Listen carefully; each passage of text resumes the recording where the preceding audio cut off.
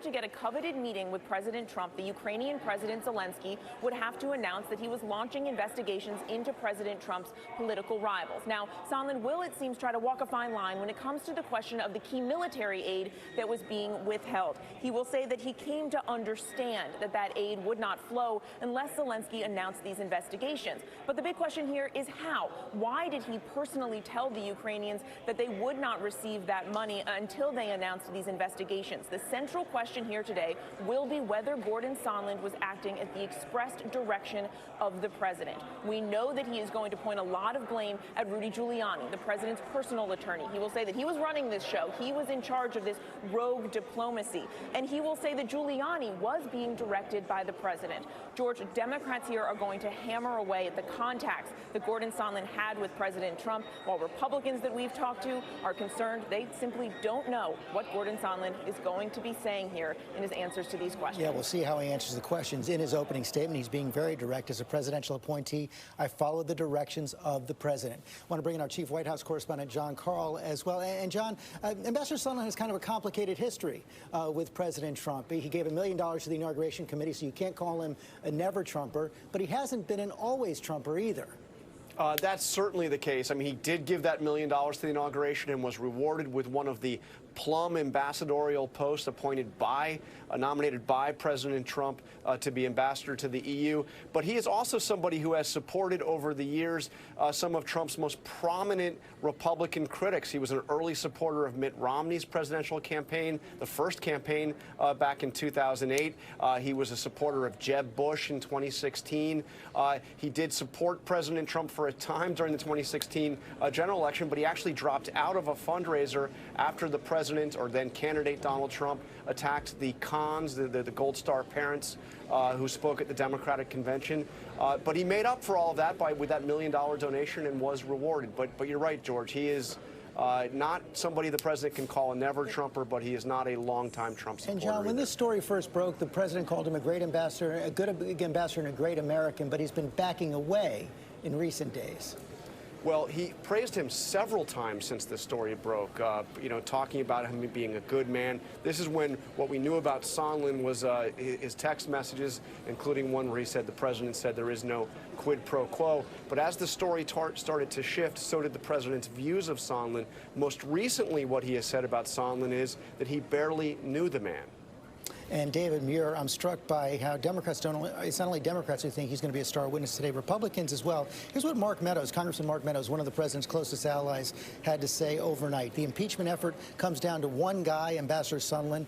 All the other testimony has a Sondland core to it and a Sondland connection. Well, there is no question about it. The tentacles that reach Ambassador Sondland were pretty apparent yesterday, George, over and over again. And I was struck by how many times, in going back through the testimony, Lieutenant Colonel Vindman, what he said, Ambassador Bolton cut the meeting short when Ambassador Sondland started to speak about the requirement that Ukraine deliver specific investigations in order to secure that meeting with President Trump. And it wasn't just Vindman, the Republican witnesses as well. This was Tim Morrison, formerly with the NSC. He was asked, what did Ambassador Sondland tell you that he told the Ukrainians? Morrison, that the Ukrainians would have to have the prosecutor general make a statement with respect to the investigations as a condition of having the aid lifted. He was pressed again.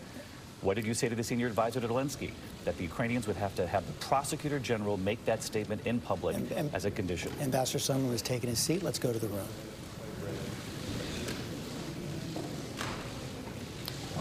Be following the normal course of action.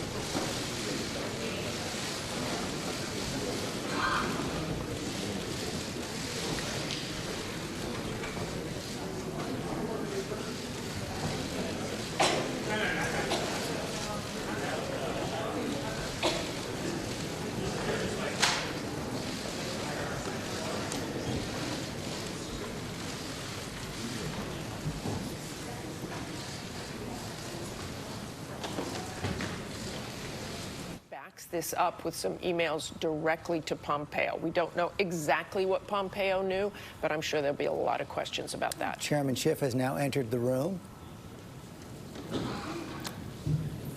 Dan Abrams, as he takes a seat, one of the things that Ambassador Sondland complains about is the fact that the State Department won't give him the documents he needs to prepare his testimony. Right. He's saying the process isn't fair because he can't get access to the documents that he needs to prepare. One of the things we're going to hear about again and again is Rudy Giuliani. That's a name you're going to hear because he says that he wants to make it clear, and he says, I want to make a few key points. He makes 6 points. In 5 of those 6 points, it's Rudy Giuliani. We worked with Mr. Giuliani because the president directed us to do so. Even though he says he didn't necessarily want to do that. Right, exactly. Again and again says he didn't want to. Let's go back to the room. Ambassador Sondland is ready to go.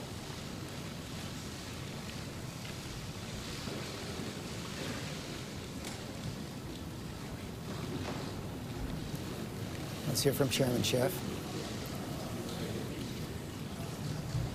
Ambassador Sondland is known as a gregarious ambassador. I guess that comes with the territory of an ambassador and a political appointee. We'll see how he handles the questioning today, if that smile remains through these several hours.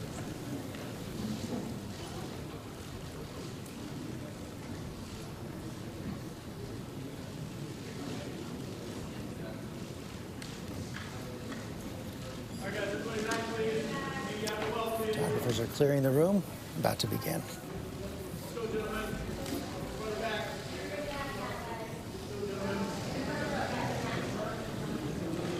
One of the big questions here, can any witness break this partisan stalemate on this committee, which has been so evident over these 4 days, expected to be evident again as we hear the opening statements of Chairman Schiff and Congressman Nunes?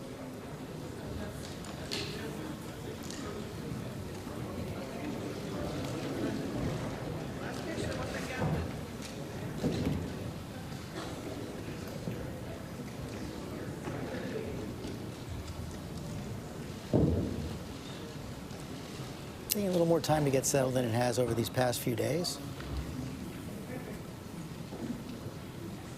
Committee will come to order. Good morning, everyone. Committee will come to order. Good morning, everyone. This is the 5th in a series of public hearings the committee will be holding as part of the House of Representatives impeachment inquiry. Without objection, the chair is authorized to declare a recess at any time. There is a quorum present. We will proceed today in the same fashion as our other hearings. I'll make an opening statement, and then Ranking Member Nunes will have the opportunity to make a statement. Then we will turn to our witness for an opening statement, and then to questions. For audience members, we welcome you and respect your interest in being here. In turn, we ask for your respect as we proceed with today's hearing. It is the intention of the committee to proceed without disruptions. As chairman, I'll make all necessary and appropriate steps to maintain order and to ensure the committee is run in accordance with House rules and House Resolution 660. With that, I now recognize myself to give an opening statement in the impeachment inquiry into Donald J. Trump, the 45th President of the United States. This morning, we will hear from Gordon Sondland, the American ambassador to the European Union. We are here today as part of the House of Representatives impeachment inquiry because President Donald Trump sought to condition military aid to Ukraine and an Oval Office meeting with the new Ukrainian President, Volodymyr Zelensky, in exchange for politically motivated investigations that Trump believed would help his re-election campaign. The first investigation was of a discredited conspiracy theory that Ukraine, not Russia, was responsible for interfering in the 2016 election. The second investigation that Trump demanded was into a political rival that he apparently feared most, Joe Biden. Trump sought to weaken Biden and to refute the fact that his own election campaign in 2016 had been helped by a Russian hacking and dumping operation and Russian social media campaign directed by Vladimir Putin to help Trump. Trump's scheme undermined military and diplomatic support for a key ally and undercut U.S. anti-corruption efforts in Ukraine. Trump put his personal and political interests above those of the United States. As Ambassador Sondland would later tell career Foreign Service officer David Holmes immediately after speaking to the president, Trump did not give an expletive about Ukraine. He cares about big stuff that benefits him, like the Biden investigations that Rudy Giuliani was pushing. Ambassador Sondland was a skilled deal maker, but in trying to satisfy a directive from the president, found himself increasingly embroiled in an effort to press the new Ukrainian president that deviated sharply from the norm in both terms of policy and process. In February, Ambassador Sondland traveled to Ukraine on his first official trip to that country. While in Kyiv, he met with then U.S. Ambassador to Ukraine, Marie Ivanovich, and found her to be an excellent diplomat with a deep command of Ukrainian internal dynamics. On April 21st, Zelensky was elected president of Ukraine and spoke to President Trump, who congratulated him and said he would look into attending Zelensky's inauguration, but pledged to send someone at a very, very high level. Between the time of that call and the inaugural on May 20, Trump's attitude towards Ukraine hardened. On May 13th, the president ordered Vice President Mike Pence not to attend Zelensky's inauguration, opting instead to dispatch the self-dubbed Three Amigos, Energy Secretary Rick Perry, Ambassador Sondland, and Ambassador Kurt Volker, the Special Representative for Ukraine negotiations. After returning from the inauguration, members of the U.S. delegation briefed President Trump on their encouraging first interactions with the new Ukrainian administration. They urged the president to meet with Zelensky, but the president's reaction was decidedly hostile.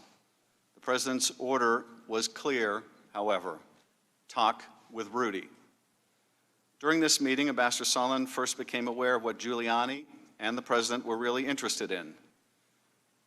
This whole thing was sort of a continuum, he testified at his deposition, starting at the May 23rd meeting, ending up at the end of the line when the transcript of the call came out. It was a continuum, he would explain, that became more insidious over time. The Three Amigos were disappointed with Trump's directive to engage Giuliani, but vowed to press ahead. Ambassador Sondland testified, "We could abandon the goal of a White House meeting for President Zelensky, which the group deemed crucial for U.S.-Ukrainian relations, or we could do as President Trump directed and talk to Mr. Giuliani to address the president's concerns. We chose the latter path." In the coming weeks, Ambassador Sondland got more clearly involved in Ukraine policymaking, starting with the June 4 U.S. mission to the EU Independence Day event in Brussels 1 month early. Secretary Perry, Ulbricht Brechtbull, and the State Department counselor and Sondland met with President Zelensky, whom Sondland had invited personally on the margins of the event. On June 10, 2019, Secretary Perry organized a conference call with Sondland, then National Security Advisor John Bolton, Volker, and others. They reviewed Ukraine's strategy with Bolton and decided that Perry, Sondland, and Volker would assist Ambassador Bill Taylor, the new acting ambassador in Kyiv, on Ukraine, and discuss Trump's desire for Rudy Giuliani to be somehow involved. At the end of the call, according to Sondland, we all felt very comfortable with the strategy moving forward. 2 weeks later, on June 27th, Ambassador Sondland called Taylor to say that, quote, Zelensky needed to make clear to President Trump that he was not standing in the way of investigations. On July 10th, Ambassador Sondland and other U.S. officials met at the White House with a group of U.S. and Ukrainian officials. Participants in the meeting have told us that Ambassador Sondland invoked acting White House Chief of Staff Mick Mulvaney and said that the White House meeting sought by the Ukrainian president with Trump would happen only if Ukraine undertook certain investigations. National Security Advisor Bolton abruptly ended the meeting upon hearing this. Undeterred, Sondland brought the Ukrainian delegation downstairs to another part of the White House and was more explicit. According to witnesses, Ukraine needed to investigate the Bidens or Burisma and the 2016 election interference if they wanted to get a meeting at all. Following this meeting in July, Bolton said that he would not be part of whatever drug deal Sondland and Mulvaney are cooking up on this. Sondland continued to press for a meeting, but he and others were willing to settle for a phone call as an intermediate step. On July 21, Taylor texted Sondland that, quote, President Zelensky is sensitive about Ukraine being taken seriously, not merely as an instrument of Washington domestic re-election politics. Sondland responded, absolutely, but we need to get the conversation started and the relationship built, irrespective of the pretext, so that Zelensky and Trump could meet and all of this will be fixed. On July 25th, the day of the Trump-Zelensky call, Volker had lunch in Kyiv with a senior aide to Ukrainian President Zelensky and later texted the aide to say that he'd heard from the White House, assuming President Z convinces Trump he will investigate, get to the bottom of what happened in 2016, we will nail down date for a visit to Washington. Good luck. Ambassador Sondland spoke to President Trump a few minutes before the call was placed, but was not on the call. During that now infamous phone call with Zelensky, Trump responded to the Ukrainian expression of appreciation for U.S. defense support and request to buy more Javelin anti-tank missiles by saying, "I would like you to do us a favor, though." Trump asked Zelensky to investigate the discredited 2016 conspiracy theory and, even more ominously, look into the Bidens. Neither had been part of the official preparatory material for the call, but they were in Donald Trump's personal interest and the interests of his re-election campaign. And the Ukrainian president knew about both in advance, in part because of Ambassador Volker and Ambassador Sondland's efforts to make him aware of what the president was demanding. Around this time, Ambassador Sondland became aware of the suspension of security assistance to Ukraine, which had been announced on a secure interagency video conference on July 18th, telling us that it was extremely odd that nobody involved in making and implementing policy towards Ukraine knew why the aid had been put on hold. During August, Sondland participated in conference calls and text messages with Volker and Giuliani and said that the gist of every call was what was going to go in the press statement. In an August 9 text message with Volker, Sondland stated, "I think POTUS really wants the deliverable," which was, according to Sondland, a deliverable public statement that President Trump wanted to see or hear before a White House meeting could happen. On September 1, Ambassador Sondland participated in Vice President Pence's bilateral meeting with Zelensky in Warsaw, during which Zelensky raised the suspended security assistance. Following that meeting, Sondland approached the senior Ukrainian official to tell him that he believed what could help them move the aid was if the Ukrainian prosecutor general would go to the mic and announce that he was opening the Burisma investigation. Sondland told Taylor that he had made a mistake by telling the Ukrainians that an Oval Office meeting was dependent on a public announcement of investigations. In fact, everything was dependent on such an announcement, including security assistance. But even the announcement by the prosecutor general would not satisfy the president. On September 7, Sondland spoke to the president and told Tim Morrison and Bill Taylor about the call shortly thereafter. The president said that although this was not a quid pro quo, if President Zelensky did not clear things up in public, we would be at a stalemate. Moreover, an announcement by the prosecutor general would not be enough. President Zelensky must announce personally that he would open the investigations. Sondland told Taylor that President Trump is a businessman. When a businessman is about to sign a check to someone who owes him something, he said the businessman asked that person to pay up before signing the check. The check referred to here was the U.S. military assistance to Ukraine, and Ukraine had to pay up with investigations. Throughout early September, Volker and Sondland sought to close the deal on an agreement that Zelensky would announce investigations. After Taylor texted Sondland on September 9, 2019, that "I think it's crazy to withhold security assistance for help with a political campaign." 16 days later, the transcript of the July 25th call was made public, and the American people learned the truth of how our president tried to take advantage of a vulnerable ally. Now it is up to Congress, as the people's representatives, to determine what response is appropriate. If the president abused his power and invited foreign interference in our elections, if he sought to condition, coerce, extort, or bribe an ally into conducting investigations to aid his re-election campaign, and did so by withholding official acts, a White House meeting, or hundreds of millions of dollars of needed military aid, it will be up to us to decide whether those acts are compatible with the office of the presidency. Finally, I want to say a word about the President and Secretary Pompeo's obstruction of this investigation.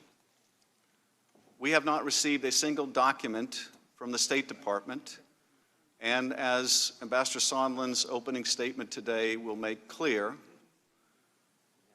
Those documents bear directly on this investigation and this impeachment inquiry. I think we know now, based on a sample of the documents attached to Ambassador Sondland's statement, that the knowledge of this scheme was far and wide and included, among others, Secretary of State Pompeo, as well as the Vice President. We can see why Secretary Pompeo and President Trump have made such a concerted and across-the-board effort to obstruct this investigation and this impeachment inquiry. And I will just say this, they do so at their own peril.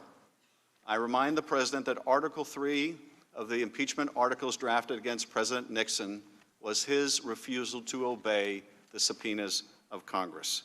And with that, I recognize Ranking Member Nunes for any remarks that he would wish to make. Thank the gentleman. As we learned last night, story time last night, we get story time first thing this morning. Ambassador Sondland, welcome. Glad you're here. Well, I'm really not glad you're here, but welcome to the fifth day of this circus. As I've noted before, the Democrats on this committee spent 3 years accusing President Trump of being a Russian agent. In March 2018, after a year-long investigation, Intelligence Committee Republicans issued a 240-page report describing in detail how the Russians meddled in the 2016 elections and making specific recommendations to improve our election security.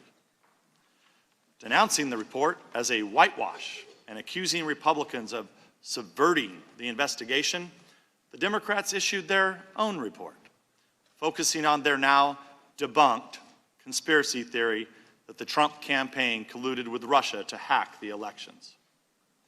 Notably, the Democrats vowed at the time to present a further, quote, comprehensive report, unquote, after they finished their investigation into Trump's treasonous collusion with Russia. For some completely inexplicable reason, after the implosion of their Russia hoax, the Democrats failed to issue that comprehensive report. We're still waiting. This episode shows how the Democrats have exploited the Intelligence Committee for political purposes for 3 years, culminating in these impeachment hearings and their mania to attack the president. No conspiracy theory is too outlandish for the Democrats.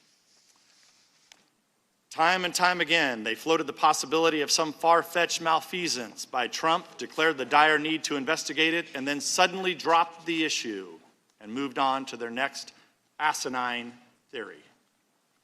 A sampling of their accusations and insinuations includes these. Trump is a longtime Russian agent, as described in the Steele dossier. The Russians gave Trump advance access to emails stolen by the DNC and the Hillary Clinton campaign. The Trump campaign based some of its activities on these stolen documents. Trump received nefarious materials from the Russians through a Trump campaign aide. Trump laundered Russian money through real estate deals. Trump was blackmailed by Russia through his financial exposure with Deutsche Bank. Trump had a diabolical plan to build a Trump Tower in Moscow. Trump changed the Republican National Committee platform to hurt Ukraine and benefit Russia. The Russians laundered money through the NRA for the Trump campaign. Trump's son-in-law lied about his Russian contacts while obtaining his security clearance. It's a long list of charges, all false. And I could go on and on and on, but I'll spare you for these moments. Clearly, these ludicrous accusations don't reflect committee members who are honestly searching for the truth. They are the actions of partisan extremists who hijacked the Intelligence Committee, transformed it into the Impeachment Committee, abandoned its core oversight functions, and turned it into a beachhead for ousting an elected president from office. You have to keep that history in mind as you consider the Democrats' latest catalog of supposed Trump outrages. Granted, a friendly call with the Ukrainian president wouldn't seem to rise to the same level as being a Russian agent, but the Democrats were running out of time If they waited any longer, their impeachment circus would intervene with their own candidates' 2020 campaigns. So you have to give them points for creativity in selling this absurdity as an impeachable offense. All this explains why the Democrats have gathered 0 Republican support in the House of Representatives for their impeachment crusade. In fact, the vote we held was a bipartisan vote against this impeachment inquiry. Speaker Pelosi, Chairman Schiff, and Chairman Nadler, the key figures behind this impeachment crusade, all proclaimed that impeachment is so damaging to the country that it can only proceed with bipartisan support. Are those declarations suddenly no longer true? Did impeachment become less divisive? Of course not.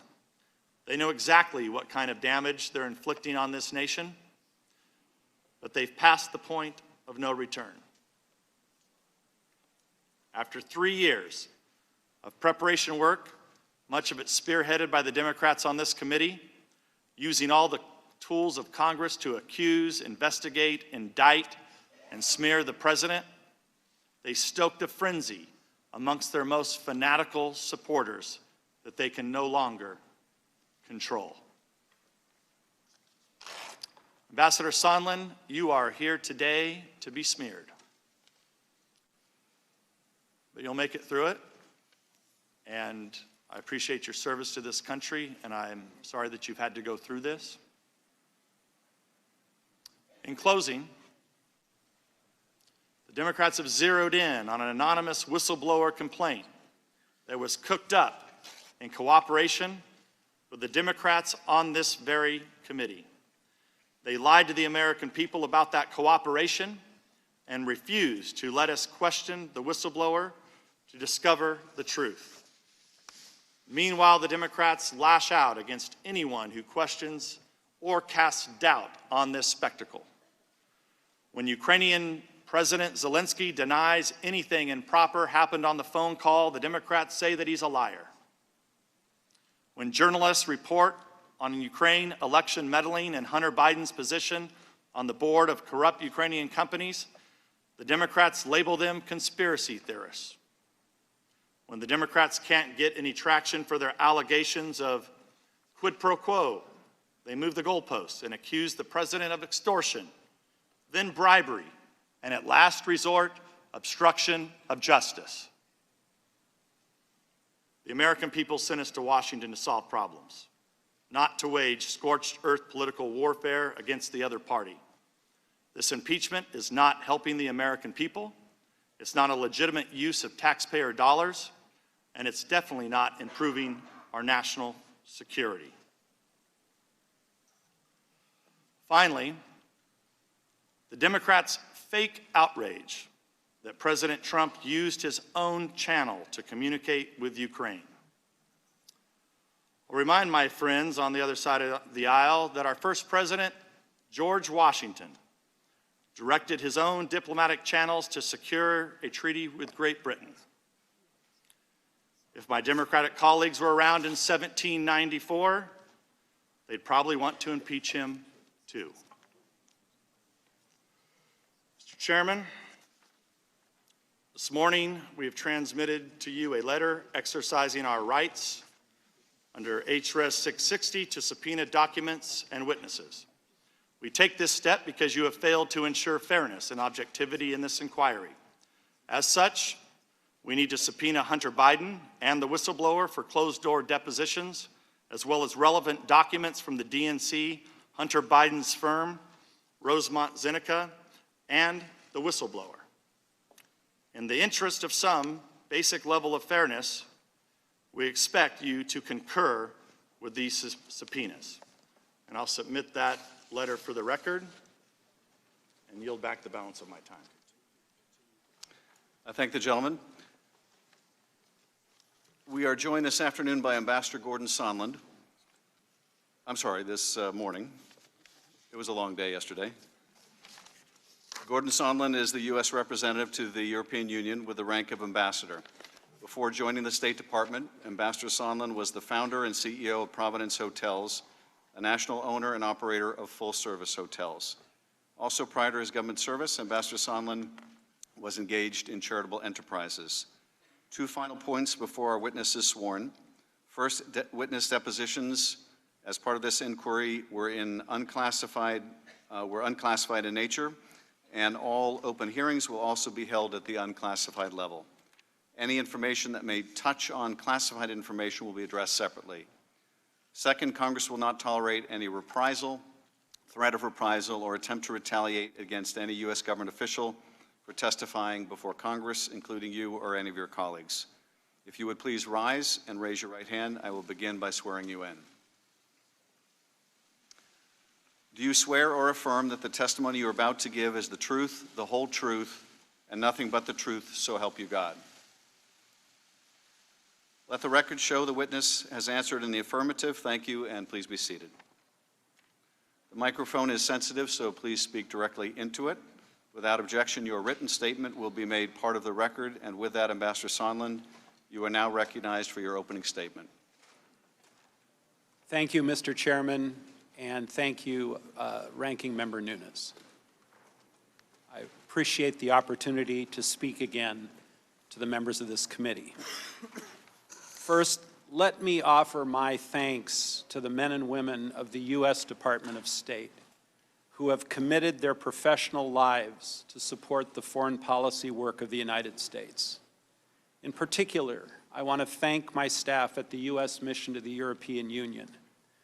Your integrity, dedication, and hard work, often performed without public acclaim or recognition, serve as a shining example of true public service, and I am personally grateful to work beside you each and every day. It is my honor to serve as the U.S. Ambassador to the European Union. The U.S. mission to the EU is the direct link between the United States and the European Union and its members, America's longest-standing allies and one of the largest economic blocs in the world.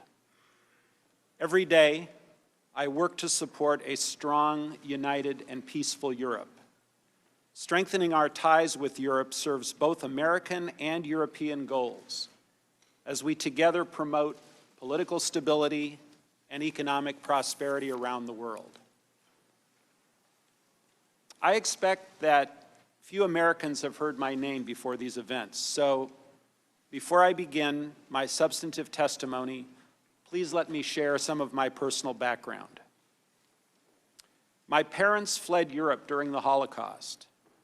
Escaping the atrocities of that time, my parents left Germany for Uruguay and then, in 1953, emigrated to Seattle, Washington, where I was born and raised. Like so many immigrants, my family was eager for freedom and hungry for opportunity. They raised my sister and me to be humble, hardworking, and patriotic, and I am forever grateful for the sacrifices they made on our behalf. Public service has always been important to me. As a lifelong Republican, I have contributed to initiatives of both Republican and Democratic administrations. In 2003, I served as a member of the transition team for Oregon Democratic Governor Ted Kulongoski. Governor Kulongoski also appointed me to serve on various statewide boards. In 2007, President George W. Bush appointed me as a member of the Commission on White House Fellows. I worked with President Bush on charitable events for his foundation's military service initiative, and I also worked briefly with former Vice President Joe Biden's office in connection with the Vice President's nationwide anti-cancer initiative at a local Northwest hospital. And of course, the highest honor in my public life came when President Trump asked me to serve as the United States Ambassador to the European Union. The Senate confirmed me as an ambassador on a bipartisan voice vote, and I assumed the role in Brussels on July 9th, 2018. Although today is my first public testimony on the Ukraine matters, this is not my first time cooperating with this committee. As you know, I've already provided 10 hours of deposition testimony, and I did so despite directives from the White House and the State Department that I refuse to appear, as many others have done. I agreed to testify because I respect the gravity of the moment, and I believe I have an obligation to account fully for my role in these events. But I also must acknowledge that this process has been challenging, and in many respects, less than fair. I have not had access to all of my phone records, State Department emails, and many, many other State Department documents. And I was told I could not work with my EU staff to pull together the relevant files and information. Having access to the State Department materials would have been very helpful to me in trying to reconstruct with whom I spoke and met, and when and what was said. As ambassador, I've had hundreds of meetings and calls with individuals, but I'm not a note taker or a memo writer. Never have been. My job requires that I speak with heads of state, senior government officials, members of the cabinet, the president, almost each and every day. Talking with foreign leaders might be memorable to some people, but this is my job. I do it all the time. My lawyers and I have made multiple requests to the State Department and the White House for these materials. Yet these materials were not provided to me, and they have also refused to share these materials with this committee. These documents are not classified, and in fairness, should have been made available. In the absence of these materials, my memory, admittedly, has not been perfect. And I have no doubt that a more fair, open, and orderly process of allowing me to read the State Department records and other materials would have made this process far more transparent. I don't intend to repeat my prior opening statement or attempt to summarize 10 hours of previous deposition testimony. However, a few critical points have been obscured by noise over the last few days and weeks, and I'm worried that the bigger picture is being ignored. So let me make a few key points. First, Secretary Perry, Ambassador Volker, and I worked with Mr. Rudy Giuliani on Ukraine matters at the express direction of the President of the United States. We did not want to work with Mr. Giuliani. Simply put, we were playing the hand we were dealt. We all understood that if we refused to work with Mr. Giuliani, we would lose a very important opportunity to cement relations between the United States and Ukraine. So we followed the President's orders. Second, although we disagreed with the need to involve Mr. Giuliani, at the time, we did not believe that his role was improper.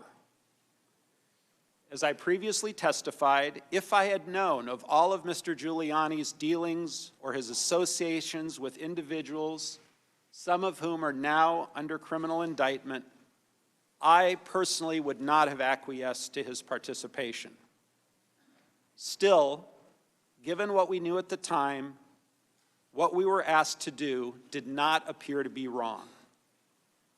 Third, let me say, precisely because we did not think that we were engaging in improper behavior, we made every effort to ensure that the relevant decision makers at the National Security Council and the State Department knew the important details of our efforts. The suggestion that we were engaged in some irregular or rogue diplomacy is absolutely false. I have now identified certain State Department emails and messages that provide contemporaneous support for my view. These emails show that the leadership of the State Department, the National Security Council, and the White House were all informed about the Ukraine efforts from May 23, 2019, until the security aid was released on September 11, 2019. I will quote from some of those messages with you shortly. Fourth, as I testified previously, Mr. Giuliani's requests were a quid pro quo for arranging a White House visit for President Zelensky. Mr. Giuliani demanded that Ukraine make a public statement announcing the investigations of the 2016 election, DNC server, and Burisma. Mr. Giuliani was expressing the desires of the President of the United States, and we knew these investigations were important to the President. Fifth, in July and August of 2019, we learned that the White House had also suspended security aid to Ukraine. I was adamantly opposed to any suspension of aid. I was adamantly opposed to any suspension of aid, as the Ukrainians needed those funds to fight against Russian aggression. I tried diligently to ask why the aid was suspended, but I never received a clear answer. Still haven't to this day. In the absence of any credible explanation for the suspension of aid, I later came to believe that the resumption of security aid would not occur until there was a public statement from Ukraine committing to the investigations of the 2016 elections and Burisma, as Mr. Giuliani had demanded. I shared concerns of the potential quid pro quo regarding the security aid with Senator Ron Johnson, and I also shared my concerns with the Ukrainians. Finally, at all times, I was acting in good faith. I was acting in good faith. As a presidential appointee, I followed the directions of the President. We worked with Mr. Giuliani because the President directed us to do so. We had no desire to set any conditions. We had no desire to set any conditions on the Ukrainians. Indeed, my own personal view, which I shared repeatedly with others, was that the White House and security assistance should have proceeded without preconditions of any kind. We were working to overcome the problems given the facts as they existed. Our only interest, and my only interest, was to advance long-standing U.S. policy and to support Ukraine's fragile democracy. Now let me provide additional details specifically about Ukraine and my involvement. First, my very first days as ambassador to the EU, which was starting back in July of 2018, Ukraine has featured prominently in my broader portfolio. Ukraine's political and economic development are critical to the long-standing and long-lasting stability of Europe. Moreover, the conflict in eastern Ukraine and Crimea remains one of the most significant security crises for Europe and the United States. Our efforts to counterbalance an aggressive Russia depend in substantial part on a strong Ukraine. On April 21st, 2019, Vladimir Zelensky was elected president of Ukraine in an historic election. With the express support of Secretary Pompeo, I attended President Zelensky's inauguration on May 20th as part of the U.S. delegation, which was led by Energy Secretary Rick Perry. The U.S. delegation also included Senator Johnson, Ukraine Special Envoy Volker, and Lieutenant Colonel Alex Vindman of the National Security Council. My attendance at President Zelensky's inauguration was not my first involvement with Ukraine.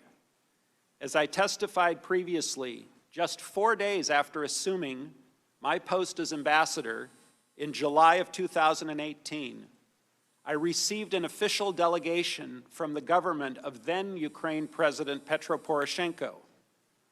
The meeting took place at the U.S. mission in Brussels and was prearranged by my career EU mission staff. And I've had several meetings since then in Brussels. Later, in February of 2019, I worked well with U.S. Ambassador Marie Yovanovitch in making my first official visit to Ukraine for a U.S. Navy visit to the strategic Black Sea port of Odessa. And the reason I raise these prior Ukraine activities, the meetings in Brussels, my visit to Odessa, is to emphasize that Ukraine has been a part of my portfolio from my very first days as the U.S. ambassador. Any claim that I somehow muscled my way into the Ukraine relationship is simply false. During the Zelensky inauguration on May 20th, the U.S. delegation developed a very positive view of the Ukraine government. We were impressed by President Zelensky's desire to promote a stronger relationship with the United States. We admired his commitment to reform, and we were excited about the possibility of Ukraine making the changes necessary to support a greater Western economic investment. And we were excited that Ukraine might, after years and years of lip service, finally get serious about addressing its own well-known corruption problems. With that enthusiasm, we returned to the White House on May 23rd to brief President Trump.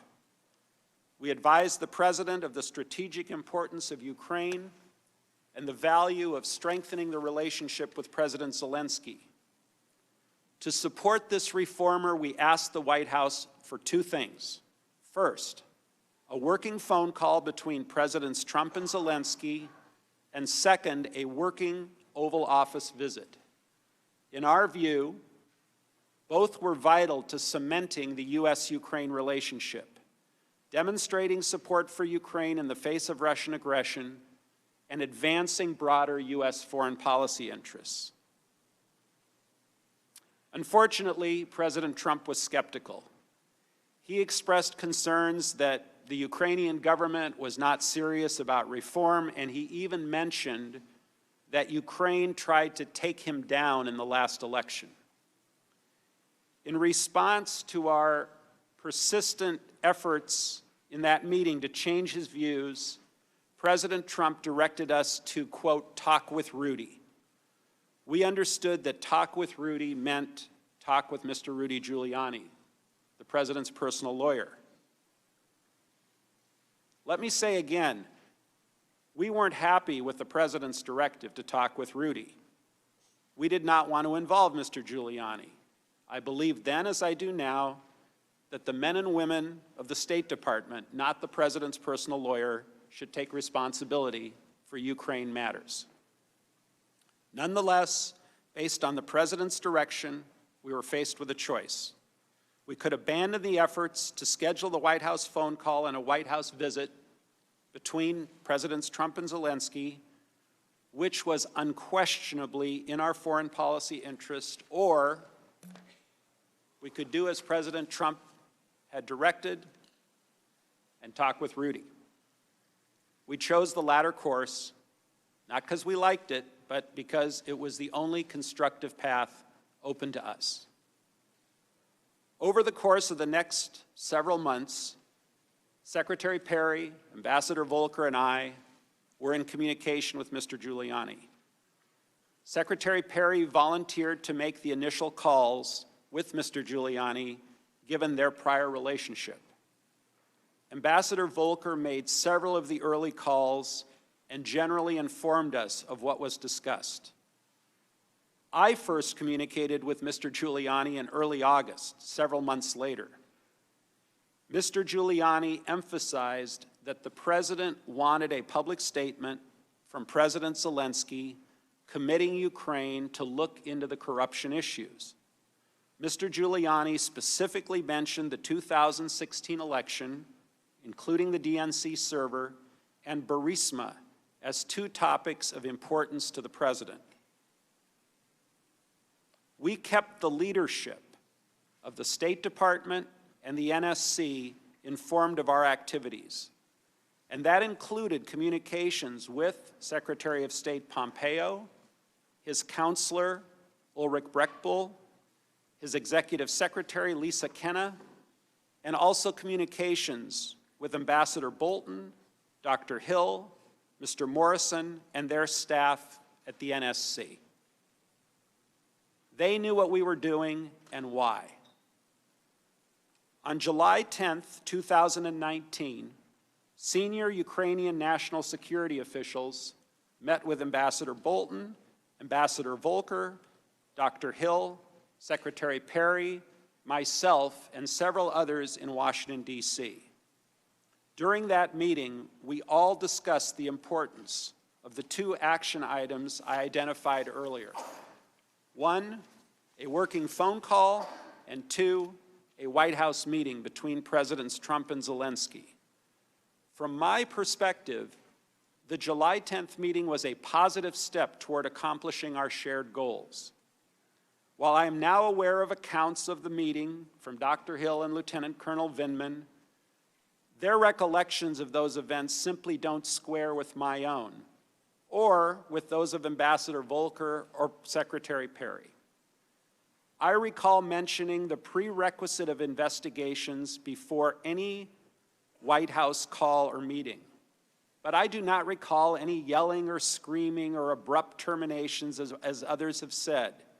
Instead, after the meeting, Ambassador Bolton walked outside with our group, and we all took some great pictures together outside on the White House lawn.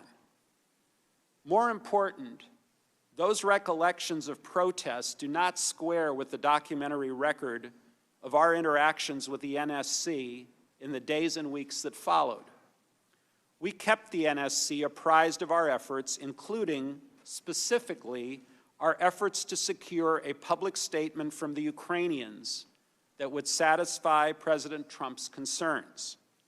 For example, on July 13th, and this is 3 days after that July 10th meeting, I emailed Tim Morrison. He had just taken over Dr. Hill's post as the NSC Eurasia Director, and I met him that day for the first time. I wrote to Mr. Morrison with these words: "The call between Zelensky and POTUS, President of the United States, should happen before 7/21, which is the parliamentary elections in Ukraine. Sole purpose is for Zelensky to give POTUS assurances of new sheriff in town, corruption ending, unbundling moving forward, and I emphasize, any hampered investigations will be allowed to move forward transparently. Goal is for POTUS to invite him to Oval. Volker, Perry, Bolton, and I strongly recommend." Mr. Morrison acknowledged and said thank you, and specifically noted that he was tracking these issues. Again, there was no secret regarding moving forward and the discussion of investigations. Moreover, I've reviewed other State Department documents, some of which are not currently in the public domain, detailing Mr. Giuliani's efforts.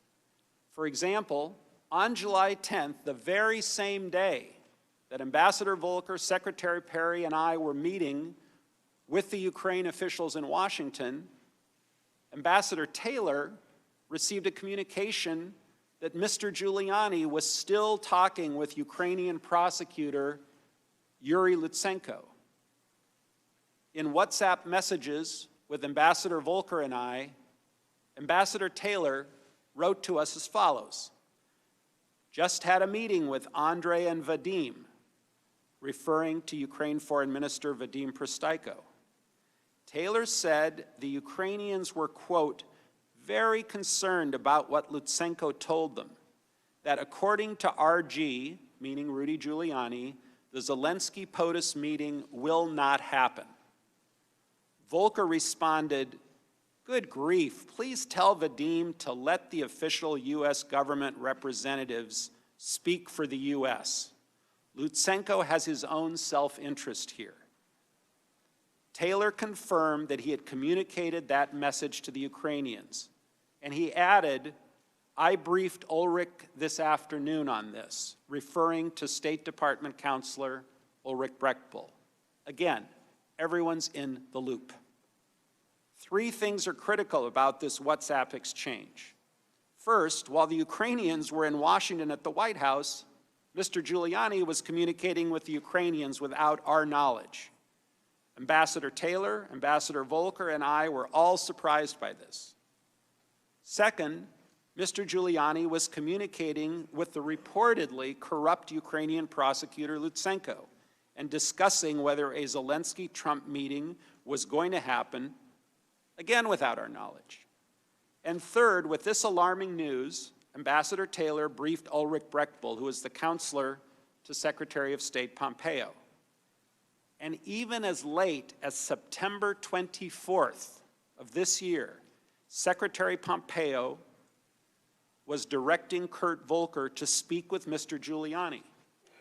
In a WhatsApp message, Kurt Volker told me in part, "Spoke with Rudy per guidance from S." S is the State Department's official designator for the Secretary. "Spoke with Rudy per guidance from S." Look, we tried our best to fix the problem while keeping the State Department and the NSC closely apprised of the challenges we faced. On July 25th, Presidents Trump and Zelensky had their official call. I was not on the call, and I don't think I was invited to be on the call. In fact, I first read the transcript on September 25th, the day it was publicly released. All I had heard at that time was that the call had gone well. Looking back, I find it very odd, that neither I, nor Ambassador Taylor, nor Ambassador Volker ever received a detailed readout of that call with the Biden references. Now, there are people who say they had concerns about the call, but no one shared any concerns about the call with me at the time, which frankly would have been very helpful to know. On July 26th, Ambassador Taylor, Ambassador Volker, and I were all in Kiev to meet with President Zelensky. The timing of that trip, immediately after the call between Presidents Trump and Zelensky, was entirely coincidental. The Kiev meetings had been scheduled well before the date that the White House finally fixed the call. During our Kiev meeting, I do not recall President Zelensky discussing the substance of his July 25th call with President Trump, nor did he discuss any request to investigate Vice President Biden, which we all later learned was discussed on the July 25th call. And this is consistent with the reported comments from Ambassadors Volker and Taylor. After the Zelensky meeting, I also met with Zelensky's senior aide, Andrei Yermak. I don't recall the specifics of our conversation, but I believe the issue of investigations was probably a part of that agenda or meeting. Also, on July 26th, shortly after our Kiev meetings, I spoke by phone with President Trump. The White House, which has finally shared certain call dates and times with my attorneys, confirms this. The call lasted 5 minutes. I remember I was at a restaurant in Kiev, and I have no reason to doubt that this conversation included the subject of investigations. Again, given Mr. Giuliani's demand that President Zelensky make a public statement about investigations, I knew that investigations were important to President Trump. We did not discuss any classified information. Other witnesses have recently shared their recollection of overhearing this call. For the most part, I have no reason to doubt their accounts. It's true that the president speaks loudly at times, and it's also true, I think we primarily discussed ASAP Rocky. It's true that the president likes to use colorful language. Anyone who has met with him at any reasonable amount of time knows this. While I cannot remember the precise details, again, the White House has not allowed me to see any readouts of that call, and the July 26 call did not strike me as significant at the time. Actually, I would have been more surprised if President Trump had not mentioned investigations, particularly given what we were hearing from Mr. Giuliani about the president's concerns. However, I have no recollection of discussing Vice President Biden or his son on that call or after the call ended. I know that members of this committee frequently frame these complicated issues in the form of a simple question: was there a quid pro quo? As I testified previously, with regard to the requested White House call and the White House meeting, the answer is yes. Mr. Giuliani conveyed to Secretary Perry, Ambassador Volker, and others that President Trump wanted a public statement from President Zelensky committing to investigations of Burisma and the 2016 election. Mr. Giuliani expressed those requests directly to the Ukrainians, and Mr. Giuliani also expressed those requests directly to us. We all understood that these prerequisites for the White House call and the White House meeting reflected President Trump's desires and requirements. Within my State Department emails, there is a July 19th email. This email was sent to Secretary Pompeo, Secretary Perry, Brian McCormick, who is Secretary Perry's chief of staff at the time, Ms. Kenna, who is the executive secretariat for Secretary Pompeo, Chief of Staff Mulvaney, and Mr. Mulvaney's senior advisor, Rob Blair. A lot of senior officials. Here is my exact quote from that email. I talked to Zelensky just now. He is prepared to receive POTUS's call. We'll assure him that he intends to run a fully transparent investigation and will turn over every stone. He would greatly appreciate a call prior to Sunday so that he can put out some media about a friendly and productive call, no details, prior to Ukraine election on Sunday. Chief of Staff Mulvaney responded, I asked the NSC to set it up for tomorrow. Everyone was in the loop. It was no secret. Everyone was informed via email on July 19th, days before the presidential call. As I communicated to the team, I told President Zelensky in advance that assurances to run a fully transparent investigation and turn over every stone were necessary in his call with President Trump. On July 19th, in a WhatsApp message between Ambassador Taylor, Ambassador Volker, and me, Ambassador Volker stated, had breakfast with Rudy this morning. That's Ambassador Volker and Rudy Giuliani. Teeing up call with Yermak Monday. That's Senior Advisor Andrei Yermak. Must have helped. Most important is for Zelensky to say that he will help investigation and address any specific personnel issues, if there are any. On August 10th, the next day, Mr. Yermak texted me, once we have a date, which is a date for the White House meeting, we will call for a press briefing announcing upcoming visit and outlining vision for the reboot of the U.S.-Ukraine relationship, including, among other things, Burisma and election meddling in investigations. This is from Mr. Yermak to me. The following day, August 11th, and this is critical, I sent an email to Counselor Breckbull and Lisa Kenna. Lisa Kenna was frequently used as the pathway to Secretary Pompeo, as sometimes he preferred to receive his emails through her. She would print them out and put them in front of him. with the subject Ukraine, I wrote, Mike, referring to Mike Pompeo, Kurt and I negotiated a statement from Zelensky to be delivered for our review in a day or two. The contents will hopefully make the boss happy enough, the boss being the president, to authorize an invitation. Zelensky plans to have a big press conference on the openness subject, including specifics next week, all of which referred to the 2016 and the Burisma. Ms. Kenna replied, Gordon, I'll pass to the secretary. Thank you. Again, everyone was in the loop.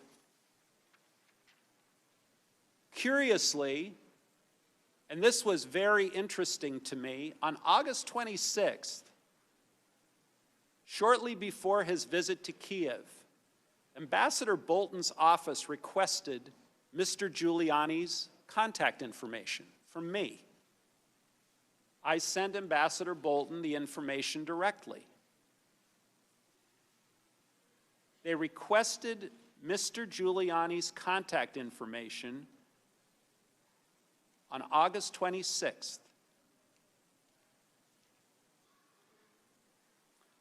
I was first informed that the White House was withholding security aid to Ukraine during conversations with Ambassador Taylor on July 18th, 2019.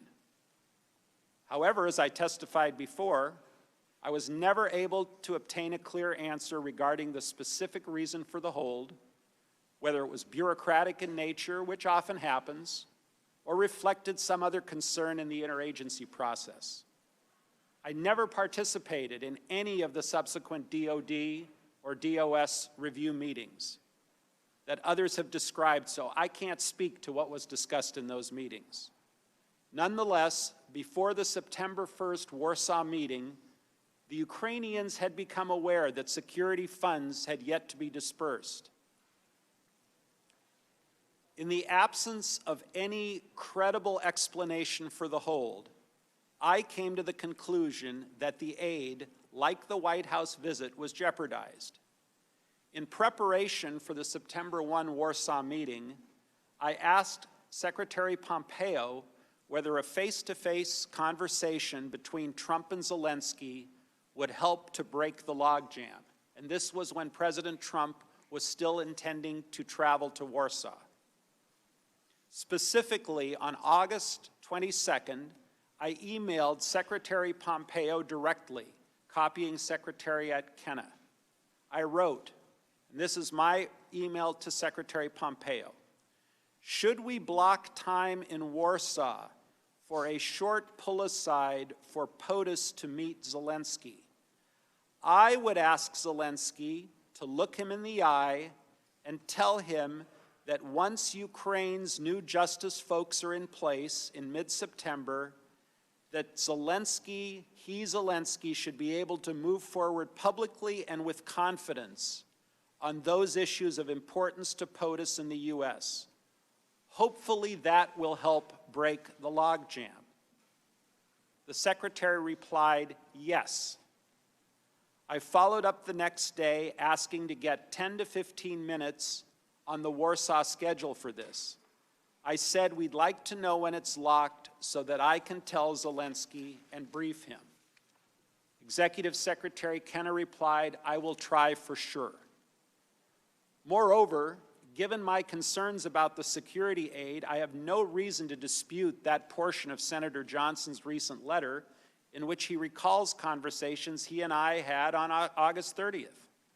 By the end of August, my belief was that if Ukraine did something to demonstrate a serious intention to fight corruption, and specifically addressing Burisma and the 2016, then the hold on military aid would be lifted. There was a September 1st meeting with President Zelensky in Warsaw. Unfortunately, President Trump's attendance at the Warsaw meeting was canceled due to Hurricane Dorian. Vice President Pence attended instead. I mentioned to Vice President Pence before the meetings with the Ukrainians that I had concerns that the delay in aid had become tied to the issue of investigations. I recall mentioning that before the Zelensky meeting. During the actual meeting, President Zelensky raised the issue of security assistance directly with Vice President Pence, and the Vice President said that he would speak to President Trump about it. Based on my previous communication with Secretary Pompeo, I felt comfortable sharing my concerns with Mr. Yermak. It was a very, very brief pull-aside conversation that happened within a few seconds. I told Mr. Yermak that I believed that the resumption of U.S. aid would likely not occur until Ukraine took some kind of action on the public statement that we had been discussing for many weeks. As my other State Department colleagues have testified, this security aid was critical to Ukraine's defense and should not have been delayed. I expressed this view to many during this period, but my goal at the time was to do what was necessary to get the aid released, to break the logjam. I believe that the public statement we had been discussing for weeks was essential to advancing that goal. You know, I really regret that the Ukrainians were placed in that predicament, but I do not regret doing what I could to try to break the logjam and to solve the problem. I mentioned at the outset that throughout these events, we kept State Department leadership and others apprised of what we were doing. State Department was fully supportive of our engagement in Ukraine efforts and was aware that a commitment to investigations was among the issues we were pursuing. To provide just two examples, on June 5th, the day after the U.S.-EU mission hosted our Independence Day, we did it a month early, Acting Assistant Secretary Phil Reeker sent an email to me, to Secretary Perry, and to others, forwarding some positive media coverage of President Zelensky's attendance at our event. Mr. Reeker wrote, and I quote, "This headline underscores the importance and timeliness of Zelensky's visit to Brussels and the critical, perhaps historic role of the dinner and engagement Gordon coordinated. Thank you for your participation and dedication to this effort." Months later, on September 3rd, I sent Secretary Pompeo an email to express my appreciation for his joining a series of meetings in Brussels following the Warsaw trip. I wrote, "Mike, thanks for schlepping to Europe. I think it was really important and the chemistry seems promising. Really appreciate it." Secretary Pompeo replied the next day on Wednesday, September 4th, quote, "All good. You're doing great work. Keep banging away." State Department leadership expressed total support for our efforts to engage the new Ukrainian administration. Look, I've never doubted the strategic value of strengthening our alliance with Ukraine. And at all times, our efforts were in good faith and fully transparent to those tasked with overseeing them. Our efforts were reported and approved, and not once do I recall encountering an objection. It remains an honor to serve the people of the United States as their United States ambassador to the European Union. I look forward to answering the committee's questions. Thank you. We will now proceed to the first round of questions. As detailed in the memo provided to committee members, there will be 45 minutes of questions conducted by the chairman or majority counsel, followed by 45 minutes for the ranking member or minority counsel. Following that, unless I specify additional equal time for extended questioning, we will proceed under the 5-minute rule, and every member will have the chance to ask questions. I recognize myself or majority counsel for the first round of questions. Mr. Sondland, there's a lot of new material in your opening statement for us to get through, but I want to start with a few top-line questions before passing it over to Mr. Goldman. In your deposition, you testified that you found yourself on a continuum that became more insidious over time. Can you describe what you mean by this continuum of insidiousness?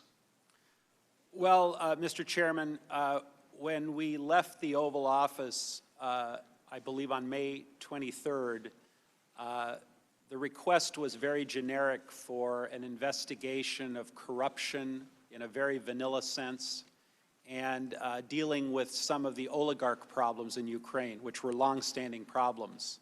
And then as time went on, more specific items got added to the menu, including the Burisma and 2016 election meddling specifically, the DNC server specifically. And over this continuum, it became more and more difficult to secure the White House meeting because more conditions were being placed on the White House meeting. And then, of course, on July 25th, although you were not privy to the call, another condition was added, that being the investigation of the Bidens. I was not privy to the call, and I did not know that the condition of investigating the Bidens was a condition, correct? You saw that in the call record, correct? It was not in any record I received. But when you did see. I saw that in September, correct. So on this continuum, the beginning of the continuum begins on May 23rd when the President instructs you to talk to Rudy? Correct. And you understood that as a direction by the President that you needed to satisfy the concerns that Rudy Giuliani would express to you about what the President wanted in Ukraine? Not to me, to the entire group, Volker, Perry, and myself, correct. Now, in your opening statement, you confirm that there was a quid pro quo between the White House meeting and the investigations into Burisma and the 2016 election that Giuliani was publicly promoting. Is that right? Correct. And in fact, you say that other senior officials in the State Department and the Chiefs of Staff's office, including Mick Mulvaney, Secretary Pompeo, were aware of this quid pro quo, that in order to get the White House meeting, there were going to have to be these investigations the President wanted. Correct. And those, again, are investigations into 2016 and Burisma / the Bidens. 2016 Burisma, the Bidens did not come up. But you would ultimately learn that Burisma meant the Bidens when you saw the call record, correct? Of course, today I know exactly what it means. I didn't know at the time.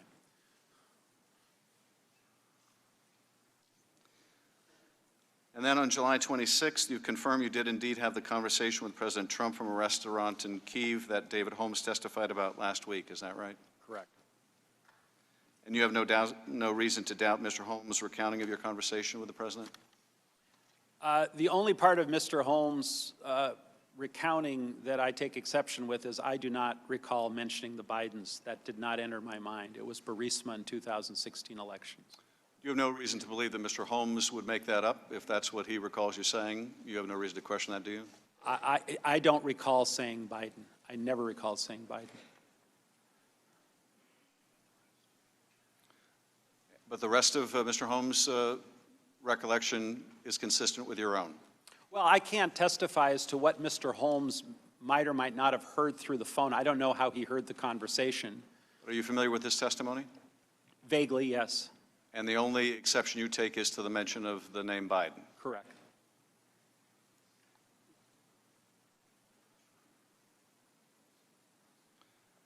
And I think you said in your testimony this morning that not only is it correct that the President brought up with you investigations on the phone the day after the July 25th call, but you would have been surprised had he not brought that up. Is that right? Right, because we had been hearing about it from Rudy, and we presumed Rudy was getting it from the President. So it seemed like a logical conclusion. Mr. Holmes also testified that you told him President Trump doesn't care about Ukraine. He only cares about big stuff that relates to him personally. I take it from your comment you don't dispute that part of the conversation. Well, he made that clear in the May 23rd meeting that he was not particularly fond of Ukraine, and we had a lot of heavy lifting to do to get him to engage. So you don't dispute that part of Mr. Holmes' recollection? No.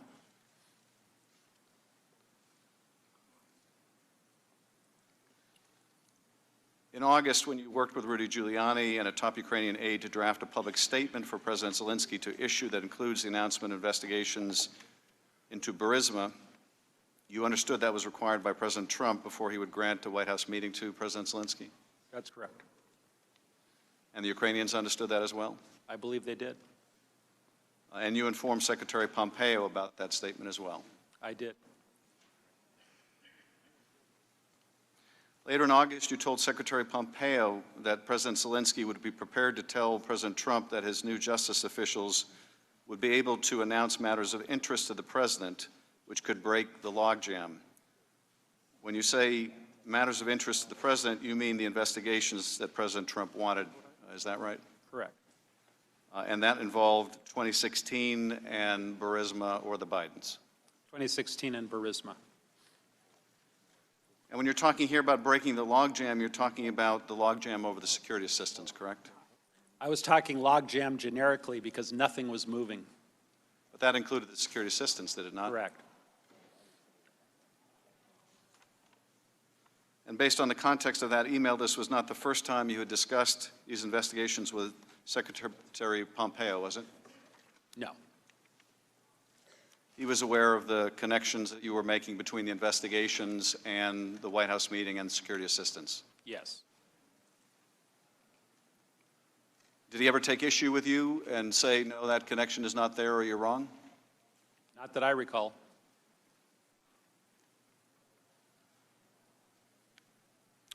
Now, you mentioned that you also had a conversation with Vice President Pence before his meeting with President Zelensky in Warsaw, and that you raised the concern you had as well that the security assistance was being withheld because of the president's desire to get a commitment from Zelensky to pursue these political investigations. What did you say to the Vice President? I was in a briefing with several people, and I just spoke up and I said, it appears that everything is stalled until this statement gets made, words to that effect, and that's what I believe to be the case based on the work that the three of us had been doing, Volker, Perry, and myself.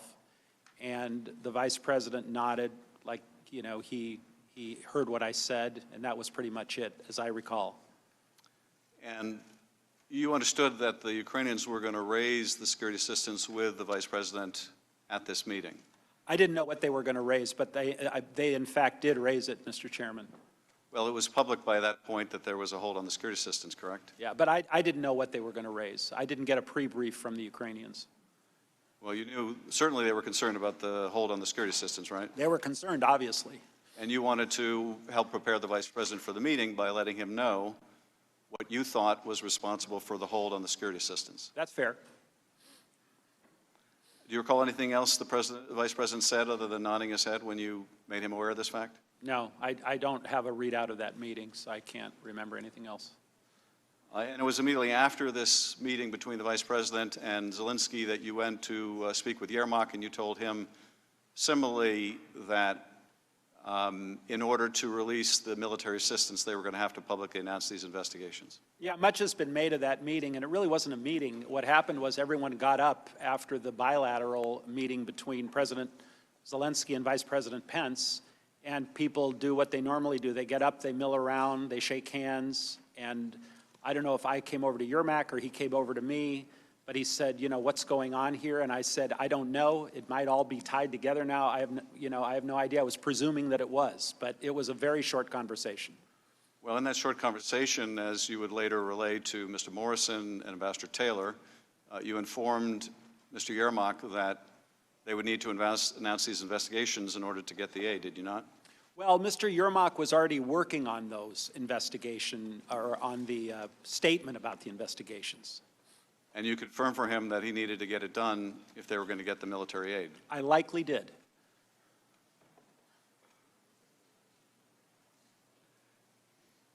Mr. Morrison and Ambassador Taylor have also related a conversation you had with the President following the Warsaw meeting, in which the President relayed to you that there was no quid pro quo, but nevertheless, unless Zelensky went to the mic and announced these investigations, there would be a stalemate over the aid.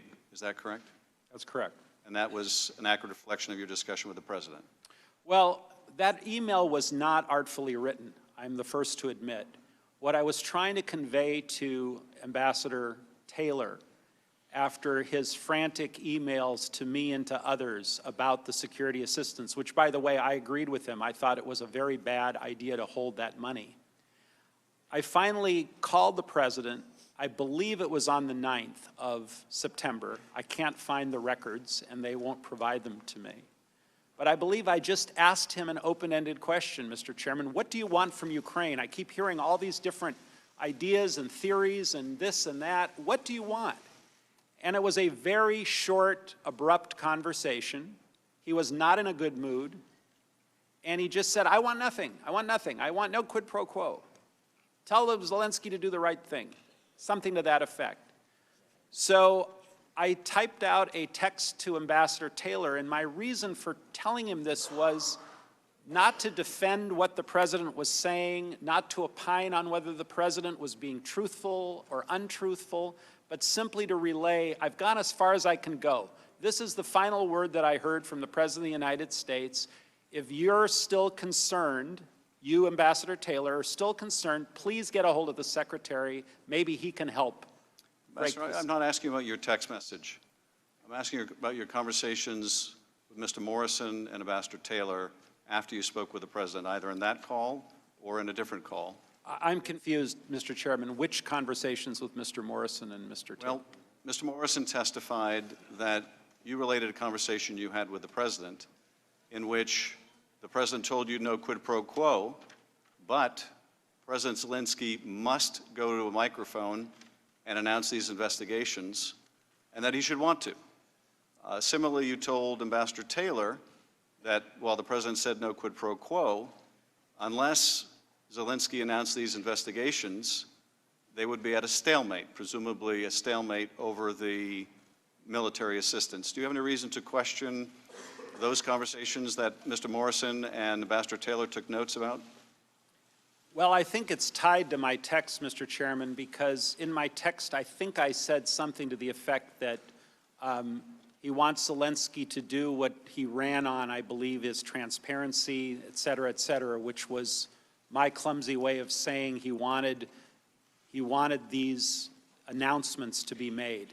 Again, Ambassador, I'm not asking about your text message. I'm asking about what you relayed to Ambassador Taylor and Mr. Morrison about your conversation with the President. Do you have any reason to question their recollection of what you told them?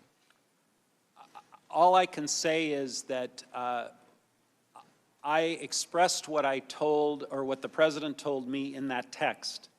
And if I had relayed anything other than what was in that text, I don't recall. You don't recall?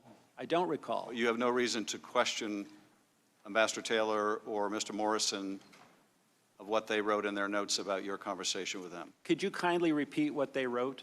I'll have Mr. Goldman go through that with you. That'd be great. But let me get to the top line here, Ambassador Sondland. Okay.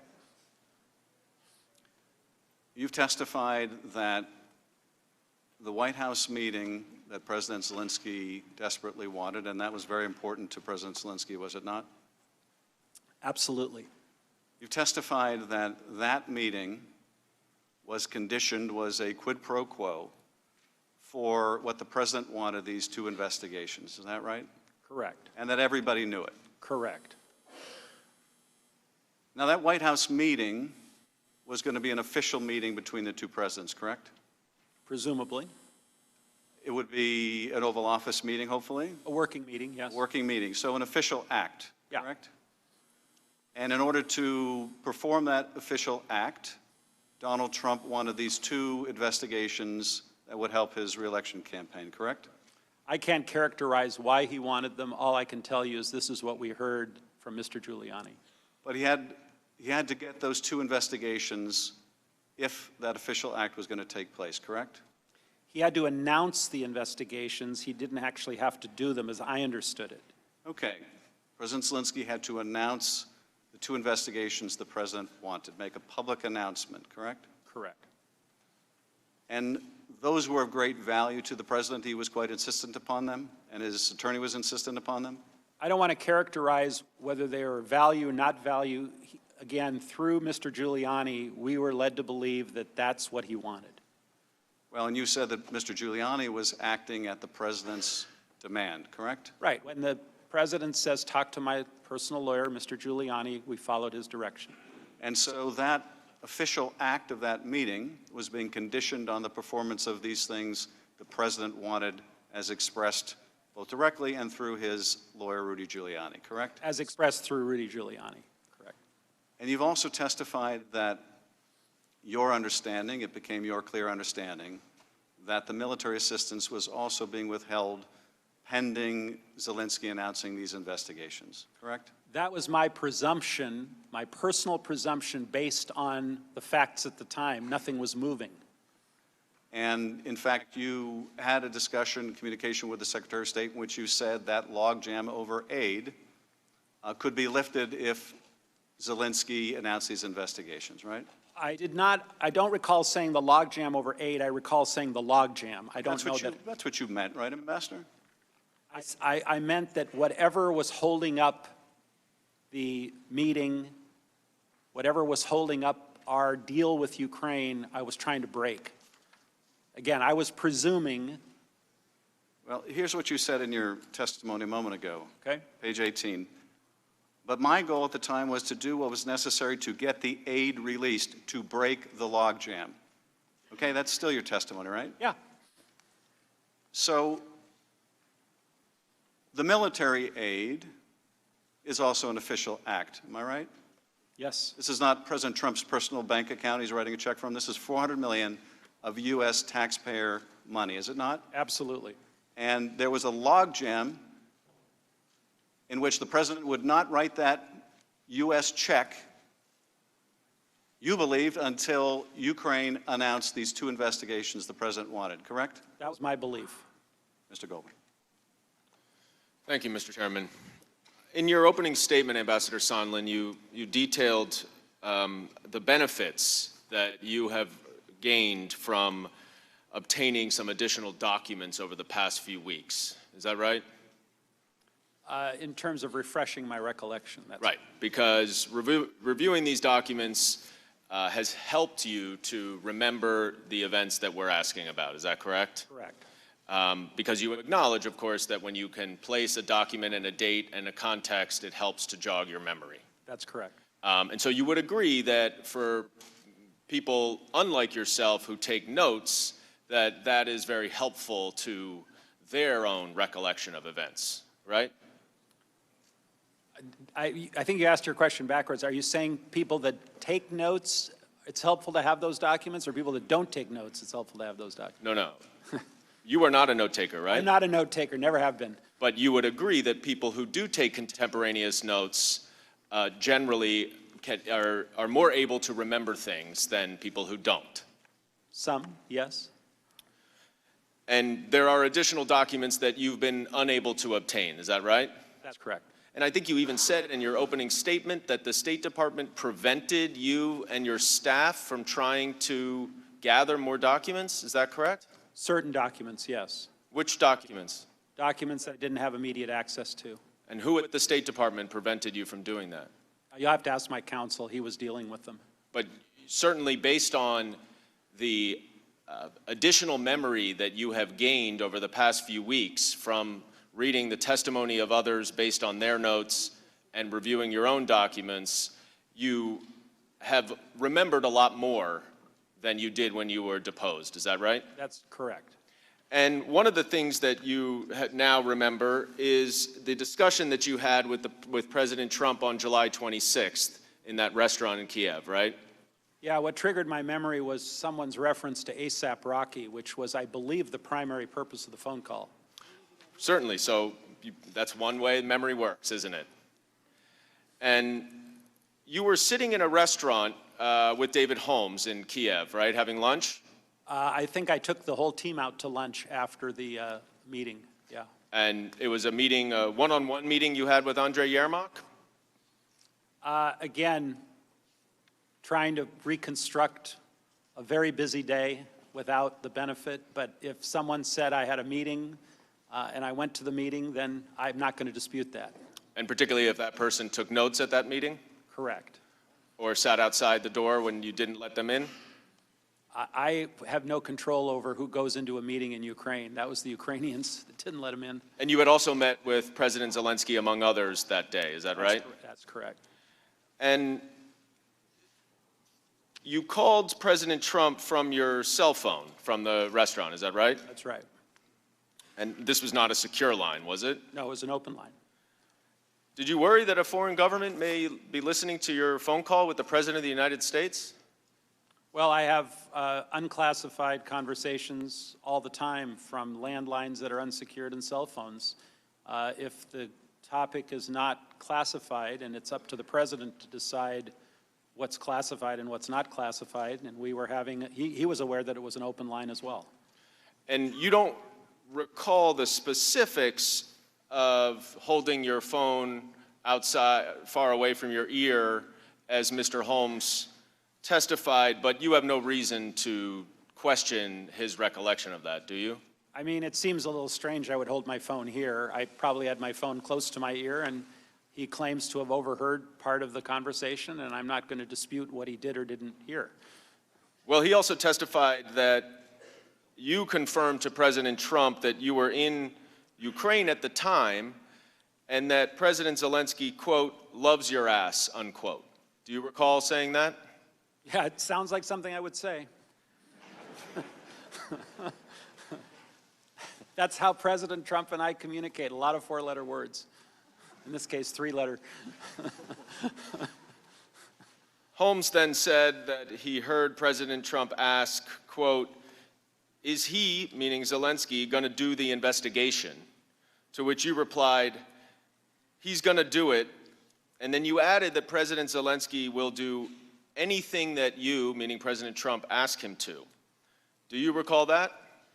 I probably said something to that effect because I remember the meeting, President Zelensky was very, solicitous is not a good word. He was just very willing to work with the United States and was being very amicable. And so putting it in Trump speak by saying he loves your ass, he'll do whatever you want, meant that he would really work with us on a whole host of issues. He was not only willing, he was very eager, right? That's fair. Because Ukraine depends on the United States as its most significant ally. Isn't that correct? One of its most, absolutely. So, just so we understand, you were in Kiev the day after President Trump spoke to President Zelensky on the phone, and you now know from reading the call record that in that phone call he requested a favor for President Zelensky to do investigations related to the Bidens and the 2016 election, right? I do now know that, yes. And you met with President Zelensky and his aides on the day after that phone call. And then you had a conversation with President Trump from your cell phone from a restaurant terrace, and he asked you whether President Zelensky will do the investigations. And you responded that he's going to do them, or it, and that President Zelensky will do anything you ask him to do. Is that an accurate recitation of what happened there? It could have been words to that effect. I don't remember my exact response. But you don't have any reason to dispute Mr. Holmes' recollection, correct? I won't dispute it, but again, I don't recall. After you hung up with the president, Mr. Holmes testified about a conversation that you and he had where he says that you told Mr. Holmes that the president does not care about Ukraine, but the president used the more colorful language, including a four-letter word that you just referenced. Do you recall saying that to Mr. Holmes? Again, I don't recall my exact words, but clearly the president, beginning on May 23rd, when we met with him in the Oval Office, was not a big fan. But he was a big fan of the investigations. Apparently so. And in fact, Mr. Holmes said that you said that President Trump only cares about the, quote, big stuff that benefits himself. Is that something that you would have said at the time? I don't think I would have said that. I would have honestly said that he was not a big fan of Ukraine, and he wants the investigations that we had been talking about for quite some time to move forward. That's what I would have said, because that's the fact.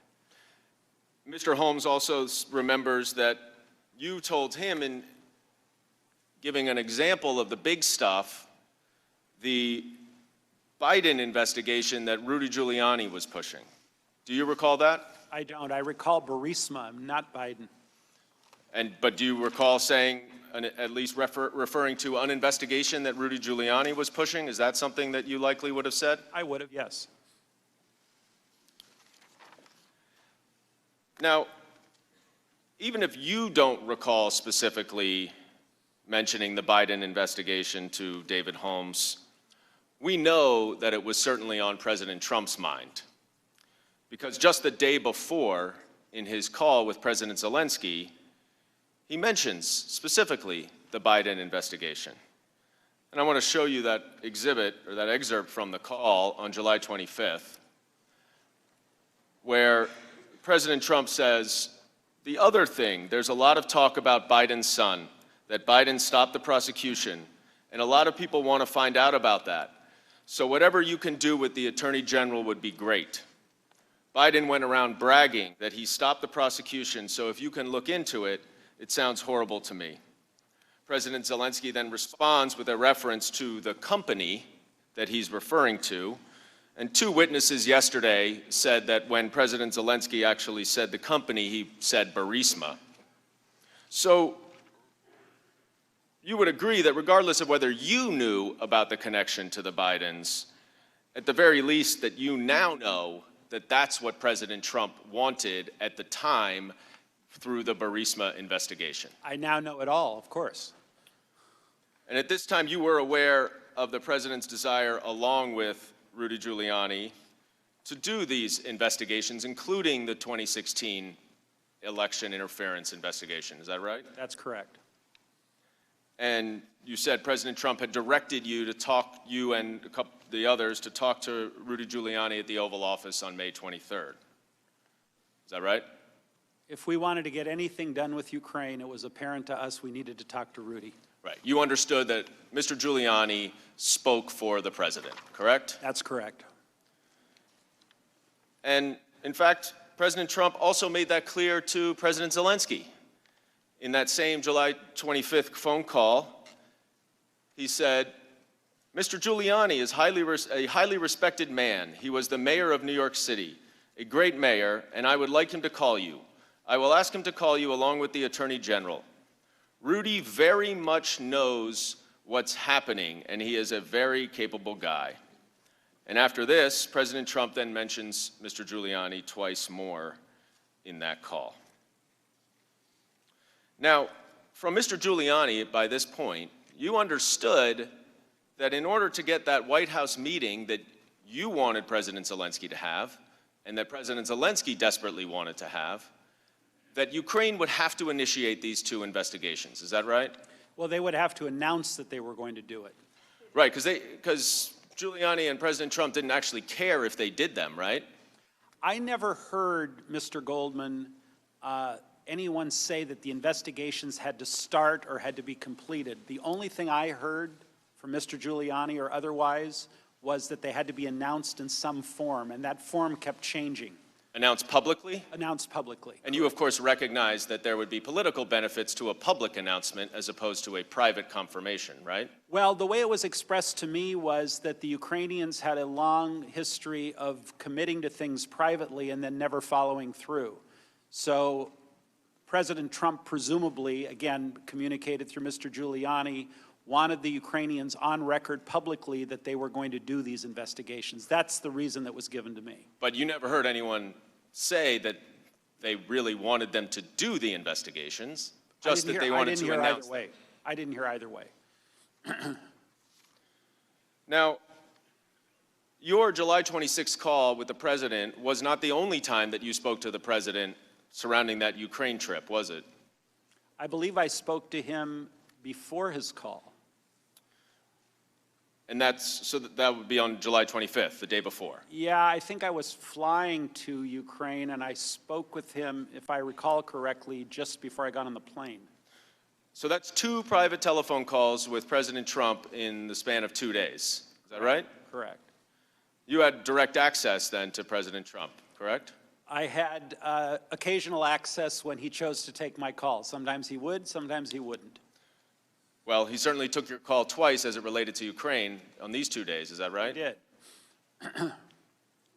Now, the morning of July 25th, You texted Ambassador Volker, and we could bring up the next text exchange, at 7:54 a.m., and you said, call ASAP. Ambassador Volker did not respond to you for another hour and a half, and he said, hi, Gordon, got your message, had a great lunch with Yermak, and then passed your message to him. He will see you tomorrow. Think everything in place. Volker, though, an hour before that, and about a half an hour before the phone call, had texted Andrei Yermak, a top aide for President Zelensky. And he wrote, good lunch, thanks. Heard from White House. Assuming President Z convinces Trump he will investigate, get to the bottom of what happened in 2016, we will nail down date for visit to Washington. Good luck, see you tomorrow. Ambassador Sondland, was this message that Kurt Volker passed to Andrei Yermak the message you left for Kurt Volker on that voicemail that he referenced? You know, I don't remember, Mr. Goldman, but it very well could have been. You don't have any reason to think it wasn't, right? Again, I honestly don't remember, but seems logical to me. And if Ambassador Volker testified that he did get that message from you, you have no reason to doubt that, No, if right? he testified that he got that message from me, then I would concur with that. So is it fair to say that this message is what you received from President Trump in that phone call that morning? Again, if he testified to that, to refresh my own memory, then yes, likely I would have received that from President Trump. But the sequence certainly makes sense, right? Yeah, it does. You talked to President Trump. Yeah. You told Kurt Volker to call you. You left a message for Kurt Volker. Kurt Volker sent this text message to Andrei Yermak to prepare President Zelensky. And then President Trump had a phone call where President Zelensky spoke very similar to what was in this text message, right? Right. And you would agree that the message in this that is expressed here is that President Zelensky needs to convince Trump that he will do the investigations in order to nail down the date for a visit to Washington, D.C.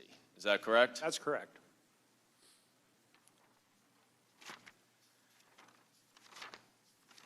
Now, I'm going to move ahead in time to the end of August and early September when you came to believe, I believe as you testified, that it wasn't just the White House meeting that was contingent on the announcement of these investigations that the president wanted, but security assistance as well. You testified that in the absence of any credible explanation for the hold on security assistance, you came to the conclusion that, like the White House visit, the aid was conditioned on the investigations that President Trump wanted. Is that what you said in your opening statement? It is. So let me break this down with you. By this time, you and many top officials knew that that coveted White House meeting for President Zelensky was conditioned on these investigations, right? The announcement of the investigations, correct. Thank you. And that includes Secretary Pompeo, right? Many people. And, well, Secretary Pompeo? Yes. And Acting Chief of Staff Mulvaney? Yes. And you testified that this was a quid pro quo, is that right? I did.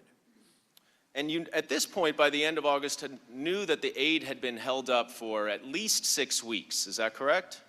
I believe I found out through Ambassador Taylor that the aid had been held up around July 18th is when I heard originally. And even though you searched for reasons, you were never given a credible explanation. Is that right? That's right. And no one you spoke to thought that the aid should be held, to your knowledge. Is that right? I never heard anyone advocate for holding the aid. And now, by this point, at the end of August, it went public and the Ukrainians knew about it, right? I believe there was some press reports, you know, presuming or who knows, but I think at that point it became sort of common knowledge that everything might be tied together. And in fact, President Zelensky brought it up at that September 1st meeting with Vice President Pence that you were at, right? I don't know if he brought it up specifically, but asked where the aid was, I think was more, I think he sort of asked, again, very vague recollection, because I don't have a readout of the bilateral meeting, but why don't I have my check, essentially? And you understood the Ukrainians received no credible explanation. Is that right? I certainly couldn't give them one. So is this kind of a 2 + 2 = 4 conclusion that you reached? Pretty much. Is the only logical conclusion to you that, given all of these factors, that the aid was also a part of this quid pro quo? Yep. Now, I want to go back to that conversation that you had with Vice President Pence right before that meeting in Warsaw. And you indicated that you said to him that you were concerned that the delay in the aid was tied to the issue of investigations. Is that right? I don't know exactly what I said to him. This was a briefing attended by many people, and I was invited at the very last minute. I wasn't scheduled to be there. But I think I spoke up at some point late in the meeting and said, it looks like everything is being held up until these statements get made, and that's my, personal belief. And Vice President Pence just nodded his head? Again, I don't recall any exchange or where he asked me any questions. I think it was sort of a duly noted. Well, he didn't say, Gordon, what are you talking about? No, he did not. He didn't say, what investigations? He did not.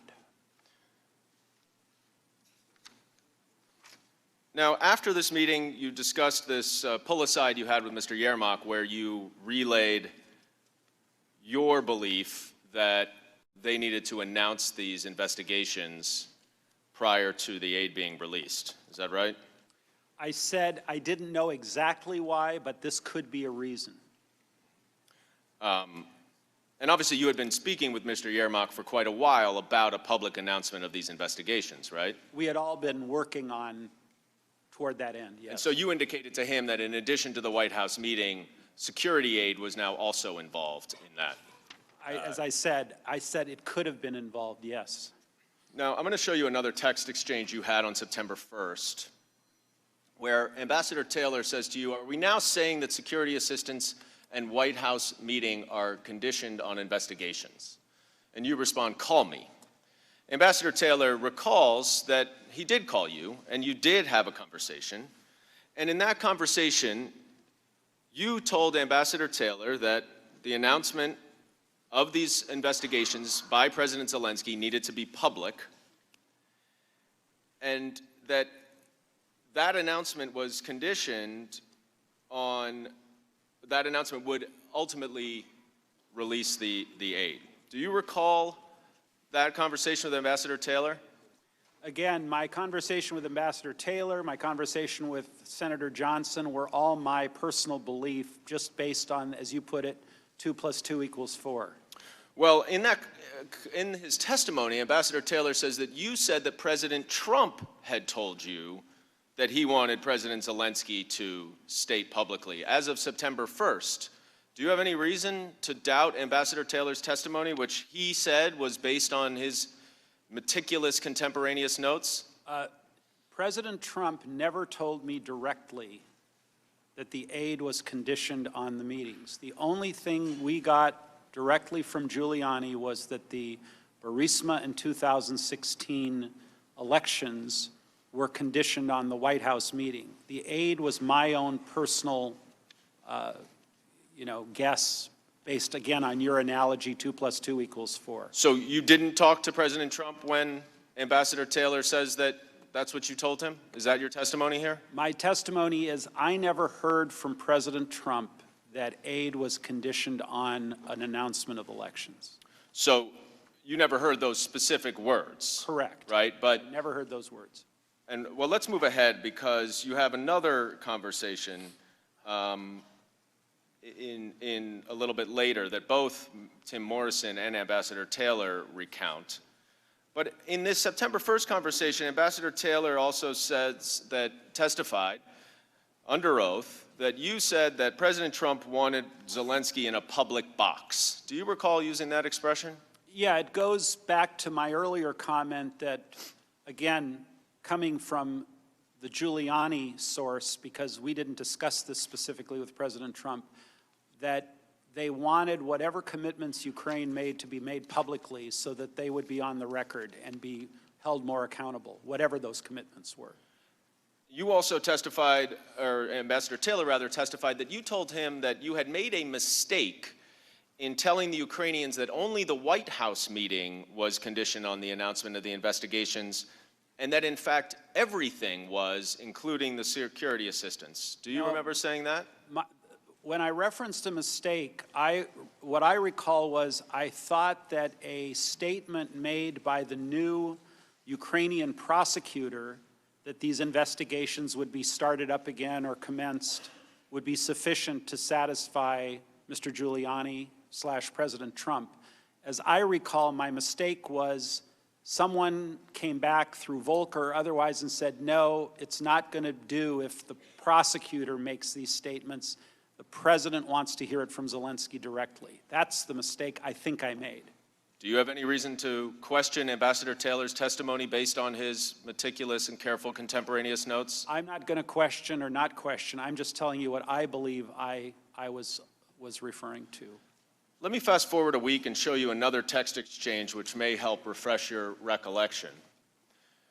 On September 8th, you sent a text to Ambassador Taylor and Ambassador Volker. Can you read what you wrote there?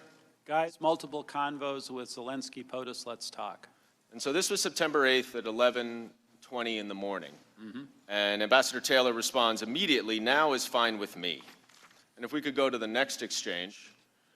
Ambassador Taylor then 15 minutes later says, Gordon and I just spoke, or 20 minutes later rather, I can brief you if you and Gordon don't connect, speaking to Ambassador Volker. Then Ambassador Taylor an hour later says, the nightmare is they give the interview and don't get the security assistance. The Russians love it, and I quit. You would agree that in this text message, after you had spoken an hour earlier with Ambassador Taylor, that he is linking the security assistance to this interview, this public announcement by President Zelensky. Is that right? Absolutely. And in fact, Ambassador Taylor testified that you did have a conversation with him at that point, and that you told him that, just as your text message indicates, you did have a conversation with President Trump prior to that text message. Does that help to refresh your recollection that you, in fact, spoke to President Trump at that time? Again, I don't recall President Trump ever talking to me about any security assistance, ever.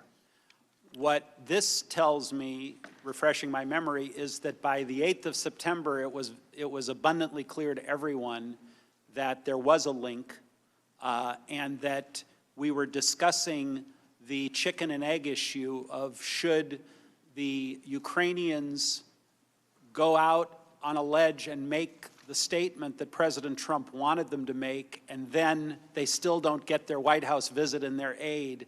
That would be really bad for our credibility. I think that's what he was referring to. So you do acknowledge you spoke to President Trump as you indicated in that text, right? If I said I did, I did. And that after that conversation, you were still under the impression that the aid was contingent on these public announcements. I did not get that from President Trump, but I was under the impression that absolutely it was contingent. Well, you weren't dissuaded then, right? Because you still thought that the aid was conditioned on the public announcement of the investigations after speaking to President Trump. By September 8th, I was absolutely convinced it was. And President Trump did not dissuade you of that in the conversation that you acknowledge you had with him? I don't ever recall, because that would have changed my entire calculus. If President Trump had told me directly, I'm not— That's not what I'm asking, Ambassador Sondland. I'm just saying, you still believed that the security assistance was conditioned on the investigation after you spoke to President Trump, yes or no? From a time frame standpoint, yes. Now, Ambassador Taylor also testified that, and Mr. Morrison, both of them testified, that you told them that President Trump said there was no quid pro quo, which you also included in that text message that you referred. But then you went on, and they had slight variations as to what you told them, but then you said that to Ambassador Taylor that President Zelensky himself, not the prosecutor general, needed to clear things up in public or there would be a stalemate. And Mr. Morrison recounted something similar. You don't have any reason to doubt that both of their very similar recollections of the conversations they had with you, do you, Ambassador Sondland? Let me break that down, Mr. Goldman. The text, as I said, about the no quid pro quo was my effort to respond to Ambassador Taylor's concerns, to go to President Trump. Apparently, Ambassador Taylor had access to Secretary Pompeo. He did not have access to President Trump. So I made the phone call. I said, what do you want? President Trump responded with what I put in the text. And then I strongly encouraged Ambassador Taylor to take it up with the secretary, and he responded, "I agree," when I said that. As far as the other part of your question relating to whether or not the prosecutor could make the statement or Zelensky could make the statement, I don't recall who told me, whether it was Volker, whether it was Giuliani, or whether it was President Trump, it's got to be Zelensky, it can't be the prosecutor. But that's what I relayed. Whoever I got that information from, I relayed that to, I believe, both Ambassador Taylor and to Mr. Morrison. But as of September 9th, you understood, did you not, that President Trump, either himself or through his agents, required that President Zelensky make a public announcement of the 2 investigations that President Trump cared about in order to get both the White House meeting and to release the security assistance. Is that correct? I believe that is correct. Mr. Chairman, I yield back. That concludes our 45 minutes. I now recognize Mr. Nunes. Oh, okay. Why don't we take a 5 or 10 minute break? Thank you.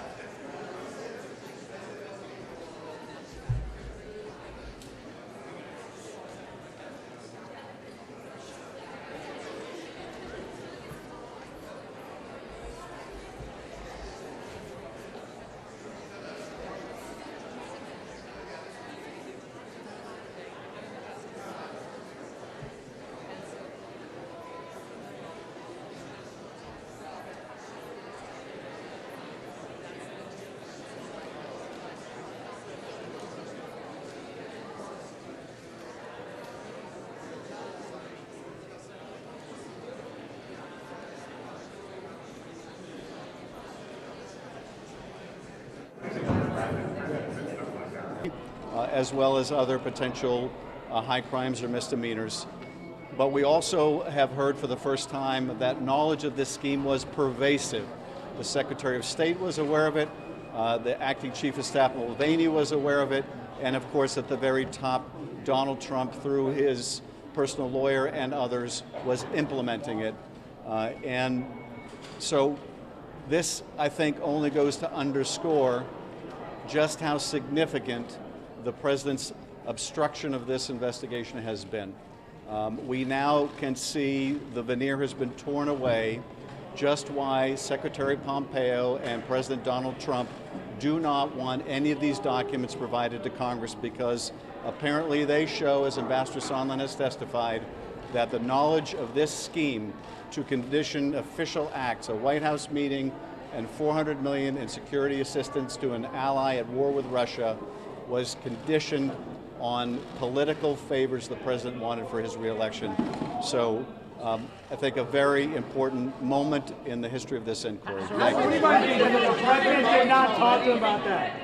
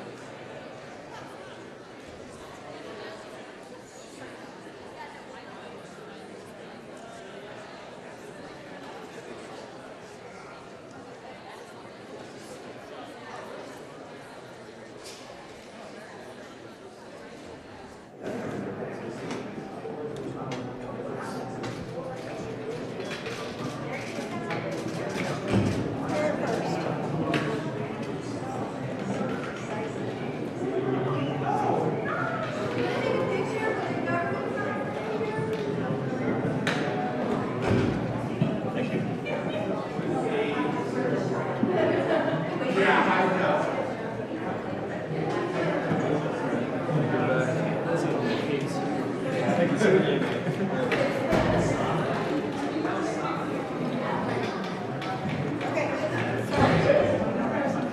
favor of clear out this restroom in a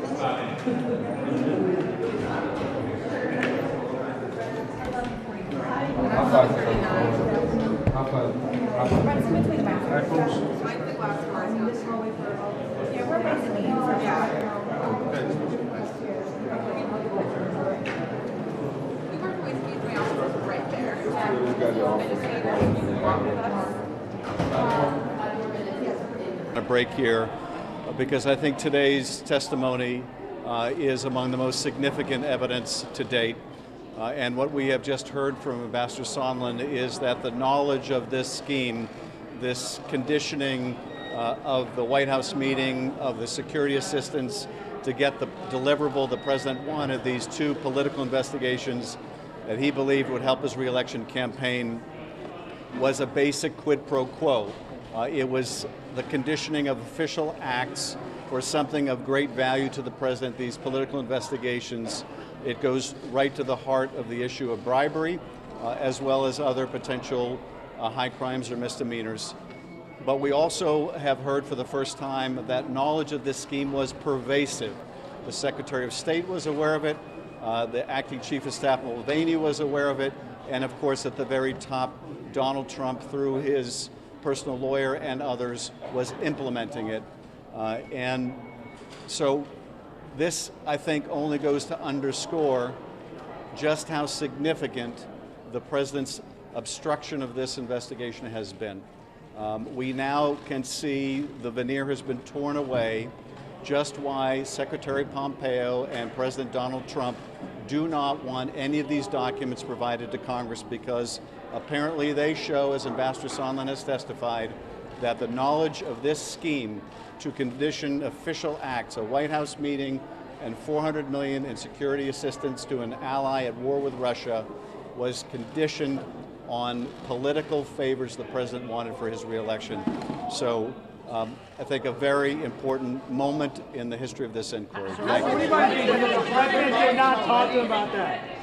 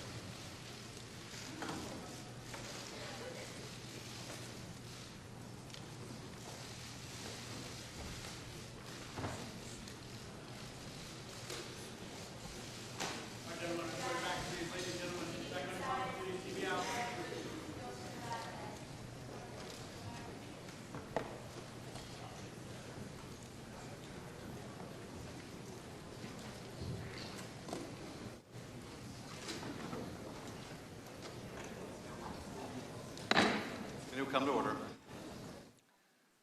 I now recognize Ranking Member Nunes and Minority Counsel for 45 minutes of questions.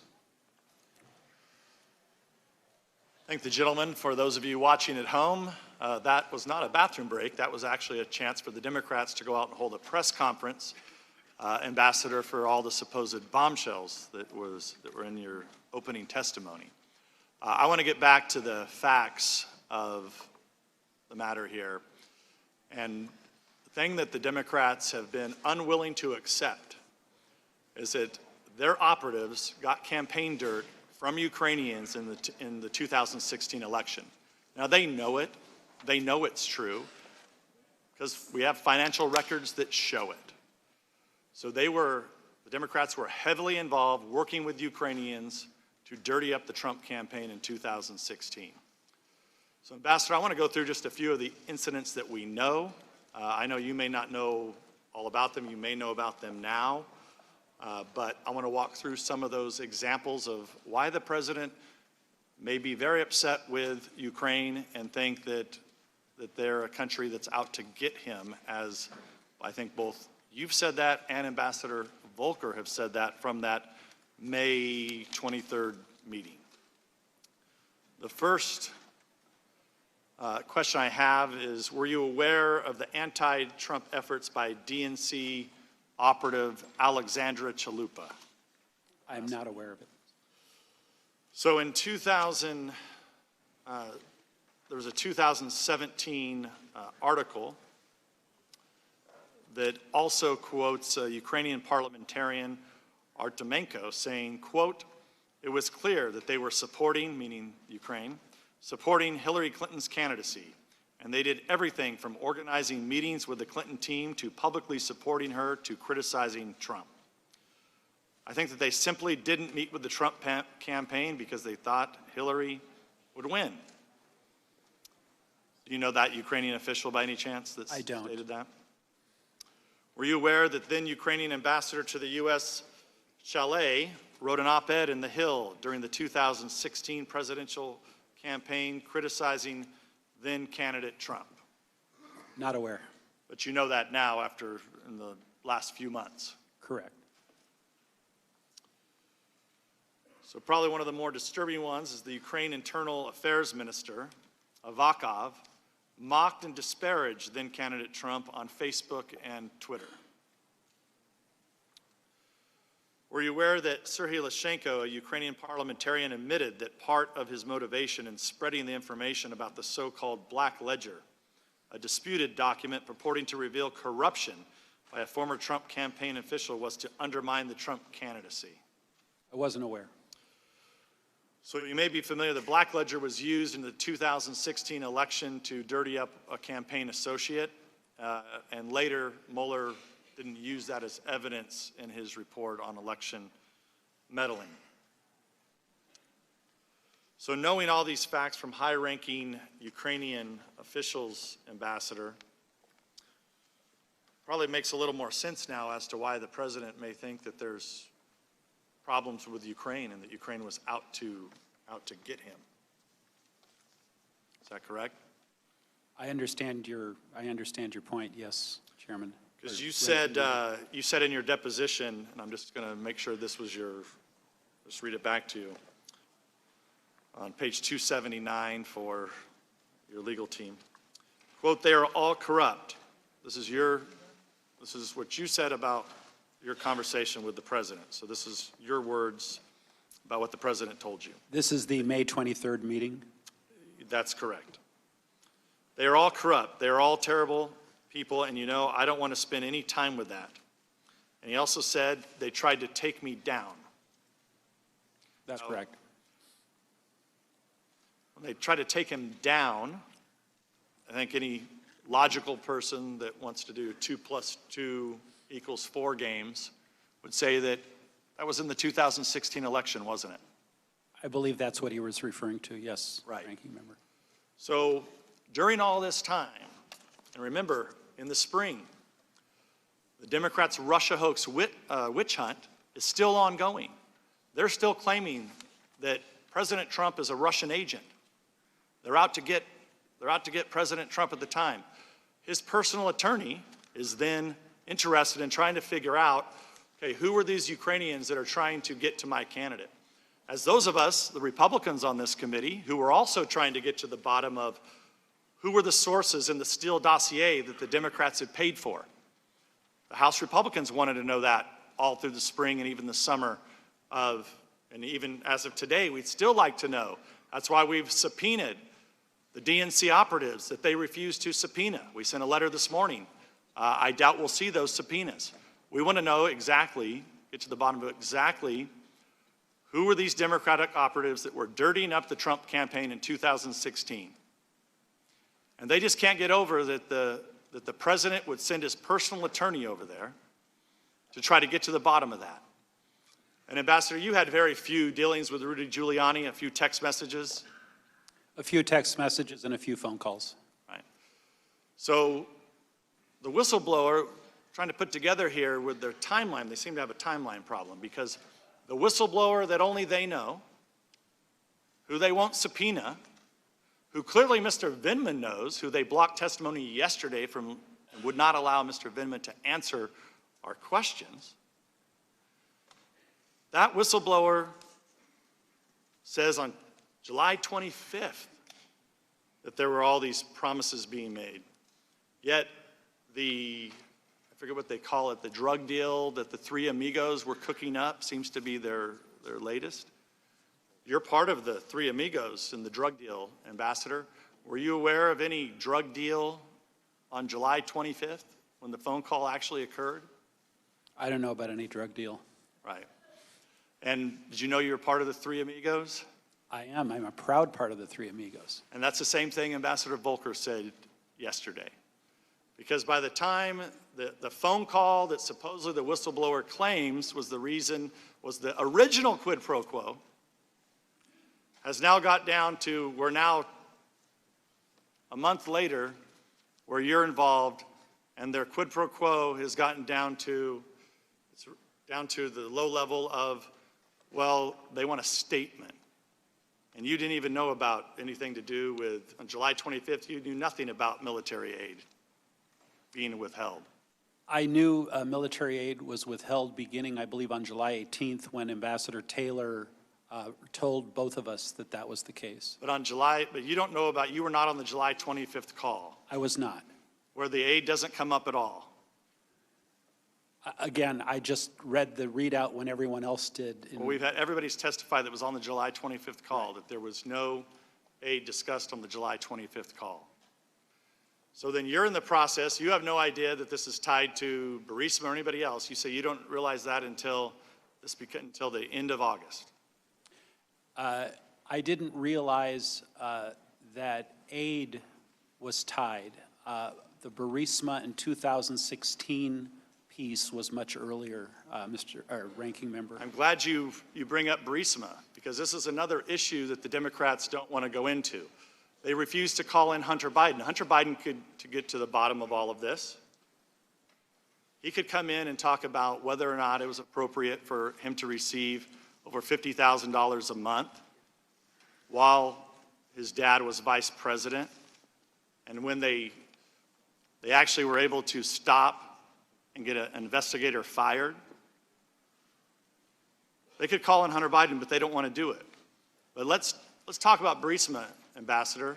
Now, I know you're the ambassador to the EU, and I think some of the members later will get into whether or not it was appropriate for you to be in Ukraine or not. I believe it was. I think you have a clear mandate to do it.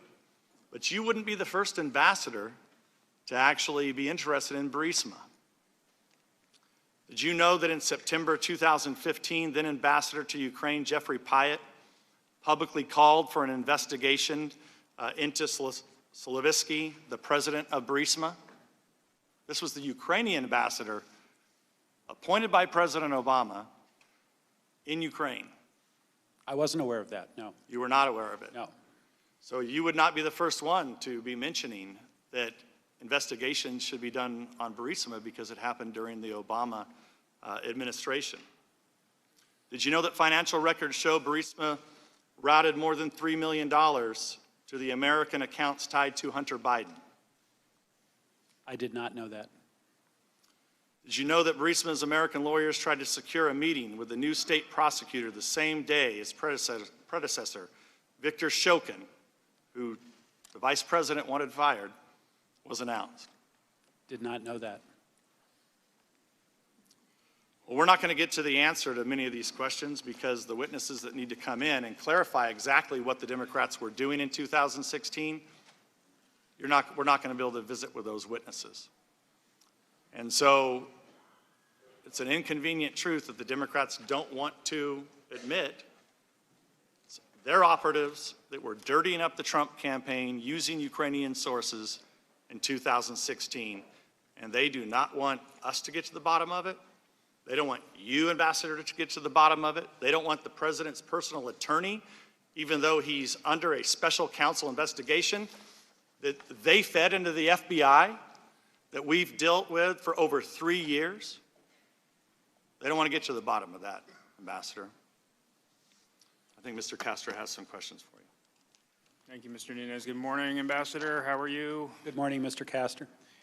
Welcome back. You're here all day on the 17th, late into the night, so thank you for your cooperation with the investigation. Did the president ever tell you personally about any preconditions for anything? No. Okay, so the president never told you about any preconditions for the aid to be released? No. The president never told you about any preconditions for a White House meeting? Personally, no. You said you didn't have your records or your documents from the State Department, but if you did, there wouldn't be any document or record that ties President Trump personally to any of this, correct? Boy, I don't want to speculate what would be on your documents or records. I don't recall anything like that. Okay. No. Good heavens. Okay. You testified Mr. Giuliani's requests for a quid pro quo for the White House meeting, and you indicated that you believe that he was evincing President Trump's interests, correct?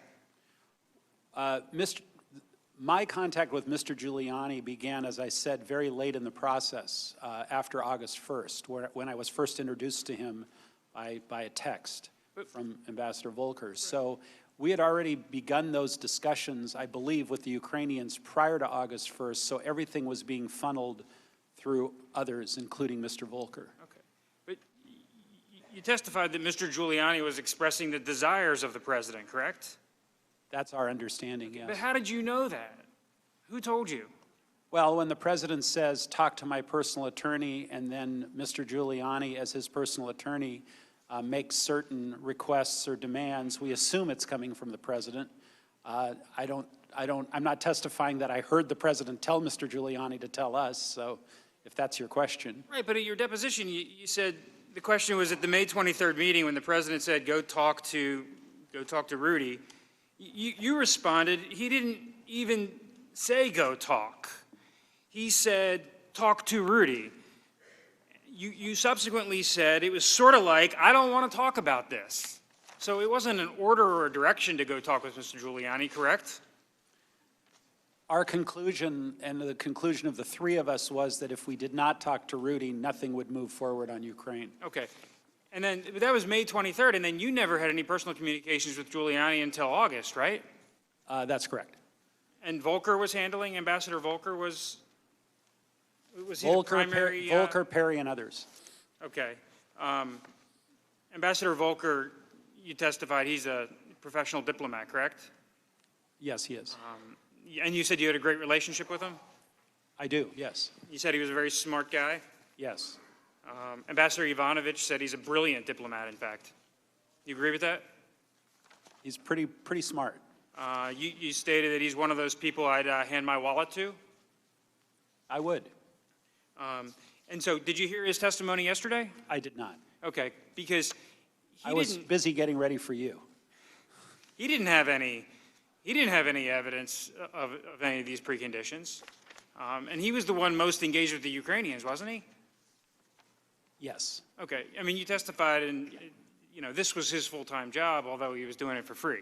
He was the special envoy. And you testified you came in and out of the events, correct? That's correct. Okay.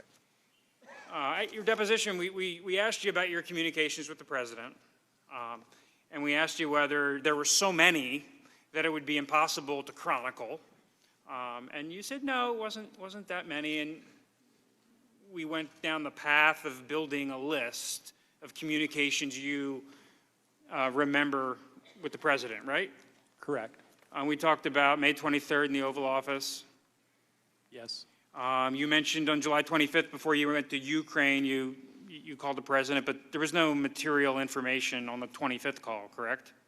Not that I recall. Okay, then the last Friday, Mr. Holmes came in, and I guess his testimony refreshed your recollection? Yeah, what refreshed my recollection was when he mentioned ASAP Rocky, then all of a sudden it came back to me. And talking about Mr. President Zelensky loving the president and so forth? Well, the whole thing sort of came back to me after he mentioned ASAP Rocky. And then the next time, we tried to unpack this, the next time you talked with the president was on the telephone was September 9th, according to your deposition, right?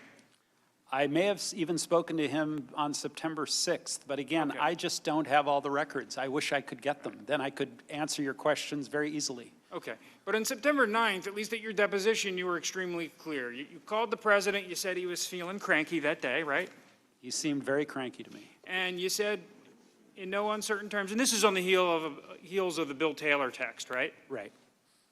And why don't you tell us, what did the president say to you on September 9th that you remember? Well, words to the effect, I decided to ask the president the question in an open-ended fashion because there were so many different scenarios floating around as to what was going on with Ukraine. So rather than ask the president 9 different questions, is it this, is it this, is it that, I just said, what do you want from Ukraine? I may have even used a 4-letter word. And he said, I want nothing. I want no quid pro quo. I just want Zelensky to do the right thing, to do what he ran on, or words to that effect. And that gave me the impetus to respond to Ambassador Taylor with the text that I sent. As I said to Mr. Goldman, it was not an artfully written text. I should have been more specific, put it in quotes, something like that. But basically, I wanted Mr. Taylor, Ambassador Taylor, to pick up the ball and take it from there. I had gone as far as I could go. And you believe the president, correct? You know what? I'm not going to characterize whether I believed or didn't believe. I was just trying to convey what he said on the phone. Okay, and at that point in time, the pause in the aid was paused for 55 days. There was a news article in Politico on August 28th talking about it. So by that point in time, the president had been receiving calls from senators. He had been getting pressure to lift the aid, correct? That's what I understand, yes. I want to turn back to your opener on page 5 under when you talk about, in the absence of any credible explanation for the suspension of aid, I later came to believe that the resumption of security aid would not occur until there was a public statement from Ukraine committing to the investigations, correct? Correct. And you acknowledge that this is speculation, right? It was a presumption. Okay. That it was a guess. In fact, I think you even said this morning. Well, I want to say that it goes back to Mr. Goldman's point or Chairman Schiff's 2 + 2 = 4 in my mind at that point. Okay, but you didn't have any evidence of that, correct? Other than the aid wasn't being released and we weren't getting anywhere with the Ukrainians. Okay, but did Ambassador Volker clue you in that that was the issue? I mean, this is a pretty high, this is a pretty serious conclusion you've reached without precise evidence. Well, I sent that email to Secretary Pompeo to set up a potential meeting between President Trump and President Zelensky in Warsaw. And when I referred to the logjam, I referred to the logjam in a very inclusive way. Everything was jammed up at that point, and Secretary Pompeo essentially gave me the green light to brief President Zelensky about making those announcements. Okay, we can turn to that. And then that was your email dated what date? Do you have the page there? Well, your email to Secretary Pompeo, was that August 11th?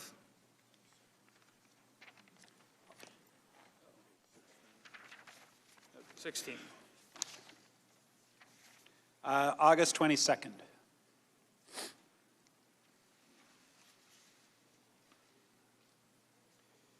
Okay, so you're asking Secretary Pompeo whether we should block time and I mean, is there any discussion of specific investigations? Is there any discussion of Biden or Burisma or anything linking to aid in this email that you sent to Pompeo? No, this was a proposed briefing that I was going to give President Zelensky.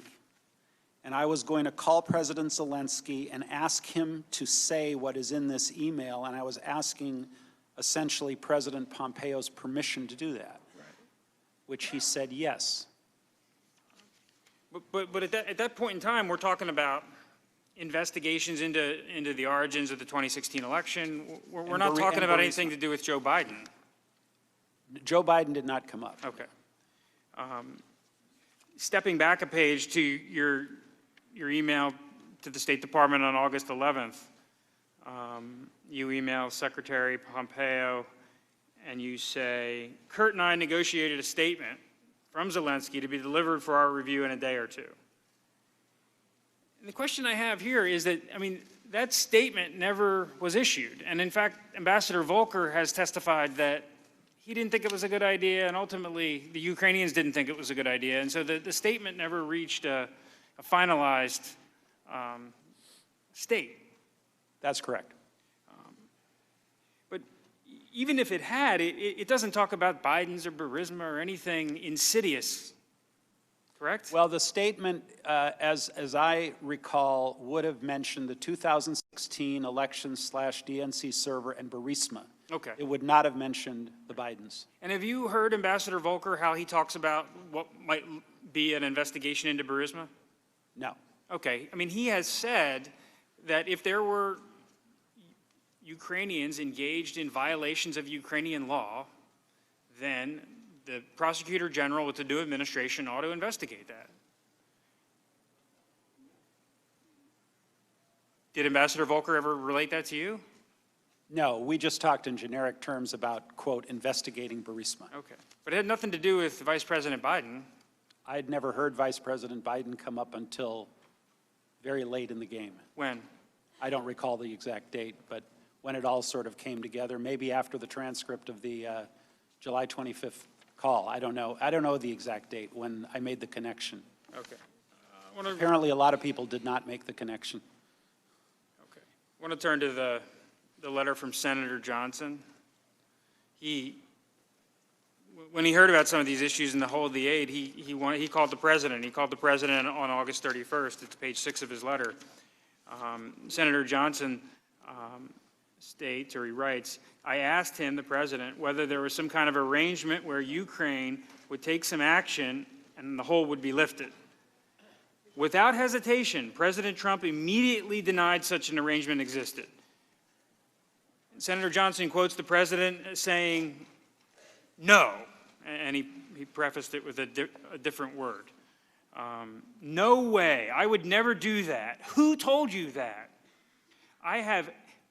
Senator Johnson says, I have accurately characterized the president's reaction as adamant, vehement, and angry. Senator Johnson's telephone call with the president wasn't a public event. It was capturing a genuine moment with the president. And he had, at this point in time, on August 31st, he was adamant, vehement, and angry that there was no connections to aid. There were no preconditions. Yeah, I had my meeting with Senator Johnson where, again, I had made the presumption that I had made to both Mr. Yermak and the email I had sent to Secretary Pompeo. And we were sort of ruminating about what was going on. And Senator Johnson, I believe, said, I'm going to call President Trump, and find out. And then he obviously had that phone call. I wasn't involved in that phone call. Okay. But you have no reason to disbelieve that wasn't the way it went down, right? No reason to disbelieve Senator Johnson. And now that you've had some time since your deposition and you submitted an addendum relating to the Warsaw get-together with Mr. Yermak, as you sit here today, I mean, are we missing a lot of your communications with the president? I haven't had that many communications with the president, and in fact, a bunch of the call records that I have had access to, just the short period of time on the call indicates I never got through. In other words, I was put on hold for 1 or 2 minutes and the call never connected. So I really can't give you an accurate count of how many conversations. Plus, Mr. Castor, I've had a lot of conversations with the president about completely unrelated matters that have nothing to do with Ukraine. So, but you don't think we're missing any material conversations that you have with the president? I don't recall any material conversations today as I'm sitting here. Or with Rudy Giuliani? Yeah, my memory about the conversations with Rudy Giuliani, whether they were direct, whether they were conference calls with Ambassador Volker or Secretary Perry, is really vague without seeing the call logs. Are there any other key fact witnesses that would help us, get to the bottom of whether there was any link to the aid and the? Maybe Brian McCormack, the chief of staff for Secretary Perry, who was involved in and out as well. Okay. Now, the aid was ultimately lifted on September 11th, correct? I believe that's correct. Okay. And Senator Johnson, in his letter on page 6, quotes the president on August 31st. Ron, I understand your position. We're reviewing it now, and you'll probably like my final decision. So even on August 31st, and this is before any congressional investigation started, the president was signaling to Senator Johnson that he was going to lift the aid. Sounds like it, yeah. Okay. And most of the other witnesses we talked to, whether it's from the Department of Defense or OMB or have told us that all along during this 55-day period, they genuinely believed the hold would be lifted. Was that your feeling too at the time? I didn't know, because every time I asked about the hold, I was never given a straight answer as to why it had been put in place to begin with. Now, what do you know about the Ukrainians' knowledge of the hold? Oh, that's very vague. I don't know if the Politico article triggered it. I don't know if they were told by Mr. Giuliani. It would be pure guesswork on my part, speculation. I don't know. Okay. I mean, during your deposition, you testified that you did not believe the Ukrainians believed were aware of the hold until the Politico article. Yeah. Again, I think I testified that I was not clear on the exact dates of when when the light went on. There were a lot of conversations going on with the Ukrainians by a lot of people, so I don't know who communicated what to them. We have testimony from several witnesses that the president was concerned about foreign aid generally, and so he had an appetite to put holds on aid because he was trying to be a good steward of U.S. taxpayer dollars. Do you agree with that? I'm aware that that's been his position on aid and other matters, yes. And are you aware that he was also interested in better understanding the contributions of our European allies? That I'm definitely aware of. And there was some back and forth between the State Department officials trying to better understand that information for the president? Yes, that's correct. And how do you know that wasn't the reason for the hold? I don't. But yet you speculate that there was, a link to this announcement. I presumed it, yes. Okay.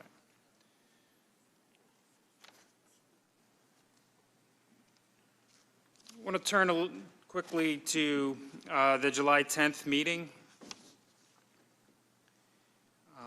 The July 10th meeting in Ambassador Bolton's office involving Ambassador Volker, Mr. Daniluk, Mr. Yarmak, has been the subject of some controversy.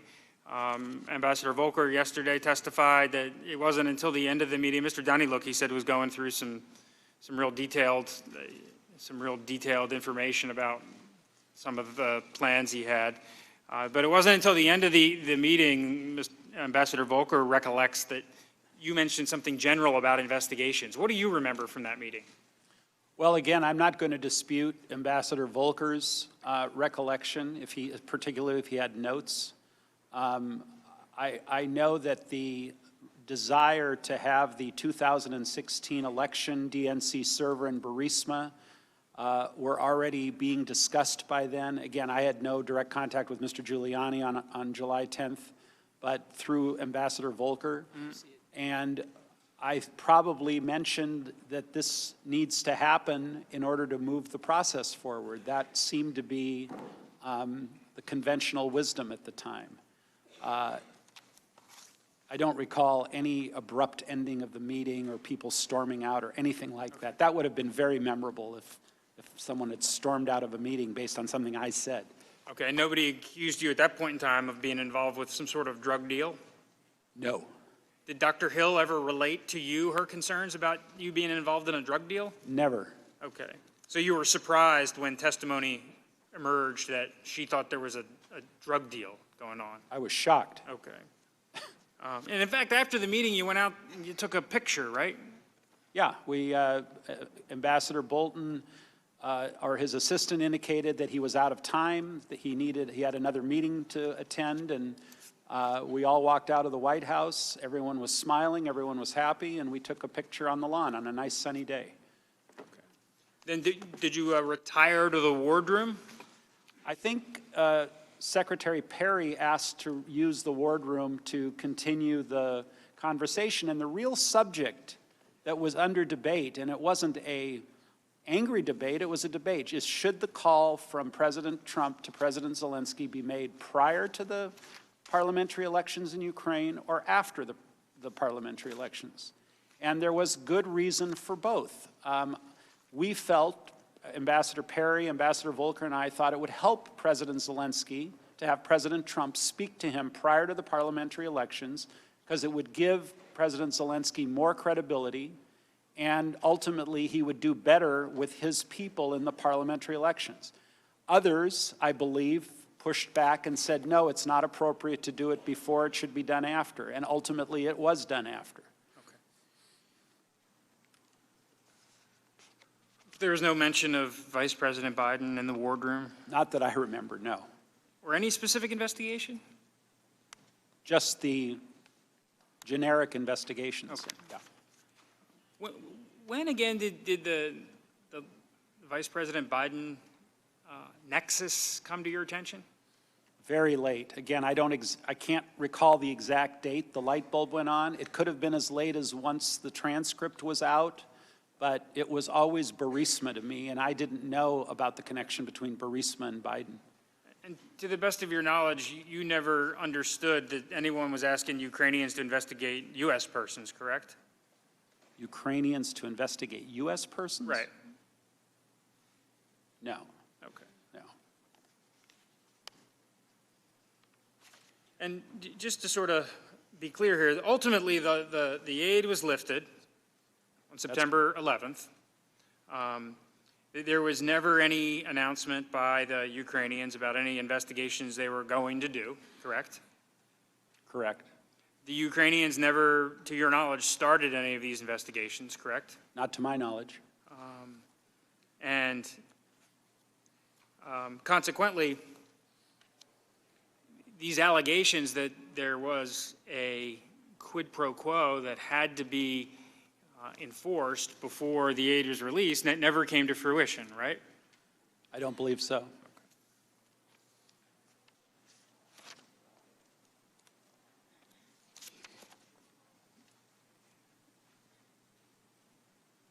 I want to just step back a little bit and just verify with you that the president had some genuinely deep-rooted concerns about corruption in Ukraine, correct? That's what he expressed to us, yes. Okay, and you believed him, right, given his business dealings in the region? When we had the conversation, I did. And when you first started discussing the concerns the president had with corruption, Burisma wasn't the only company that was mentioned, right? It was a generic, as I think I testified to Chairman Schiff, it was a generic corruption, oligarchs, just bad stuff going on in Ukraine. But other companies came up, didn't they? I don't know if they were mentioned specifically. It might have been Naftagaz because we were working on another issue with Naftagaz, so that might have been one of them. At one point in your deposition, I believe you said, yeah, naphtha gas comes up at every conversation. Is that fair? Probably. Okay.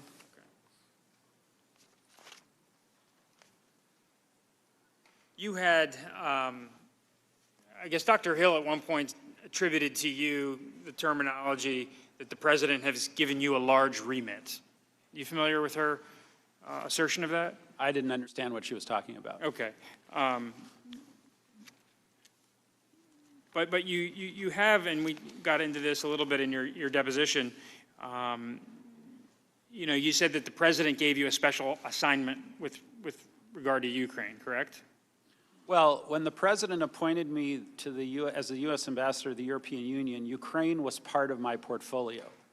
What made my assignment larger than just being part of my portfolio were the unique circumstances where there was no current sitting ambassador in Ukraine, and there was a new president in Ukraine.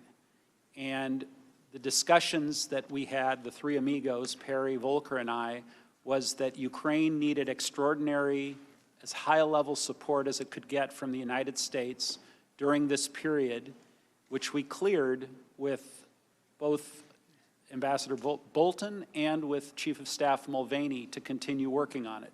So by extension, yes, if the National Security Advisor and the Chief of Staff approve your remit, it really is coming from the President. Okay. When we asked you that at the deposition, you said I was spinning a little bit. I was spinning about something else, I think, in the interview in Kiev. Okay. And you further testified, so when I said the president gave me an assignment, it wasn't really the president, it was the secretary through the president. And that's where I received my direction, correct? Correct. Okay.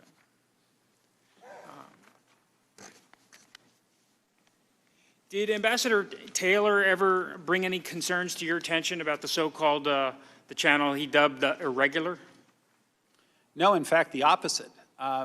When he came to post, I know I called him, or he called me. I think he spoke with Secretary Perry and Ambassador Volker separately. And in the course of the first few weeks, he was highly appreciative that a new ambassador coming to post like himself was getting the kind of support he was getting from all three of us. Having a cabinet member, a special envoy, and a fellow ambassador all helping to raise the profile of Ukraine. He was highly appreciative and highly complimentary. And you maintained an open line with him, correct? Correct. I think there are a number of texts, some of which I have and some of which I don't, where he is reaching out constantly to me and to the others for advice and help. Okay, we had, I think, tried to count them up. There's 215 or something text messages between you, Volker, and Ambassador Taylor, you know, during the early August timeframe. Does that make sense to you? Is that? Yeah, I think Taylor started in late June or early July was when he first took post, and I think we began communicating fairly shortly thereafter. Okay, and he never communicated any concerns to you during this time frame that he had issues with what was going on? What do you mean by what was going on? This request for some sort of investigation. Not in the early stages. He, you know, as time went on, his emails began to be a little more pointed and frantic. And that's when we had very little visibility as to what was going on either. I think it had to do more with the aid and as to why the aid was suspended. Right. And ultimately you put a period on that issue by having the September 9th communication with the president, correct? That's correct. And when you shared that feedback with Ambassador Taylor, was he satisfied that this issue is now behind them? I don't really know, because he responded when I said, you know, get a hold of the secretary. He said, I agree, and I never knew whether he reached out to the secretary or not. Okay. That was sort of the end of that. At one point in your text, you said, let's get on the phone, right? And you said you're an individual that doesn't like to walk through these issues on text when you can talk about it on the telephone, correct? I say that to everybody when something becomes more substantive than just a few lines of text. I say, let's talk. Okay, and did you talk with Ambassador Taylor? I don't recall. Okay. I mean, I don't recall whether we spoke right after that, whether he called the secretary. I basically, Mr. Castor wanted to get the notion across that I've gone as far as I can go with this. You need to pick up the ball. You're the ambassador. You need to pick up the ball and run with it at this point. Okay.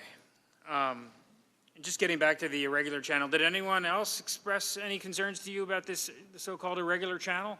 I'm not sure how someone could characterize something as an irregular channel when you're talking to the President of the United States, the Secretary of State, the National Security Advisor, the Chief of Staff of the White House, the Secretary of Energy.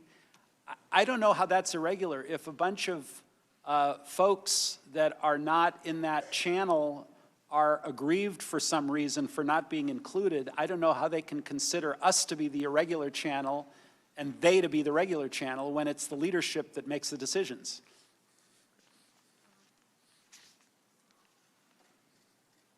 And so the concerns, raised were never brought to a head. Well, they were never raised. Okay. They were never raised.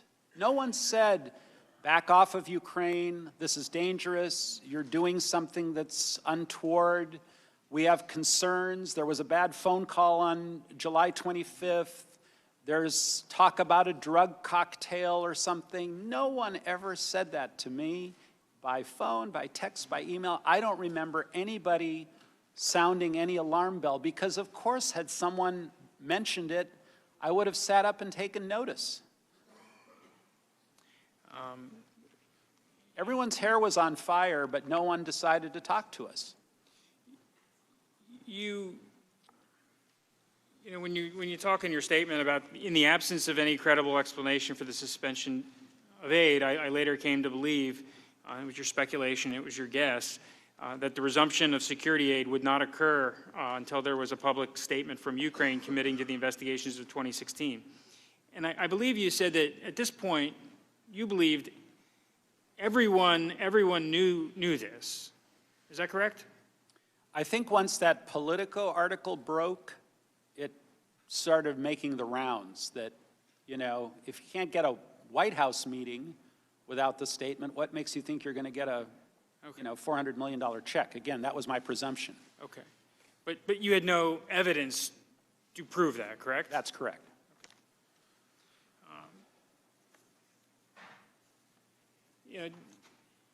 You stated that you haven't been able to access your records. Is that correct? Not all of them. And there are lots of notes, records, readouts of calls. Can't get to them. But you've also stated that you don't take notes, right? I don't take notes, but there are a lot of others out there. And you freely admit that when last I asked at your deposition, we put together a list of all the times you said you don't recall. It's like 2 pages long. Is that all? So, you don't, on a lot of these questions, there's nuance, there are ambiguities, and we don't have records, we don't have notes, and we don't have recollections, correct? Right. It's situational things that sort of trigger memory, especially when I'm dealing with the European Union, I'm dealing with the 28 member countries, I'm dealing with other countries that are not in the European Union that are part of my mandate, I'm dealing with the White House leadership. There's a lot of stuff to juggle. And as I said in my opening statement, a phone call for me with the President of the United States or the President of fill-in-the-blank country, while people who get a call like that maybe once in a lifetime, a call like that might be very memorable. They might remember every single thing about it. I'm doing that all day long, and I'm not saying it in a way of being braggadocio or anything like that, but it's part of my routine day. So all of these calls, these meetings with very important people tend to sort of blend together until I have someone that can show me what we discussed, what the subject was, then all of a sudden it comes back. We're trying to get to the facts here. We're trying to find out what actually happened, what's reliable, what's accurate. Bill Taylor kept notes. He brought a little notebook in his pocket at his deposition and he held it up and he says, when I'm not at my desk and I'm on the phone, I use this notebook. When I'm at my desk, I use a notebook. George Kent said he wrote just innumerable memos to the file. Catherine Croft, she testified that she didn't believe George Kent's notes would be accurate. And so, we have all this, back and forth, but, you know, as we get to the end here, you don't have records, you don't have your notes because you didn't take notes. You don't have a lot of recollections. I mean, this is the trifecta of unreliability. Isn't that true? Well, what I'm trying to do today is to use the limited information I have to be as forthcoming as possible with you and the rest of the committee. And as these recollections have been refreshed by subsequent testimony, by some texts and emails that I've now had access to, I think I filled in a lot of blanks. But a lot of it's speculation. A lot of it is your guess, and we're talking about, you know, an impeachment of the President of the United States. So the evidence here ought to be pretty darn good. I've been very clear as to when I was presuming, and I was presuming on the aid. On the other things, Mr. Castor, I did have some texts that I read from. So when it comes to those, I'll rely on those texts because I don't have any reason to believe that those texts were, you know, falsely sent or that there's some subterfuge there. They are what they are. They say what they say. Okay, thank you, sir. Thank you. Time of the gentleman has expired. We'll now move to a second staff-led round.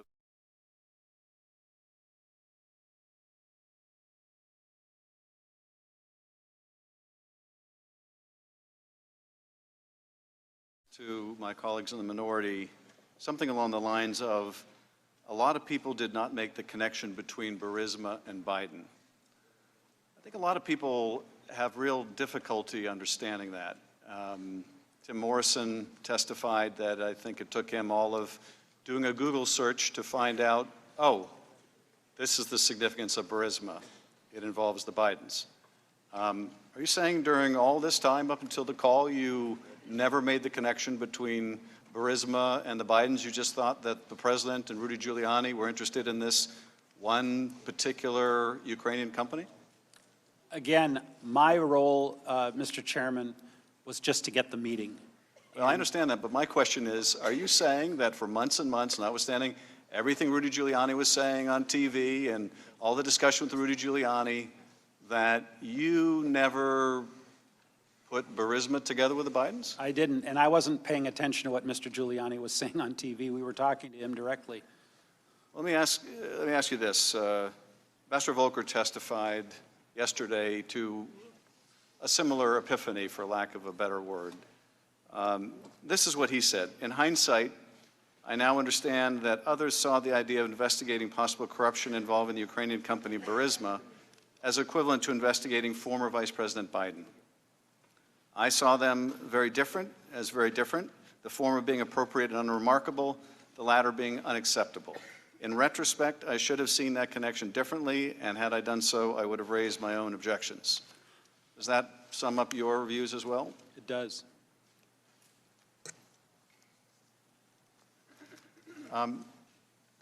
Now, I think you were asked a question with a bit of a incorrect premise by my colleagues in the minority about Fiona Hill saying that, referring to a drug deal between you and Mr. Mulvaney. It was Ambassador Bolton who made the comment that he didn't want to be part of any drug deal that Ambassador Sondland and Mulvaney were cooking up. No one thinks they're talking about a literal drug deal here or a drug cocktail. The import, I think, of the ambassador's comments is quite clear, that he believed that this bargain, this quid pro quo, as you've described it, over a meeting, the investigations to get the meeting was not something he wanted to be a part of.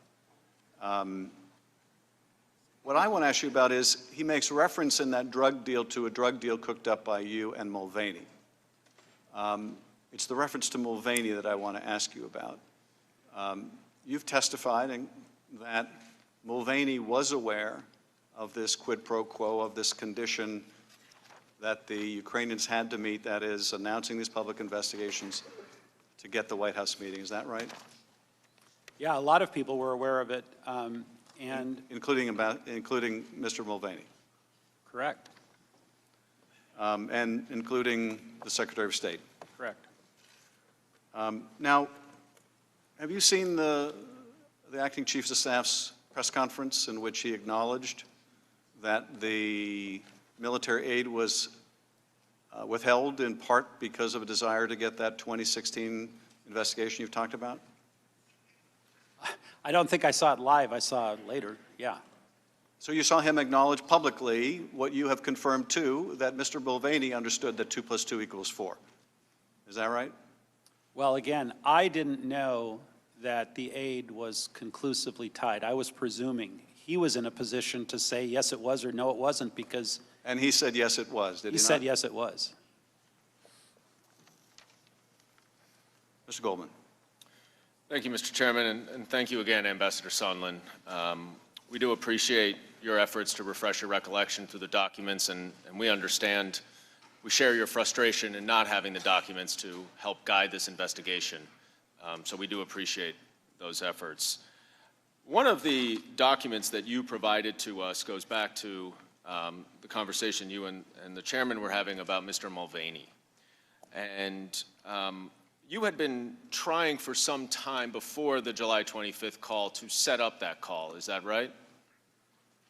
To set up the call between President Trump and President Zelensky, yes. Correct, yes. And I want to show you an email that you reference in your opening statement that is a July 19th email. And who is this from?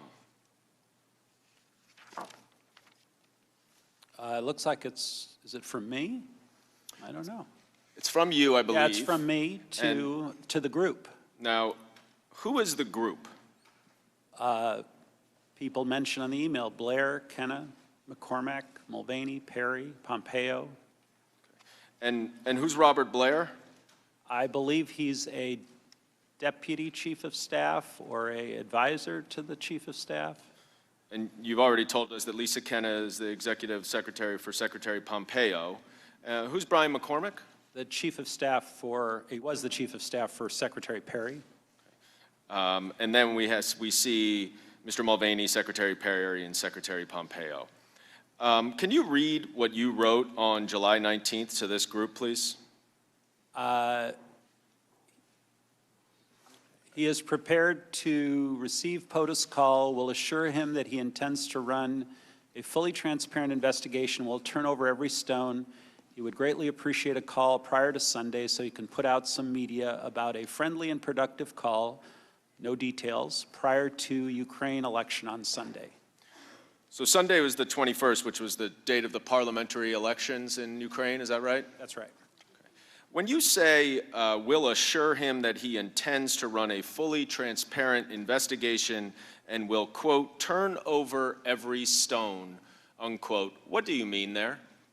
I'm referring to the Burisma and the 2016/DNC server investigations.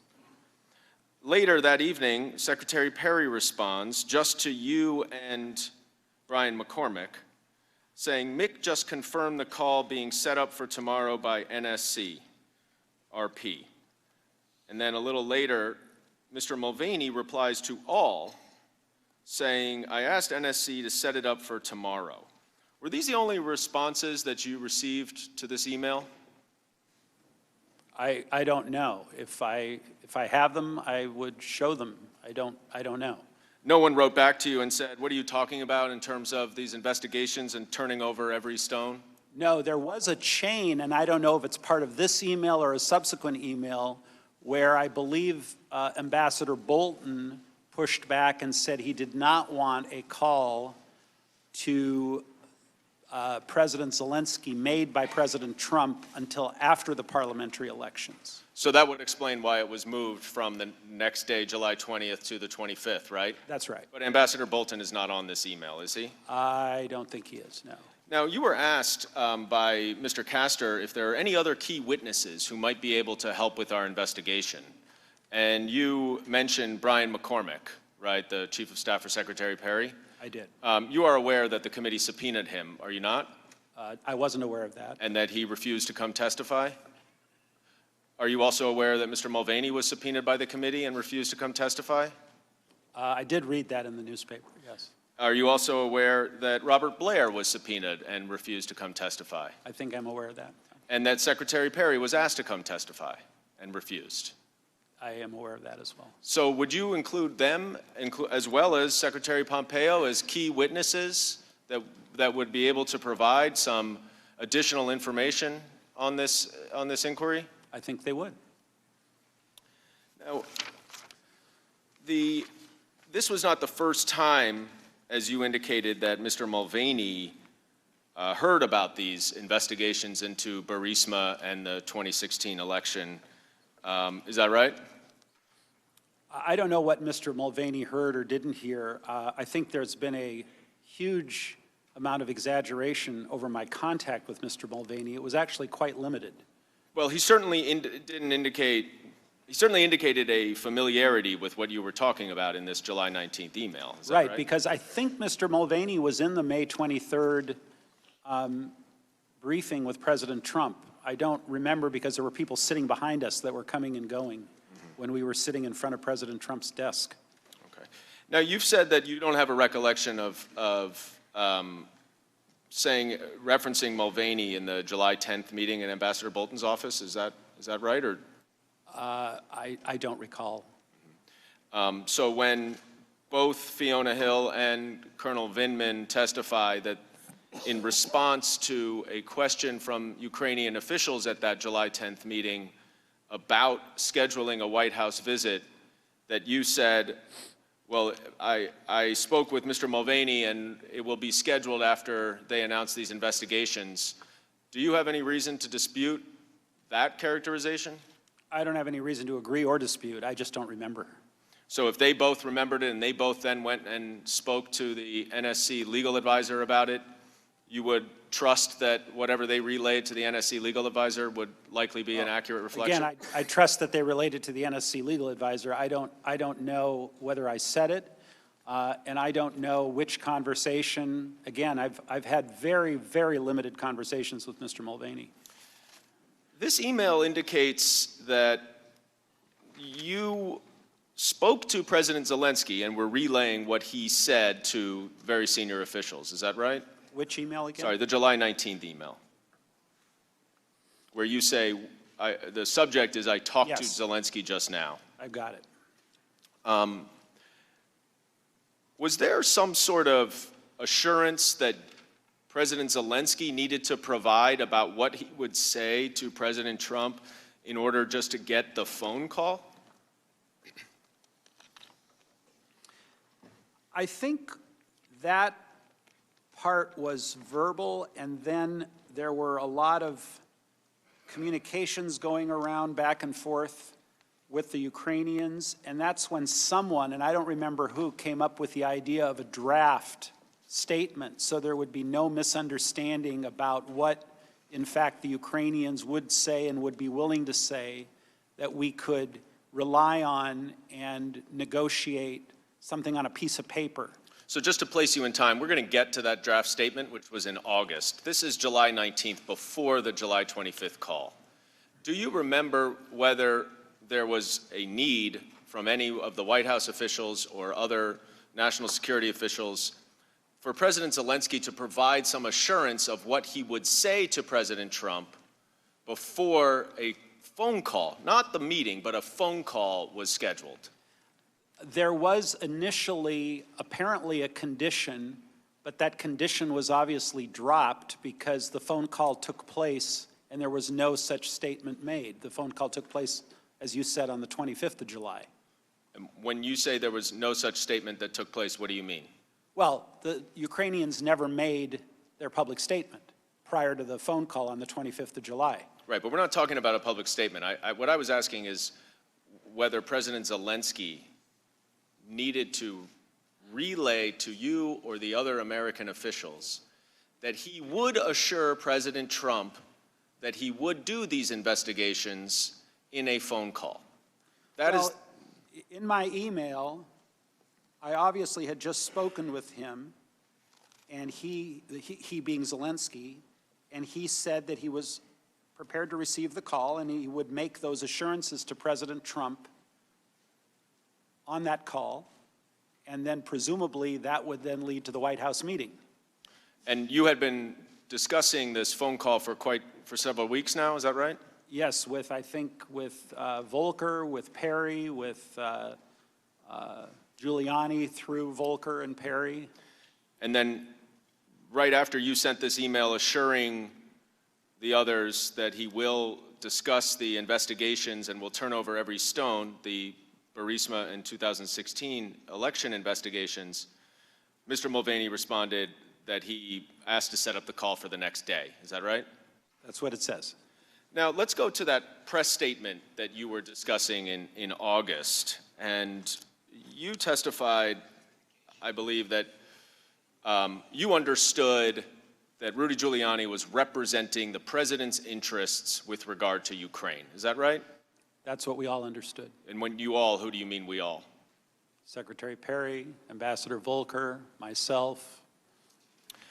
In August, you and Ambassador Volker were coordinating with Andrei Yermak, the Zelensky aide, about a press statement. And I want to pull up some of the text exchanges that you were referring to, which, as you acknowledge, helps you refresh your recollection. Is that right? And I think Taylor was involved in those initial discussions as well. Well, he's not on any of these text messages, so perhaps he was. He does not remember that. But let's go to the first one. Is it working? On August 9th.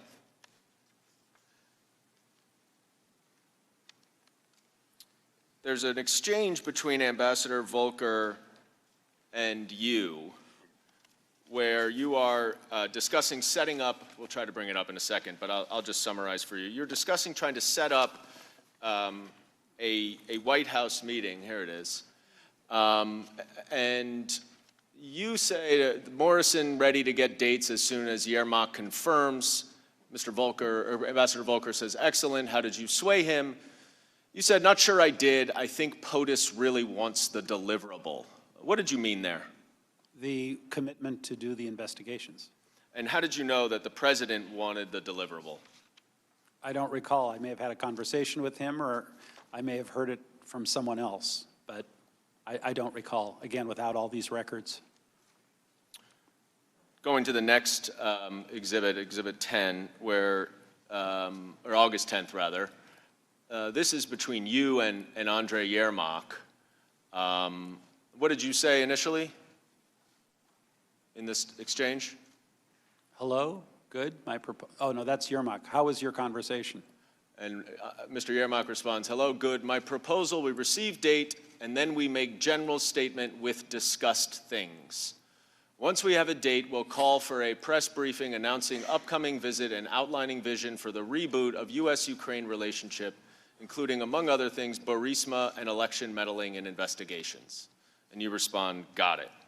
That was your understanding of what this statement had to say to satisfy Mr. Giuliani, is that right?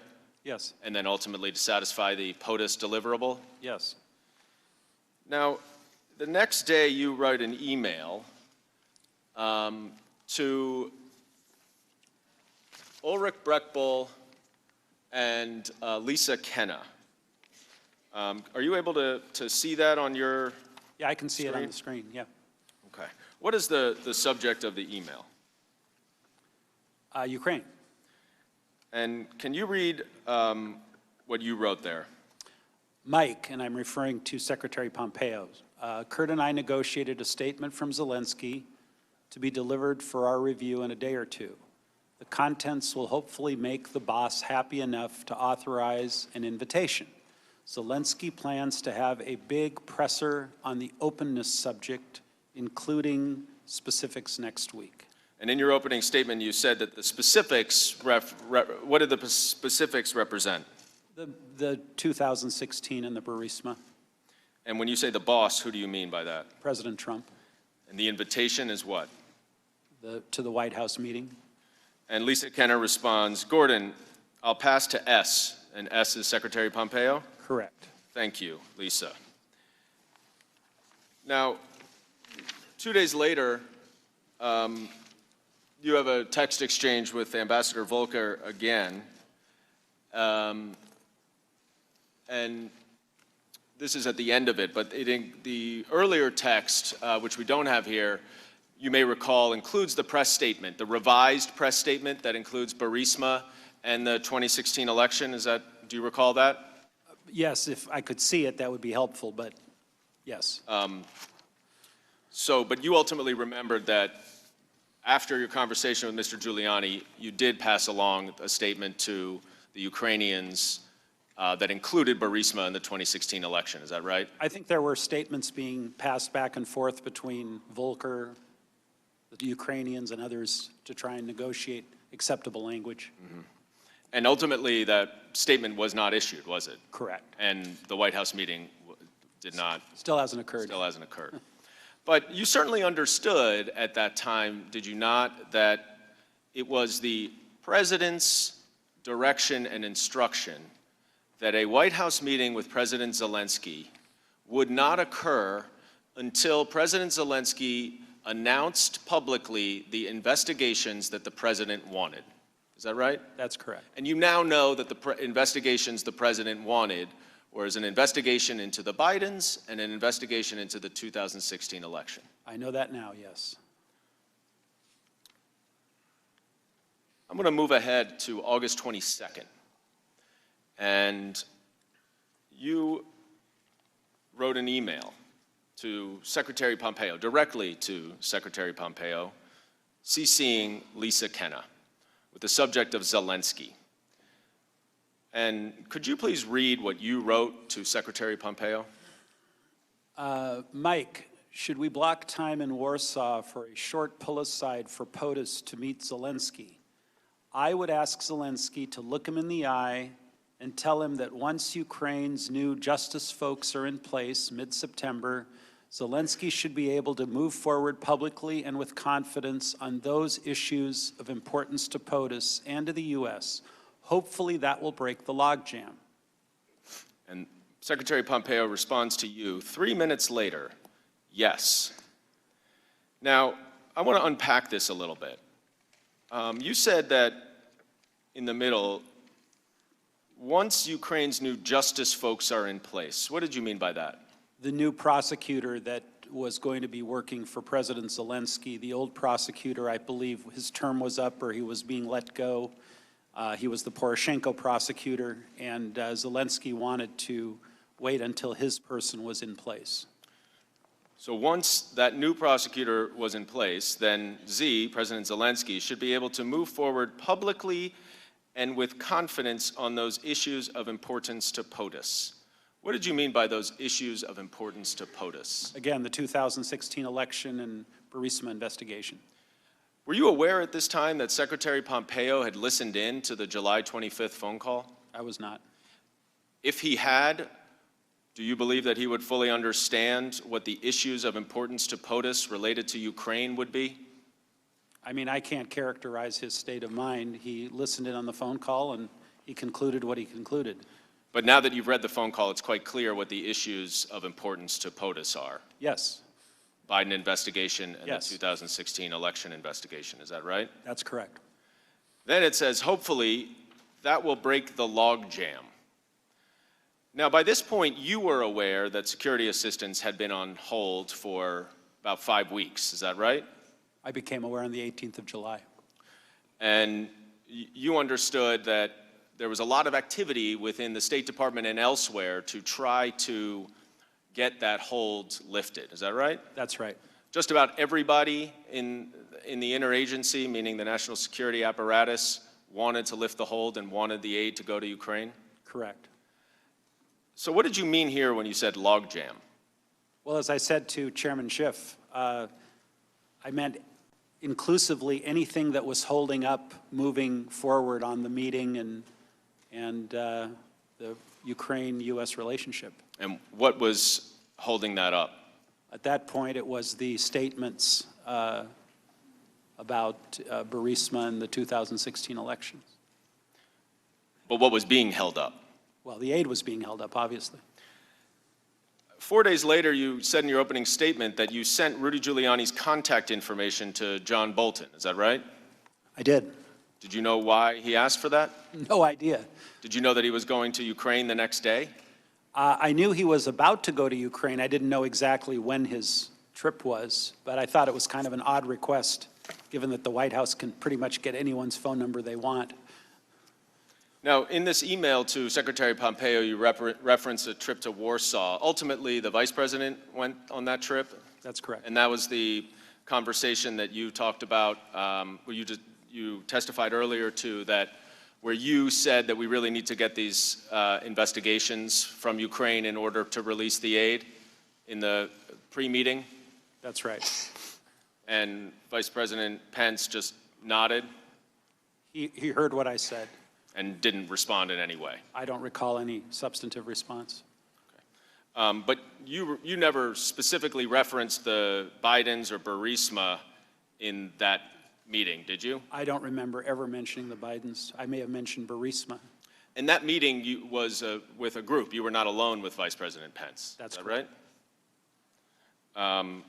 And you know that at that bilateral meeting with President Zelensky, I believe you testified earlier, that Vice President Pence did not mention these investigations at all, right? I don't recall him mentioning the investigations. So that your testimony is just simply in a pre-meeting with a group of Americans before the bilateral meeting, you referenced the fact that Ukraine needed to do these investigations in order to lift the aid. Right? I think I referenced, I didn't say that Ukraine had to do the investigations. I think I said that we heard from Mr. Giuliani that that was the case. So that helped inform your presumption, correct? Correct. So it wasn't really a presumption. You heard from Mr. Giuliani. Well, I didn't hear from Mr. Giuliani about the aid. I heard about the Burisma in 2016. And you understood at that point, as we discussed 2 + 2 = 4, that That's the right. aid was there as well. That was the problem, Mr. Goldman. No one told me directly that the aid was tied to anything. I was presuming it was. Right. Well, I want to go ahead to, I want to go back on September 1st, or I'm going to jump actually ahead to September 7th, okay? When we discussed those text messages where you said there were multiple convos with President Zelensky and POTUS, you recall that? Do you have the email by any chance? We could try to pull it up in a second, but you don't remember I showed it to you earlier this Go morning? ahead, though, with your question. And you confirmed that that likely meant, as you said it did, that you spoke with President Trump. Is that right? Again, if my email said I spoke with President Trump, presumably I did. You are relying pretty heavily in your testimony on the texts and emails that you were able to review. Is that right? That's right. So certainly if someone else had contemporaneous texts, emails, or notes, you would presume that what they were saying was accurate. Is that correct? Well, if they had texts or emails, I would. If they had notes, I don't know. Some people's notes are great, some people's aren't. I don't know. But certainly it would be a helpful refresher to anyone's memory. Including my own. Now, you had a conversation on September 7th, according to both Ambassador Taylor and Tim Morrison, with Tim Morrison, where you told Mr. Morrison that President Trump told you that he was not asking for a quid pro quo, but that he did insist that President Zelensky go to a microphone and say that he is opening investigations of Biden and 2016 election interference, and that President Zelensky should want to do this himself. You don't have any reason to dispute both Ambassador Taylor's and Mr. Morrison's testimony about that conversation, do you? No. On September 8th, you then had a conversation directly with Ambassador Taylor about this same phone call, where Ambassador Taylor said that you confirmed that you spoke to President Trump, as he had suggested earlier to you, and that President Trump was adamant that President Zelensky himself, meaning not the prosecutor general, had to, quote, clear things up and do it in public, unquote. Do you recall, you don't have any reason to think that Ambassador Taylor's testimony based on his contemporaneous notes was I don't know if I got that from President Trump or I got it from Giuliani. That's the part I'm not clear on. Well, Ambassador Taylor is quite clear that you said President Trump. Mr. Morrison is also quite clear that you said President Trump.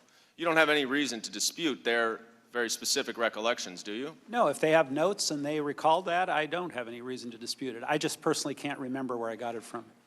And then you also told Ambassador Taylor in that same conversation that if President Zelensky, you told President Zelensky and Andrei Yermak that although this was not a quid pro quo, as the president had very clearly told you,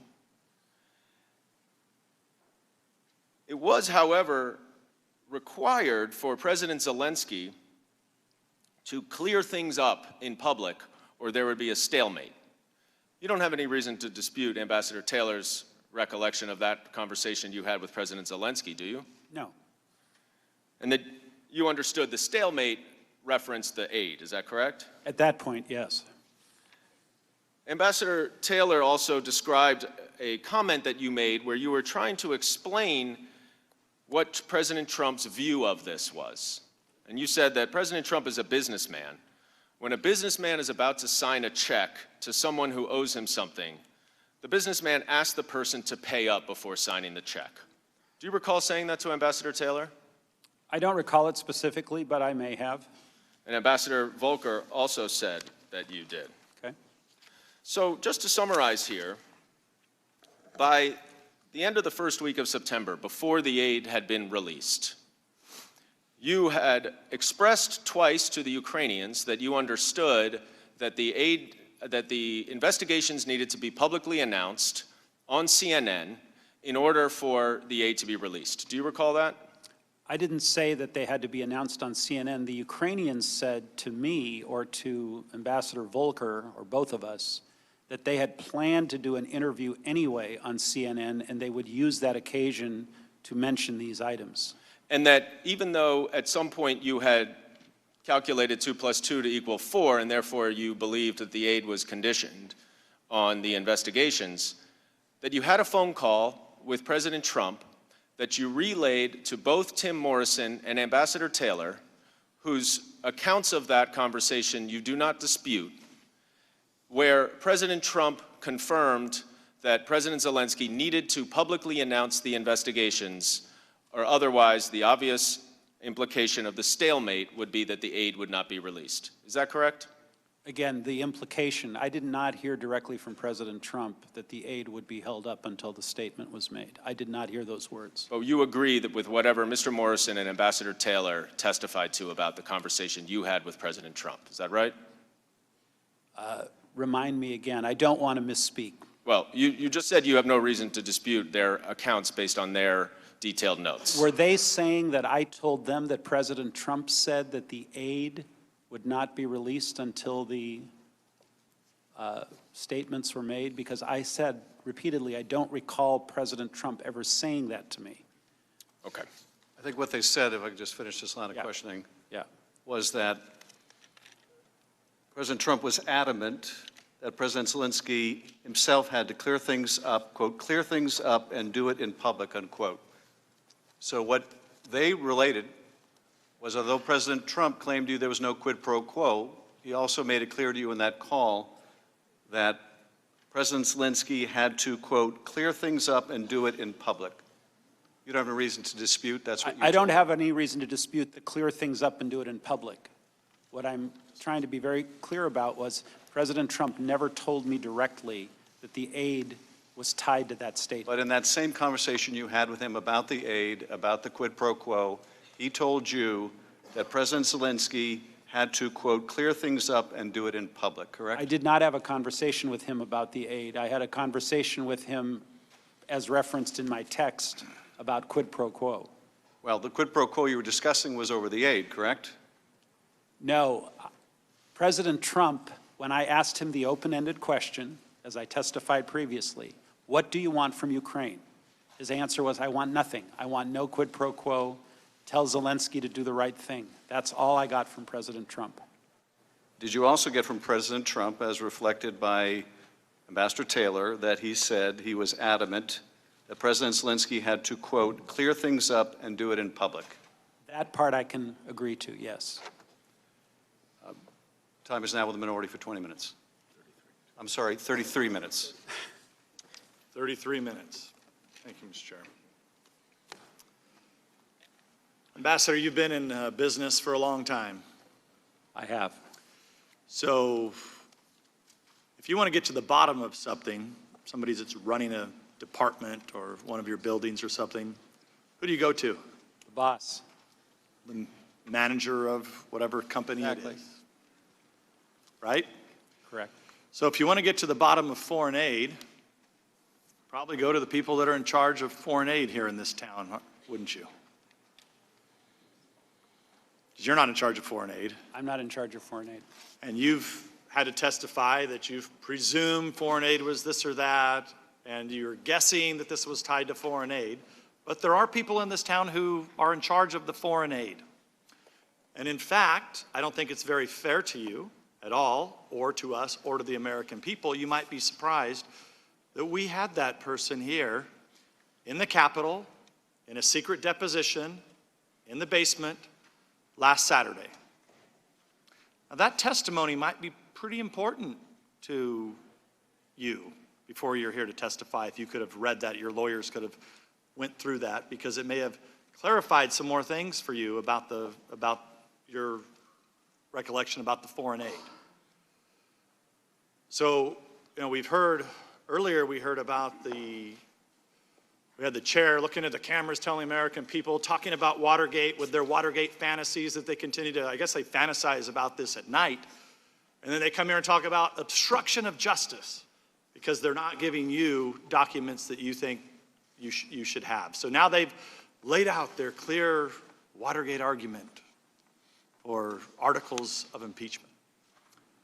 So I just have to remind the gentleman, I know we're not in a court of law because you wrote the rules, the chair here did, but I would think it's obstruction of justice to not give the American people and give the ambassador the right to look at the transcript of the man who's in charge of the foreign aid in this town. Now, I could get into what he said, but the chair could release what he said. And we're not even allowed to call that witness here today. So let's talk about things that we do know are facts. Okay, as best as I think you and I and most people know them. President Trump does not like foreign aid to start with. Is that correct, Ambassador? I've heard that, yes. And you've testified that watching over the EU, you have 28 countries, you have neighboring countries that you work with. One of his biggest complaints is the lack of participation that those countries participate in programs around the world. Isn't that correct? That's correct. Especially NATO. Yes. Right? That's one of your, when you go down the list of the jobs when you get directions from the White House, when you first became ambassador, probably one of the number one things, I don't want to put words in your mouth, but on the top of the list was making sure countries pay their fair share, especially with NATO. Yeah, and we have a very capable ambassador to NATO, so I'm not going to take her lane. But it's one of the, but you work with those countries, it's one of the issues that you bring up in your meetings, correct? It is.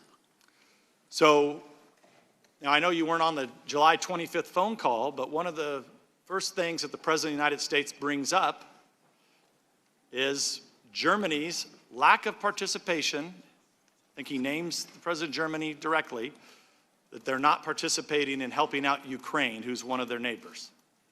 Is that what you read in the transcript? I've heard that, yes. So the whole idea that the president starting out with he doesn't like foreign aid, he doesn't think countries pay their fair share, that's looking out for the taxpayer. But there's more, and we talked about this in your deposition. We talked about it, about how we have requirements. The Congress writes requirements into the law that require you and all the diplomats to carry out the foreign policy of this country for the President of the United States. Before the President can certify foreign aid and send foreign aid, there has to be certification that there's no corruption. You're aware of that now? I am now, yes. So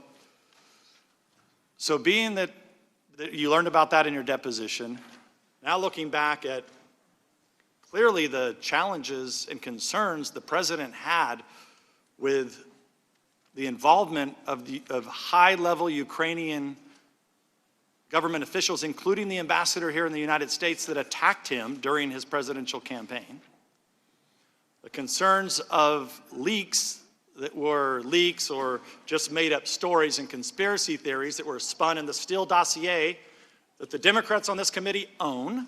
They paid for it. Other DNC operatives that were working with the Ukrainian ambassador here in Washington, D.C. to dirty up your boss, the President of the United States. We're not going to hear from those witnesses. Just like we're not going to hear from the person we deposed on Saturday. We're not going to hear about what the real reason, the person who's in charge of making sure that foreign aid is delivered, we're not going to hear about what actually happened with the foreign aid. Wouldn't that have made it a lot easier for you to testify instead of guessing and doing little funny math problems up here? 2 + 2 = 4. It's great for all the viewers to hear that. Wouldn't it be easier if you just knew exactly why the foreign aid wasn't given? It would have been easier to testify if I had a totality of the record. And would you trust the person who's in charge of cutting the checks for foreign aid, the top career diplomat or the top career official? I'd have no reason not to. Well, Ambassador, I don't know if we'll get to speak again if we have some more magical minutes, but I'm done with the questions with you. I know the rest of our members have more questions. And let me turn to, I know Mr. Castor has some more questions. Hello again, Ambassador. Hi.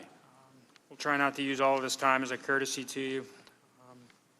Just want to go through some distinctions between your opener and your deposition and some other witnesses. In your opening statement today, you said President Trump directed us to talk with Rudy, correct? Correct. But then you and I had a little bit of a back and forth about the president just said, talk to Rudy. And I believe, and correct me if I'm wrong, you took that to mean if we wanted to move forward with these types of things, Rudy was the place to go? Rudy was the guy. Okay. But President Trump didn't direct you to talk to Rudy, correct? It wasn't an order. It was, if you want to work on this, this is the guy you got to talk to. Ambassador Volker in his deposition said, I didn't take it as an instruction, but just as a comment. Talk to Rudy. You know, he knows these things. And you've got some bad people around him. I mean, that, referring to the Ukrainian. Ambassador Volker hasn't testified that there's any sort of order or direction to talk to Rudy. I don't know what he testified. It became very clear to all three of us that if we wanted to move the relationship forward, President Trump was not really interested in engaging. He wanted Rudy to handle it. And as I said in my opening statement, Secretary Perry took the lead and made the initial contact with Rudy, and that's when we began working with him. And as to the question of whether Mr. Giuliani was expressing the desire specifically of the President of the United States, in your deposition you said, I don't know. I don't know if this was coming out of Rudy Giuliani irrespective of the President. Correct? I'm not going to dispute what I said in my deposition. Okay. That's true, yeah. And we walked through all your communications with Rudy Giuliani, and they're not a lot, right? Correct. Ambassador Volker in his deposition on the same question said, I did not have that impression. I believe Mr. Giuliani was doing his own communications. And, you know, granted, Mr. Giuliani had business interests in Ukraine, correct? Now I understand he did. Okay. I didn't know that at the time. With Messrs. Parnas and Fruman, correct? A lot of new names I've learned. Okay. And you had never met with those folks? No. Okay.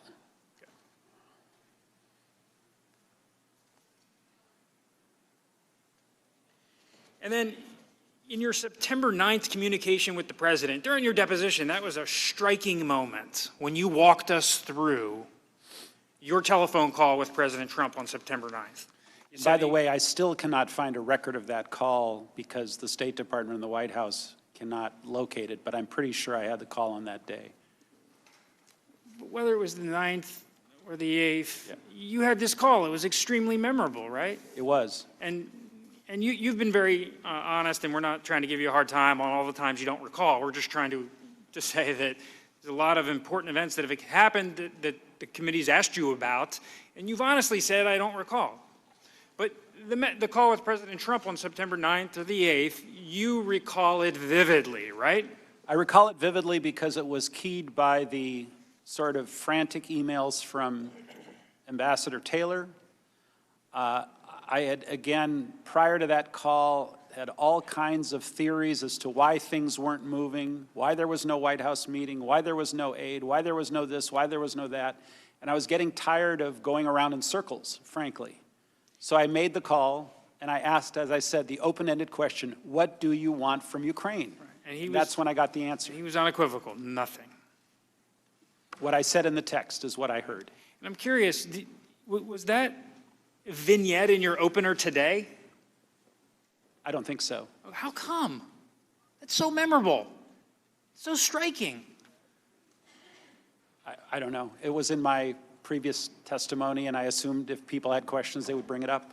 Okay. I mean, this is an example, you know, a lot of witnesses during the course of this investigation have dealt with ambiguities in different ways, and some have resolved them in the light least favorable to the president over and over again. This is an exculpatory fact shedding some light on the president's state of mind about the situation about the, you know. And I'm happy to discuss it. Yeah. So I'm just wondering why you didn't mention it in your opener. There were so many things I wanted to include in my opening, and my opening was already, I think, 45 minutes or something. It would have been an hour and a half. There are a lot of things I'd like to have mentioned. Okay, but you only had a couple conversations with the president, and we're trying to evaluate whether it was not purposeful. Trust me. Talking about striking conversations, Mr. Holmes, when he came here last Friday in the basement, I'll tell you, he thought your conversation that you had with the president was like the most memorable thing he's ever experienced. How many conversations has he had with the president? He probably hasn't had any. But he was energized, enthusiastic about telling us about this conversation.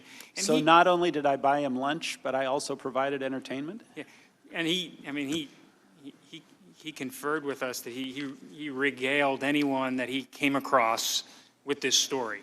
And that's, I guess, a great discussion for Thursday. But other than the colorful language, and he was definitely moved by the color, but he was unequivocal that you brought up the Bidens in the post-call discussion. And he said something to the effect of the president's only interested in big things, and Mr. Holmes said that, oh, there's a lot of big things going on in the Ukraine, like there are. There's a war. Ukraine's under attack from the east by Russia. And he puts words in your mouth to the effect of, no, the president only cares about investigations like Rudy is pitching about the Bidens. And what's important about this is the day after the 725 call. And what's reported by Mr. Holmes, and you, to the extent you've confirmed it, isn't anything different than happened on the 725 call. Agreed?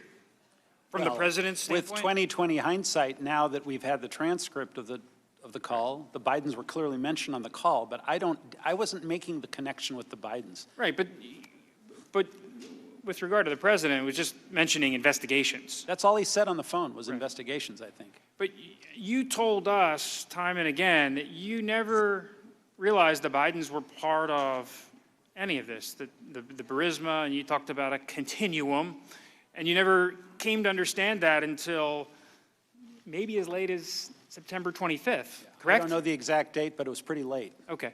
And Ambassador Volker said the Bidens never came up after his one breakfast meeting with Mayor Giuliani, where he testified that he tried to disabuse the mayor of anything relating to the Bidens. And I think Secretary Perry publicly stated that he never heard Biden either until the end.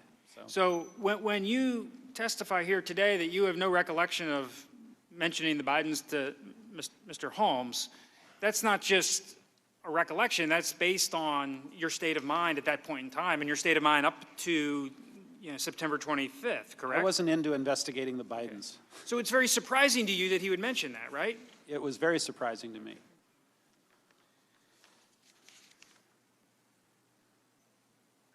I want to go back to a couple things in your statement. This July 26th meeting with President Zelensky, earlier in the day from this lunch time event we've been talking about. During the course of the meeting with President Zelensky, did any of the parties discuss what came up on the telephone call? I don't believe so. Okay, so President Zelensky didn't express any concerns about the content of the call, right? I mean, all I heard about that call was that it was a good call. It was friendly, everyone was happy, you know. I was delighted to hear that so that we could now move to the next phase, which was the meeting. Okay, so you can tell us with certainty that nobody talked about demands in that meeting or fulfilling the president's demands? I don't remember exactly. Again, this is a great example, Mr. Castor, of where I would have loved to have seen the notes from the meeting. I didn't take any notes, but I know there were notes taken. But I don't remember any heated conversation in the meeting. I remember it being a really, really friendly, good meeting. And that's why I said what I did to the president the next day, which was, you know, Zelensky will do whatever you want. He's very happy. And you don't remember any discussion by President Zelensky of lamenting how he had to navigate this difficult situation, right? I don't know. I know that was in the whistleblower complaint, something about navigating something. I didn't remember anything like that. I want to get back to your... Gentlemen, yield a second. Of course. Which would be another helpful thing also, Ambassador, is if we actually had heard from the whistleblower and we had testimony of the whistleblower. Then you wouldn't have to be up here speculating as much and guessing, because you would have a source that would have been interviewed. We have his complaint. We could have matched it up with your testimony along with the people from OMB that would have made it very easy for you to testify, so you wouldn't have to just try to remember all this stuff and chase conspiracy theories around that the Democrats have continued to lay out for the last 6 weeks, moving from quid pro quo to extortion to bribery to where are we at today, obstruction of justice, and now back to quid pro quo.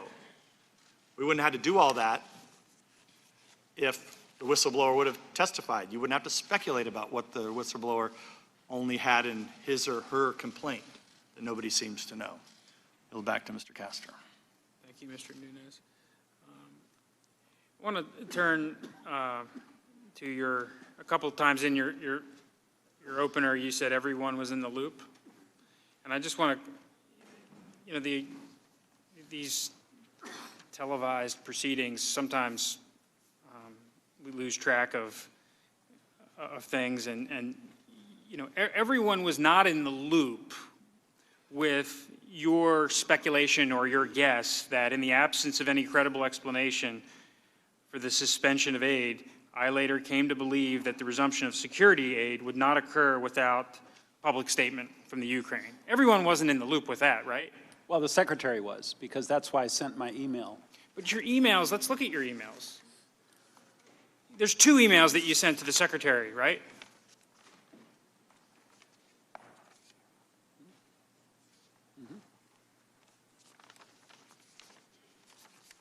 Better here? August 22nd? Right, and August 11th? August 11th. So the August 11th email, we went through this before. I'm sorry to go through it again. You said to the secretary, Kurt and I negotiated a statement from Z to be delivered for our review in a day or 2. The contents will hopefully make the boss happy enough to authorize an invitation. Z plans to have a big presser on the openness subject next week. A couple things here. This is only relating to the White House meeting, correct? Yes, I believe so. And this is only, this is just investigations generally, making a public statement of openness generally, right? Well, I think by August 11th, Mr. Castor, I think we were talking about 2016 in Burisma. The investigations generally was really early in the, Okay, but do we know that Secretary Pompeo knows that? I think so. I think, Why? well, only because I think Counselor Breckbull was briefed Okay. on all of these things, and. By who? By you?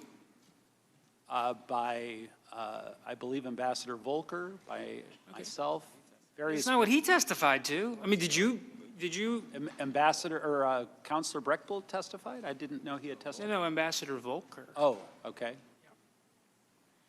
He didn't testify that he briefed Mr. Breckbull. I mean, this email to the secretary is talking about this statement, which, by the way, I mean, you said Kurt and I negotiated a statement, and the statement never went. Didn't go anywhere. Ambassador Volker said it wasn't a good idea. Mr. Yarmark said it wasn't a good idea.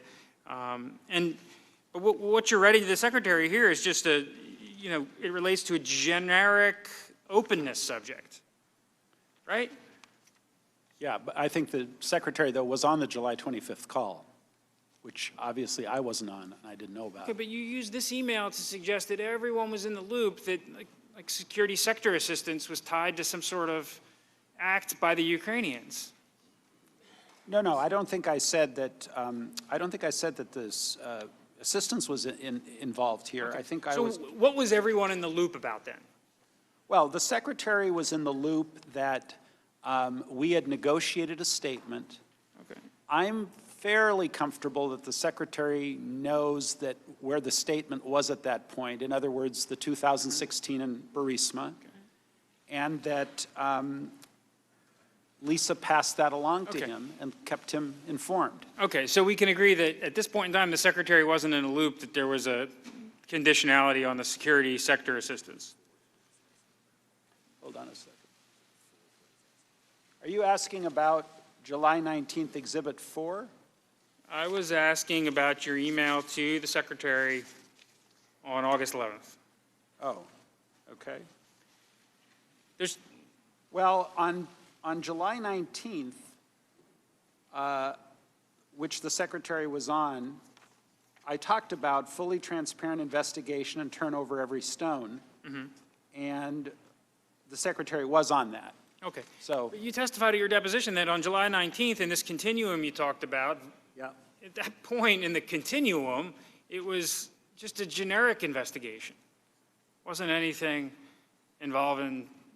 I think it went, again, I'm not trying to put words in anyway. I think it went from the original generic from May 23rd when we left the Oval Office. We're talking about corruption and oligarchs until Mr. Giuliani started to become involved, and then it transitioned into the Burisma. You hadn't even talked to Giuliani by that time. This is July 19th. With all respect, will you allow him to finish his answers? Sorry, use the mic. Will you allow him to finish his answers? Of course, I apologize. We were communicating with Mr. Giuliani through Secretary Perry and through Ambassador Volker. Okay. I wasn't talking to Mr. Giuliani directly until after August 1st. But as of July 19th, weren't we still on the generic part of the continuum? I don't know. I believe by then we were talking about Burisma in 2016, to be candid. But not Biden? No, not Biden. Okay. No. And then turning to your email of August 11th? Yeah, got it. I'm sorry, we just dealt with that. August the 22nd. 22nd? Yeah, it's page 23 of your opener. Yeah, I got it. And this is where you were requesting a pull-aside for the president, and this is when the president was... He was still going to go. He was going to go. It was before the hurricane. Right. Bump that off his schedule. I would ask Zelensky to look him in the eye and tell him that once Ukraine's new justice folks are in place, Zelensky should be able to move forward publicly and with confidence on those issues of importance to the president and the United States. Hopefully that'll break the logjam. And at this point in time, the issues of importance to the president of the United States were what? The two investigations. Okay. But nothing to do with Vice President Biden, right? Again, I didn't make the connection.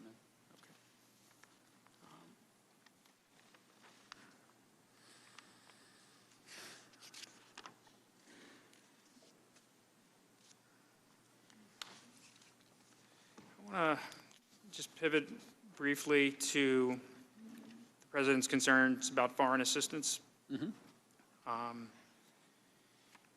Under Secretary Hale, who will be with us later today, testified that during this relevant time frame, there was a real focus to re-examine all federal aid programs.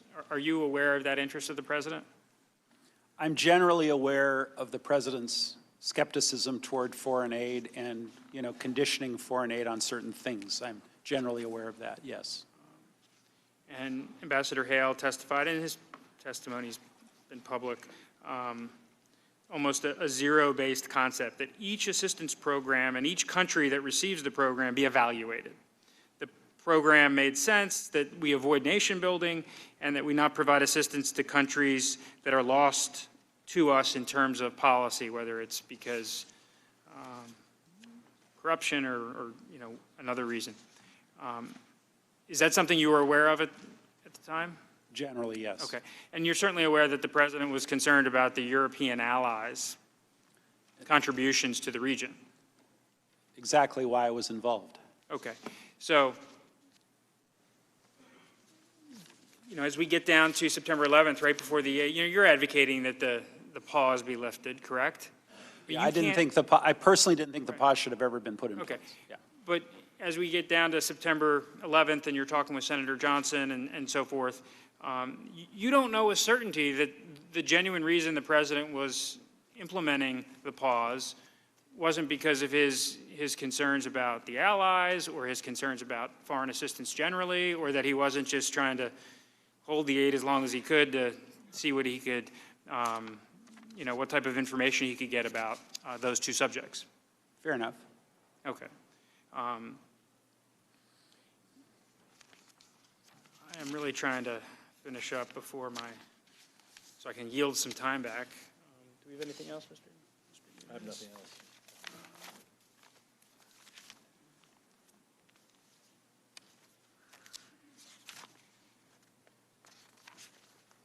Thank you. Yield back. Chairman yields back. Back the balance of our time. To allow Ambassador Sondland get a bite to eat, like the members of the committee might like to get a bite to eat. And then we will resume with the member rounds of questioning of 5 minutes. If we could allow the witnesses to have the opportunity to leave the room first.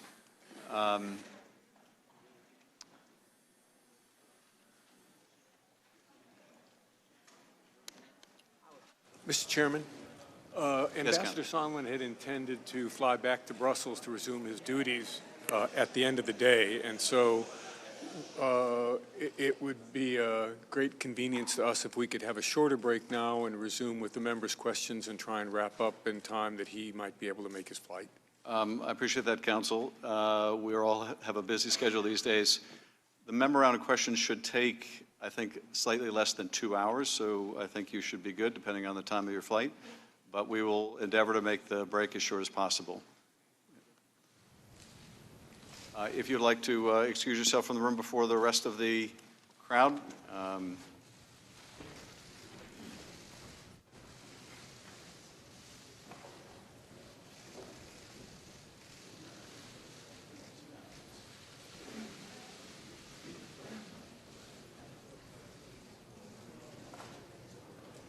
We stand in recess.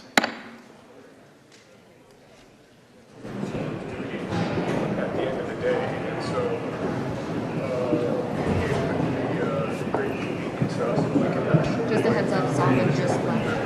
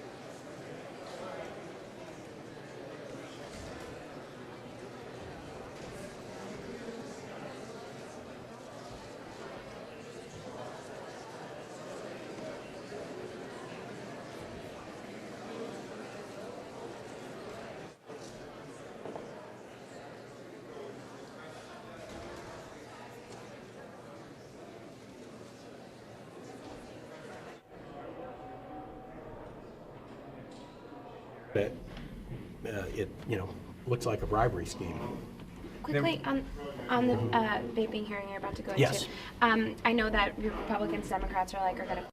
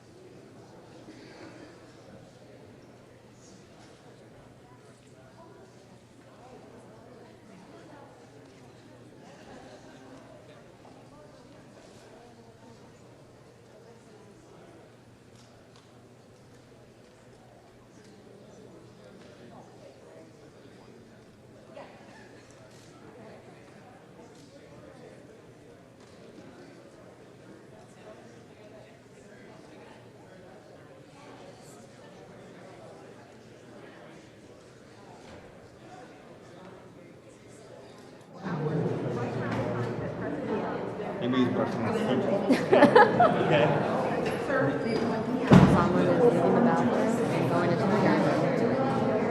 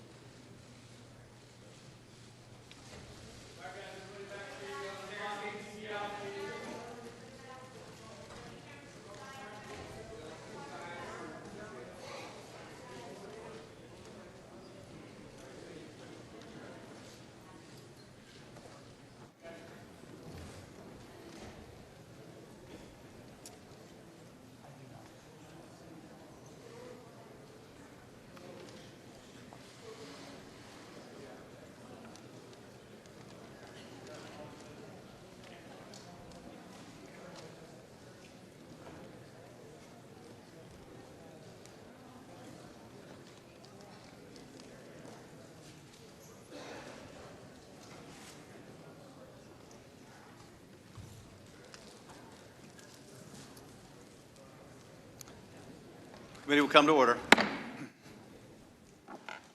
We'll now proceed to the 5-minute member questioning. First, I wanted to recognize myself for 5 minutes. First of all, I wanted to clarify something for the record. With respect to the witness who testified on Saturday, that is Mr. Sandy. He is a career official with the Office of Management and Budget. He is today reviewing his transcript, an opportunity we give all the witnesses before their transcript is released to make sure that it's accurate and correct. As his deposition was only taken on Saturday, this was the soonest we could arrange that. We did inform the minority yesterday that if they wish to use any of the questioning from Mr. Sandy's deposition, they could do so, and we would happily take whatever excerpts they needed even prior to the witness having the chance to go through it. They chose not to take advantage of that opportunity.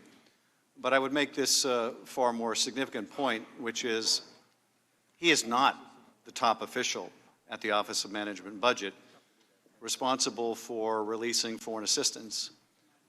Those individuals are named Vaught and Duffy. And both of those political appointees have been subpoenaed to testify, and both of those political appointees have refused. In fact, as the deposition will make clear when the transcript is released, at a certain point, Mr. Sandy was taken out of at least one significant part of the process. But that transcript will be made available as soon as he finishes the review, and we can redact any personal information from it. I want to ask you just a few questions, and our staff, because the expanded round, had time to get through much of what I wanted to ask you, Ambassador.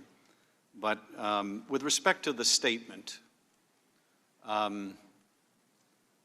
you are going back, and I mean by you and others, Ambassador Volker and others, we're going back and forth with the Ukrainians to figure out what statement they would have to make to get the meeting, correct? Correct. And they understood they were going to have to make this statement publicly in order to get the meeting? Correct. Similarly, you testified that pretty much everyone could put 2 and 2 together and make 4, and understood that the military assistance was also conditioned on the public announcement of these 2 investigations, correct? That was my presumption, yeah. You put 2 and 2 together and you got 4. Is that right? Yes. Now, you're capable of putting 2 and 2 together, and so are the Ukrainians. They could put 2 and 2 together as well. They understood there was a hold on security assistance. There's testimony that they understood that in July or August, but it was without a doubt understood when it was made public in the newspaper. they understood that the security assistance was being held up, right? I don't know when they understood it, but presumably they did.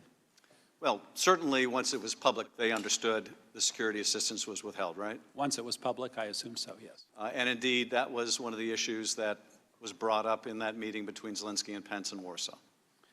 I think, as I testified previously, Chairman, I think Zelensky, if I recall, asked the question more open-ended, like, when do we get our money? Well, okay. So they understood they didn't have the money yet. It had been approved by Congress. There was a hold on it. Yep. You couldn't give them any explanation. I couldn't. Is that right? That's right. They asked, you couldn't tell them why it was being withheld, right? I could not. And if they couldn't put two and two together, you put two and two together for them because you told them in Warsaw they were going to need to make that public statement likely to get that aid released. Is that right? I said I presume that might have to be done in order to get the aid released. Because we've had a lot of argumentation here. Well, the Ukrainians didn't know the aid was withheld, but the Ukrainians found out, and then it was made abundantly clear, if they hadn't put two and two together themselves, that if they wanted that aid, they were going to have to make these statements, correct? Correct. Mr. Nunes.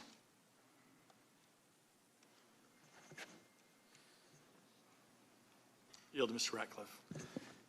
Ambassador Sondland, I'm going to try and quickly move to summarize all of your direct communications with President Trump as it relates to this inquiry, and of course you can correct me if I get it wrong.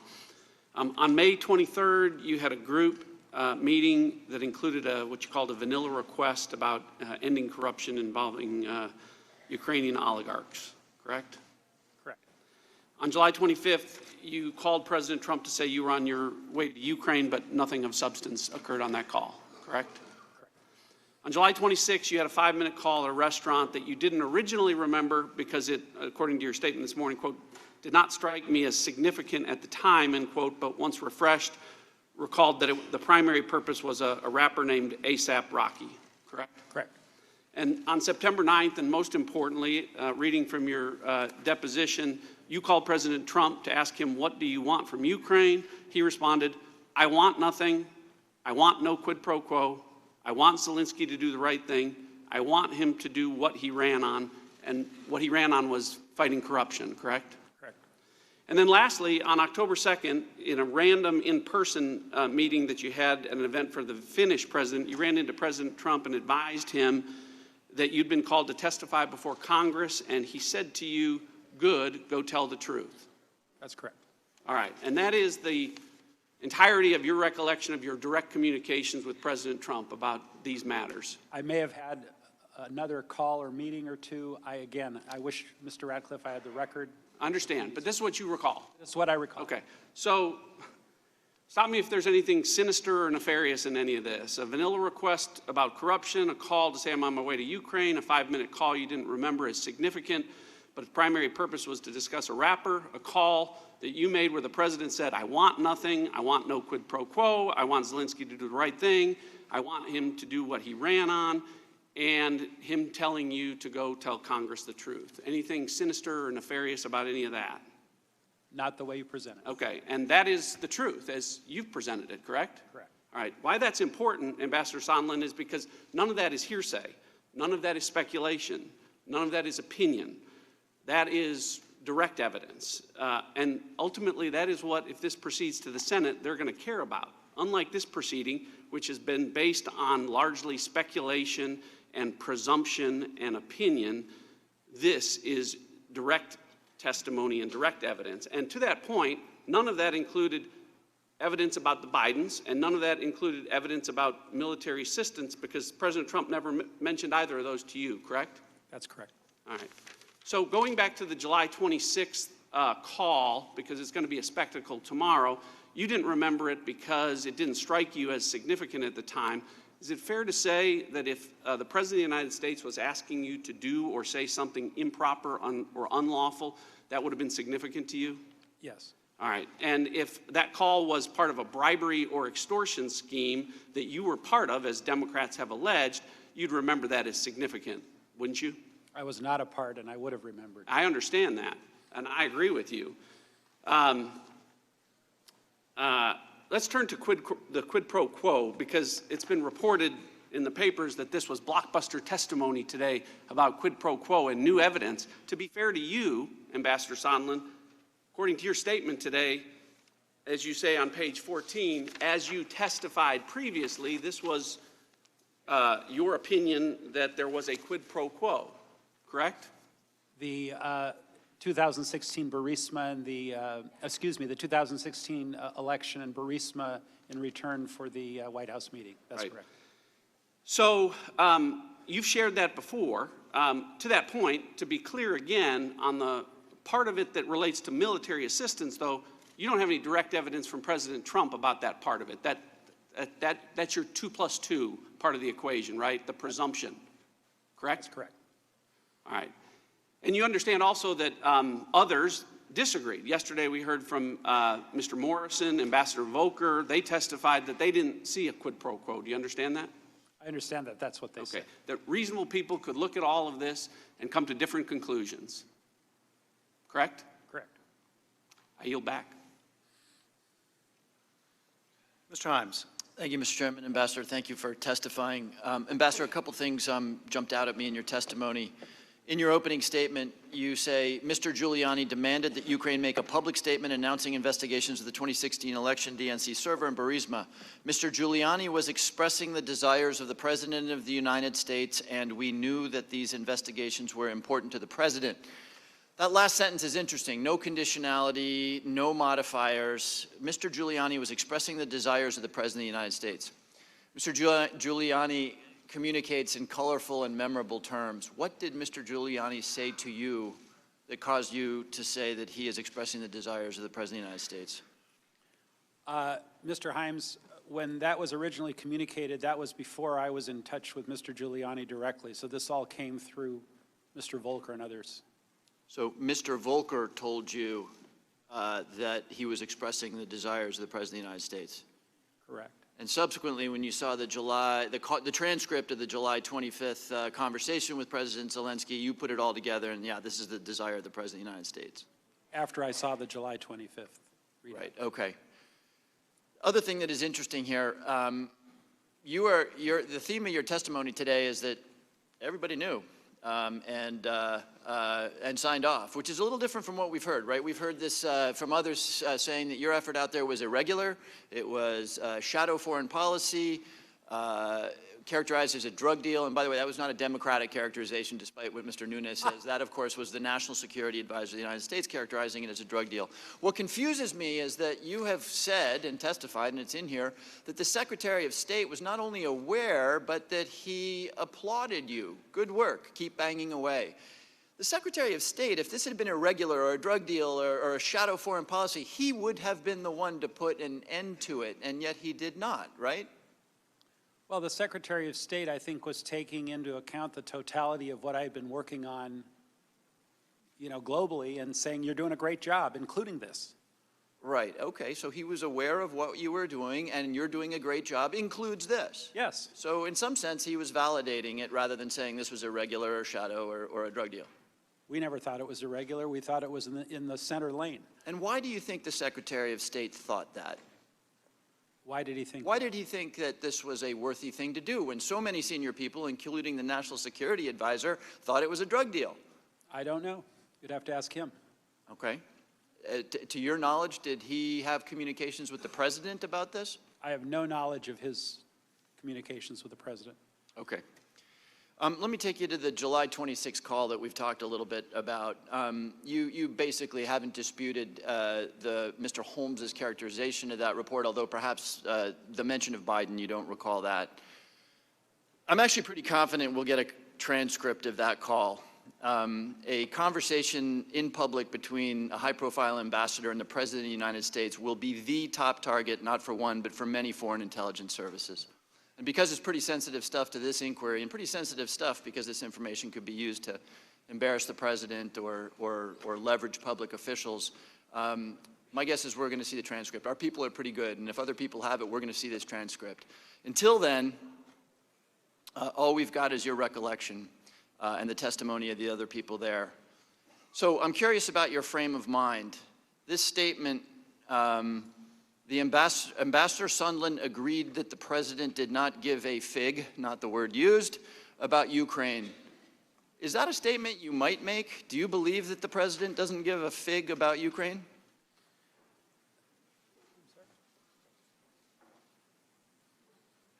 Are you, Congressman, are you referring to the call or are you referring to my conversation?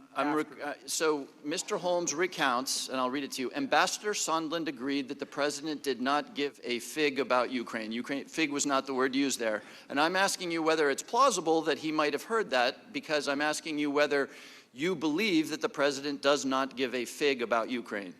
I think that's too strong. I think that based on the May 23rd meeting, the president was down on Ukraine for the reasons mentioned and would need a lot of convincing, and that's why we're pushing so hard for the meeting between the president and President Zelensky, because we thought once the two of them would meet, his impression of Ukraine, his stock about Ukraine would go up. And what about this line, and Ambassador Sondland replied that he meant, quote unquote, big stuff that benefits the president. That's what you meant by big stuff. So again, we don't have the transcript. I suspect we will. But is that something you might say? Do you believe that the president really considers big stuff to be that which benefits him? I don't recall saying benefits him. No, I understand that. I'm not asking what you recalled. I'm asking whether it's plausible that you might have said that because you believe, I'm asking you what you believe right now, that the president doesn't give a fig about Ukraine and in fact cares about the big stuff that benefits the president. Do you believe that now? I really can't opine. Wait, I'm not asking for your opinion. I'm asking for your beliefs.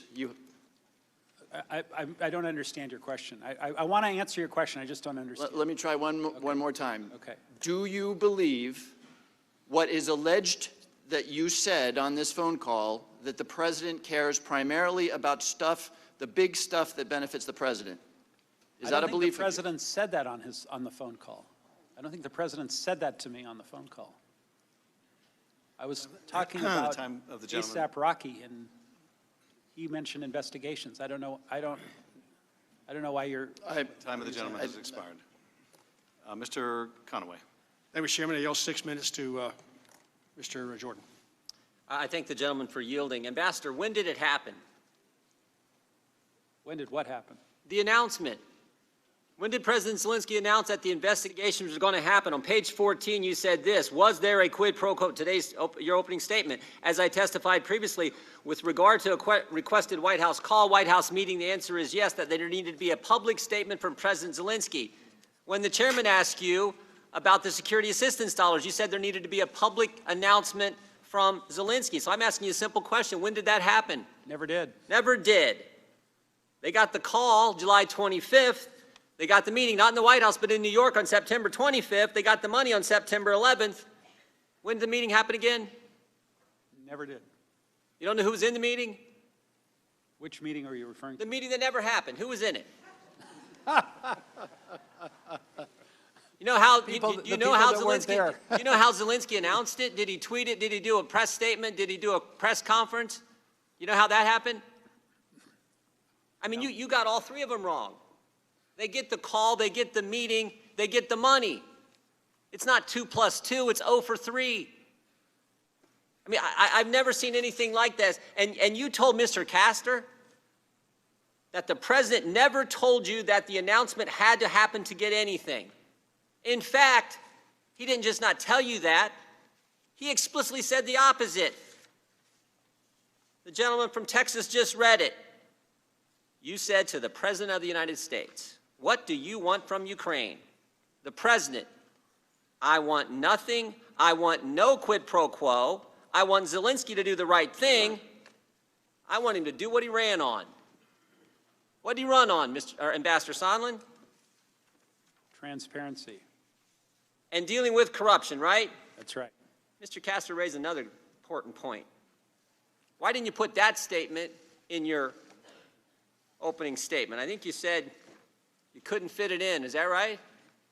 Said we might be here for 46 minutes instead of 45 minutes. It wasn't purposeful, trust me. Wasn't purposeful? No. Couldn't fit it in a 23-page opener. the most important statement about the subject matter at hand. The President of the United States in a direct conversation with you about the issue at hand, and the President says, let me read it one more time.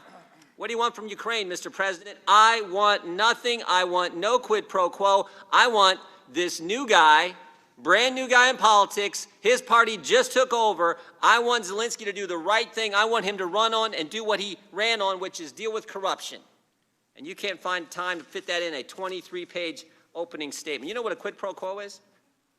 I do. This for that, right? Looks to me like Ukraine got that 3 times, and there was no this. We didn't do anything. Or excuse me, they didn't have to do anything. I've never seen anything like that. And this is, when the call came out, you all remember this? When the call came out, everyone said, we're going to quid pro quo. There's going to be that was what was in the call. And of course, that didn't happen. That didn't happen. Remember what the complaint said? Remember what the memo said of the whistleblower? This call was frightening. This call was scary. All those things. None of that materialized. None of that materialized. I yield back. Ms. Sewell. Thank you, Mr. Chairman. I'd like to dig a little deeper in this quid pro quo. Did you not say in your opening statement and in previous testimony in closed-door hearing that you thought there was a quid pro quo? I thought the quid pro quo was the White House visit in return for the 2016 DNC server and Burisma investigation. So when you heard Burisma, you did not see that as code for Biden, the Bidens? I did not. When did you even know that? Is your testimony that you only realized that Burisma included the Bidens when the readout came out in September 25th? No, my testimony wasn't specific as to the date because I really don't recall the date. It was very late in the game, though. September? I don't recall the date. So if I told you that the legal definition of bribery was an event of offering, giving, soliciting, or receiving of any item of value as a means of influencing an action of an individual holding a public or legal duty, do you believe that not only was it quid pro quo, but it was bribery? I'm not a lawyer, and I'm not going to characterize what something was or wasn't legally. You also said in your opening statement that Secretary Perry and yourself, as well as Ambassador Volker, worked with Giuliani on the Ukraine matter as an express direction of the president. Is that right? That's correct. You also go on to say that we did not want to work with Giuliani. Simply put, we played the hand that we were dealt. What did you mean by that? And more importantly, what did you think would happen if you did not play that hand? I think what you're asking me is, well, you asked it. I did ask it. What would happen if we didn't? It was very fragile with Ukraine at the time. There was no new ambassador. The old ambassador had left. There was a new president, and we thought it was very, very important to shore up the relationship. In fact, you actually said, you go on to say, we all understood that if we refused to work with Mr. Giuliani, we would lose an important opportunity to cement relationships with the United States and Ukraine. So quote, we followed the president's orders. Did you see it as a directive? I saw it as the only pathway to moving forward on Ukraine. So you would say that the efforts that Mr. Giuliani was undertaking became a part of the formal Ukraine-U.S. policy? I can't opine on that. All I can tell you is the president wanted us to communicate with Mr. Giuliani. But you went on to say that you, in your opening testimony, that the suggestion that you engaged in some, quote, irregular or rogue diplomacy is absolutely false. So if in fact what Giuliani was doing was okay and proper, which is actually what you said, initially you all thought that what he was doing was not improper, right? We did not think it was improper, and when I referred to the fact that I was not engaging in rogue diplomacy, by definition, rogue diplomacy would have meant I would not have involved the leadership of the State Department and the White House. So you're saying that everyone in the chain of command knew about Giuliani's efforts to try to get the investigations into Burisma and to, so I'm just trying to figure out what you thought you were actually opining to. Look, the president directed us to work with Mr. Giuliani, and the leadership of the State Department were knowledgeable, as was the NSC, that we were working with Mr. Giuliani. Well, what's interesting is that Ambassador Taylor testified that he knew nothing about it, and clearly he would be in the chain of information if he was the ambassador to Ukraine. At the end of the day, sir, with all due respect, you're the ambassador to the European Union. Why would he not know about it? I don't know. He was the one who said that there was both a regular and irregular channel. He should have known about it. So although we don't want, although you said that you did not want to work with Mr. Giuliani, you in fact did work with him. That's correct. And do you think that the essence of what he was trying to achieve was accomplished? I don't know what he was trying to achieve. You clearly had to have known, sir. If you think that this was actually going down the center lane, is what you said, it was clearly important that we work with Mr. Giuliani to get what the president asked for because it was a directive and an order. Surely you must know whether or not mission was accomplished. Well, I know what Mr. Giuliani communicated to us. And you thought that that was totally fine? Did you really think that it was okay for... Can I answer your question? Sure. You asked what Mr. Giuliani was trying to achieve. No, I asked whether you thought that it was right for Mr. Giuliani to want to accomplish the efforts that he was involved in, which was to get them to investigate Burisma and the 2016 election, as you said. All I can testify to is what I know that Mr. Giuliani either told me directly or told Ambassador Volker and others that was relayed to me. Thank you. I yield back. Mr. Turner. Ambassador Sondland, I want to walk through some of the portions of your testimony because sometimes you seem to make direct connections and sometimes they seem to be dead ends. I kind of want to clear up what are the dead ends and what are the direct connections. Yesterday, Ambassador Volker, who I consider to be very talented and a man of integrity, and I believe you think he's a man of integrity, correct? I do. He testified that the President of the United States did not tie either a meeting with the President, a phone call, or any aid to investigations of Burisma 2016 or the Bidens, that the President did not do that. And you've testified that the President did not tell you that he tied them either, correct? I did testify to that, although when Ambassador Volker and I were working on the statement and negotiating with the Ukrainians, it was clear to Ambassador Volker that a meeting would not happen without the Burisma in 2016. That was very clear to Ambassador Volker. And how do you know that? What did he say to you? Because he says that was not clear to him. In fact, he says that's not the case. He was working on that. He knows that that's what the President wanted, but he didn't have it as this was a requirement. Oh, I strongly disagree with that portion of his testimony. It was absolutely a requirement, or we would have just had the meeting and been done with it.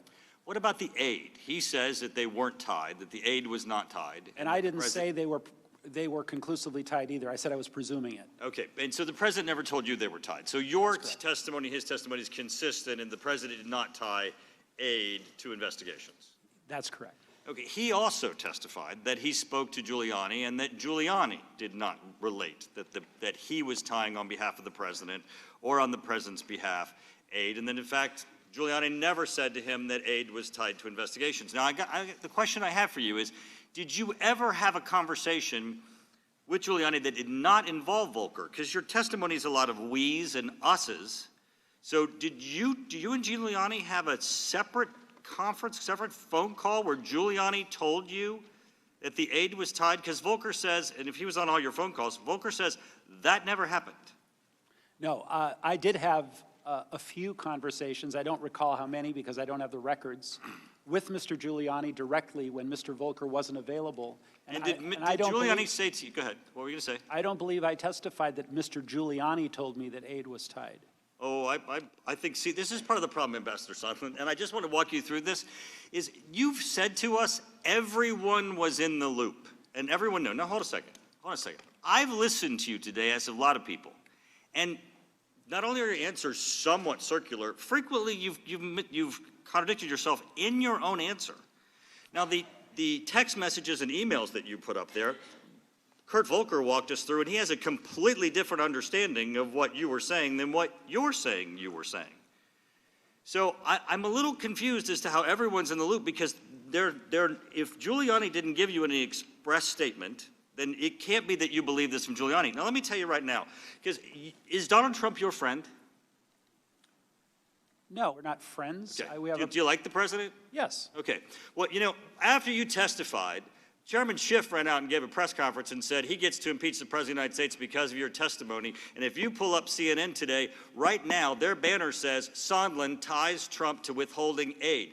Is that your testimony today, Ambassador Sondland, that you have evidence that Donald Trump tied the investigations to the aid? Because I don't think you're saying that. I've said repeatedly, Congressman, I was presuming. I also said that President Trump. So no one told you, not just the president. Giuliani didn't tell you, Mulvaney didn't tell you, nobody, Pompeo didn't tell you, nobody else on this planet told you that Donald Trump was tying aid to these investigations. Is that correct? I think I already testified. No, answer the question. Is it correct? No one on this planet told you that Donald Trump was tying this aid to the investigations? Because if your answer is yes, then the chairman's wrong and the headline on CNN is wrong. No one on this planet told you that President Trump was tying aid to investigations. Yes or no? Yes. So, you really have no testimony today that ties President Trump to a scheme to withhold aid from Ukraine in exchange for these investigations. Other than my own presumption. Which is nothing. I mean, that's what I don't understand. So you know what hearsay evidence is, Ambassador? Hearsay is when I testify what someone else told me. Do you know what made-up testimony is? Made-up testimony is when I just presume it. I mean, you're just assuming all of these things, and then you're giving them the evidence that they're running out and doing press conferences, and CNN's headline is saying that you're saying the President of the United States should be impeached because he tied aid to investigations, and you don't know that, correct? I never said the President of the United States should be impeached. Nope, but you did. You have left people with the confusing impression that you were giving testimony that you did not. You do not have any evidence that the President of the United States was tied to withholding aid from Ukraine in exchange for investigations. I yield back. Mr. Carson. Thank you, Chairman. Ambassador Sondland, I really want to better understand Mr. Giuliani's role in carrying out the President's demand for investigation. So, on May the 23rd, sir, during a meeting in the Oval Office to discuss the future of U.S.-Ukraine relations, President Trump told you and others to, quote, talk to Rudy. Do I have that right, sir? Correct. Mr. Ambassador, did you listen to the President and talk to Rudy, sir?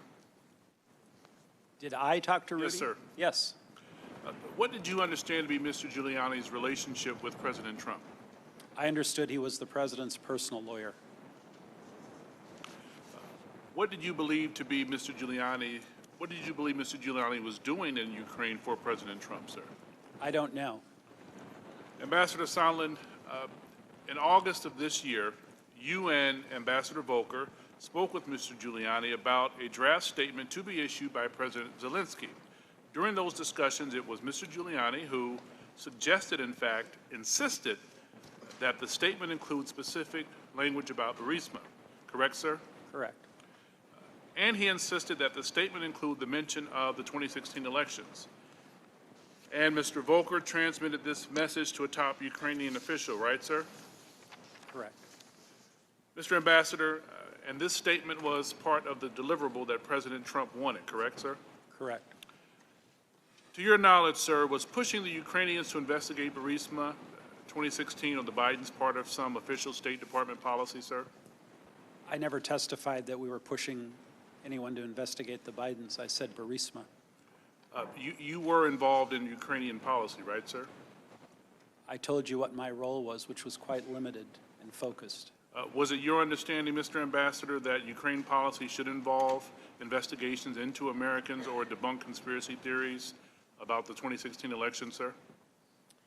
What I testified was that in order to get President Zelensky a White House visit, Mr. Giuliani conveyed the notion that President Trump wanted these announcements to happen. Of course it was not. It was a part of the president's political agenda, and it was done to benefit the president personally and politically. Were you following the president's orders, Mr. Ambassador? I was following the president's direction to speak with Mr. Giuliani. Thank you, sir. Mr. Chairman, I yield back. I thank the gentleman for yielding. Just want to point out a couple things, Ambassador, in response to my colleagues.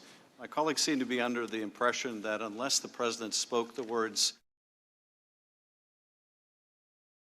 bribing the Ukrainian president, that there's no evidence of bribery.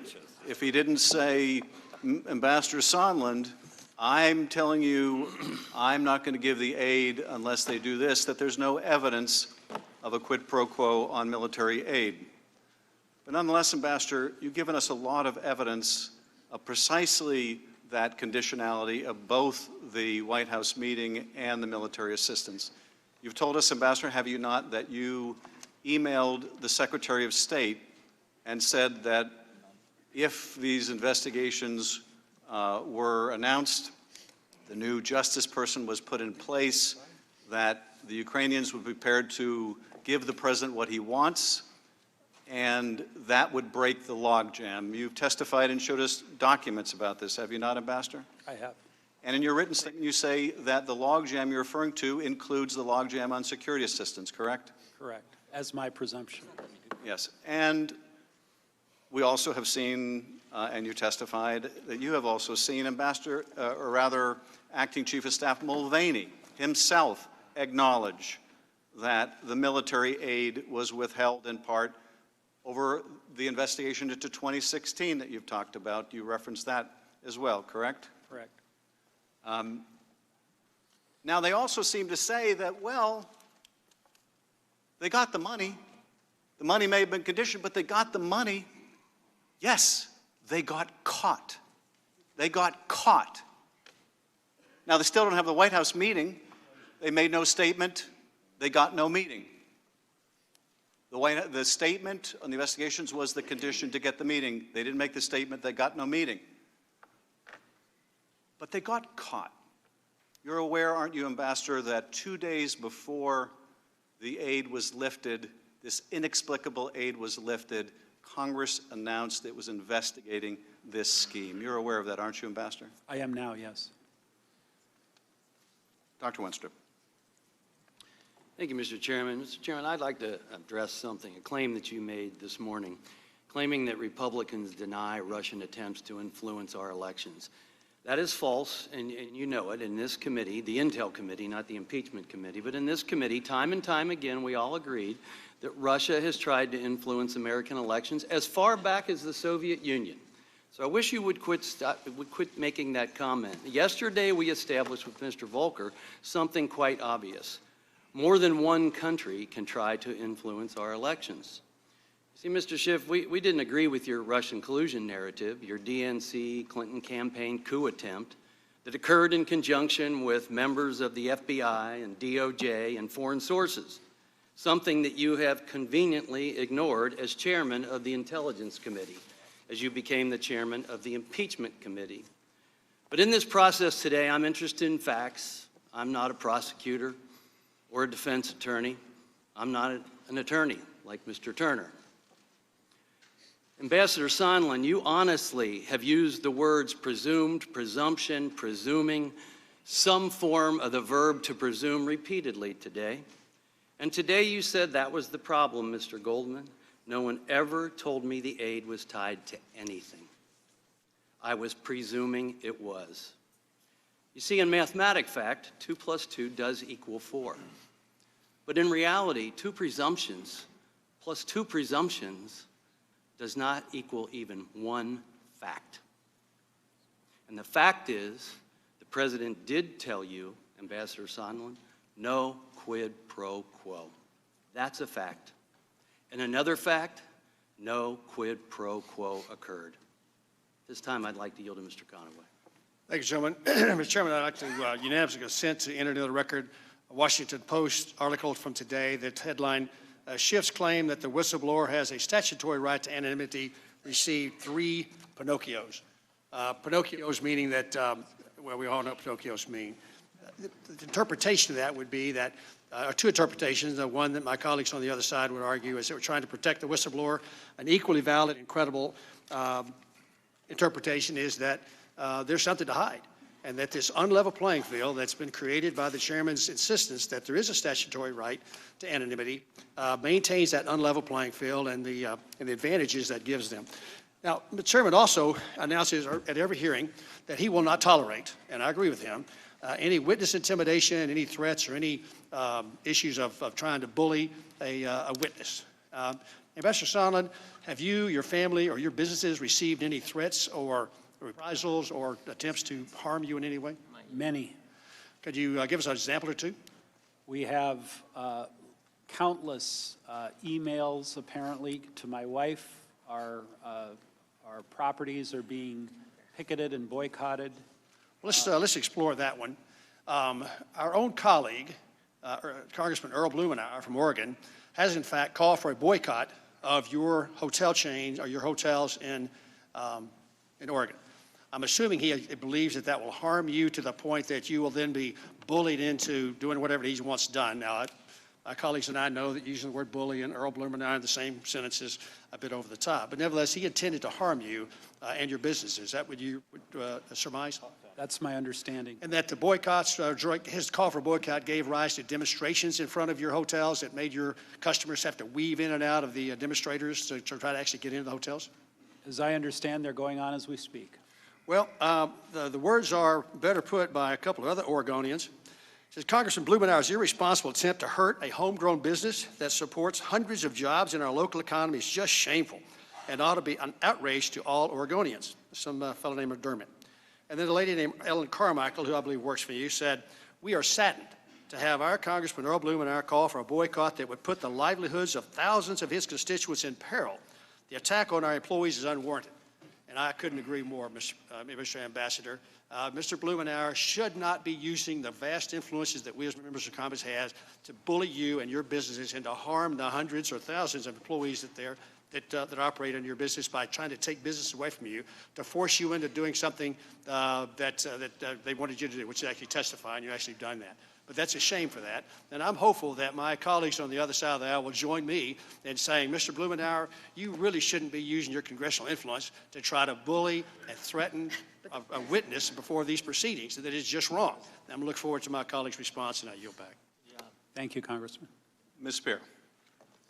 I was somewhat humored by your request that Mr. Blumenauer not bully to get something done when all we're talking about is the president bullying to get something he wants done. But having said that, I'd like to clarify one point about the whistleblower protection from the article that Mr. Conway just provided.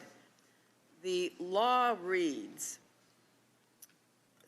expressly restricts the Inspector General's office from disclosing whistleblowers' identities. It says, quote, the Inspector General shall not disclose the identity of the employee without the consent of the employee unless the Inspector General determines that such disclosure is unavoidable during the course of the investigation or the disclosure is made to an official of the Department of Justice responsible for determining whether a prosecution should be undertaken, unquote. That appears to be the lone statutory restriction on disclosing a whistleblower's identity, applicable only to the Inspector General's office.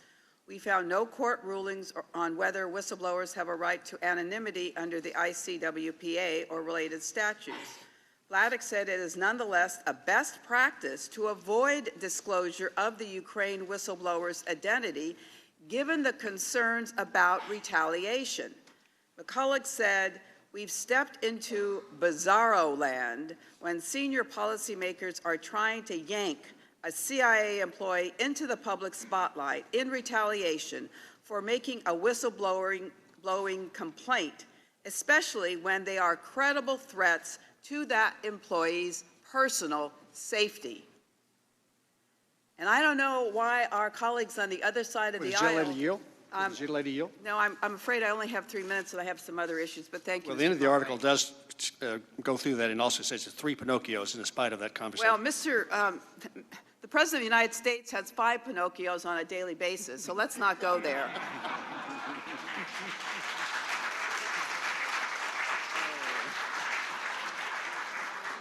Ambassador Sondland, in your deposition, you lamented, quote, "I was truly disappointed that the State Department prevented me at the last minute from testifying earlier on October 8th, 2019. But your issuance of a subpoena has supported my appearance here today, and I'm pleased to provide the following testimony."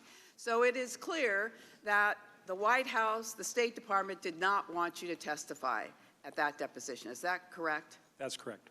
And since then, you have on numerous occasions during your opening statement today indicated that you have not been able to access documents in the State Department. Is that correct? Correct. So you have been hampered in your ability to provide testimony to this committee. Is that correct? I've been hampered to provide completely accurate testimony without the benefit of those documents. In terms of your conversations with the President of the United States, what percentage of your conversations were about Ukraine as compared to your other duties? I don't recall. Well, and you've only had 6 conversations or 7 conversations with the President, you said. So, About Ukraine, I think. so you've had many other conversations. Oh, yeah, about unrelated, completely unrelated matters. So how many conversations with the President of the United States have you had? Again, I don't want to give you a number because it's going to be wrong if I don't have the records. Is it less than 20? It's probably in that range. All right. Would you say that delay in military aid and the lack of a meeting in the White House works to the benefit of Russia? Repeat the question again, please. Would you say that the delay in military aid to Ukraine and the reluctance to have a White House meeting has a benefit to Russia? I think it could be looked that way, yes. Looked at that way. All right, I'm going to just speak very briefly about code. When Michael Cohen was before the Oversight Committee, he was asked, you suggest the President sometimes communicates his wishes indirectly. For example, you say, quote, "Mr. Trump did not directly tell me to lie to Congress. That's not how he operates." It would be different, he said,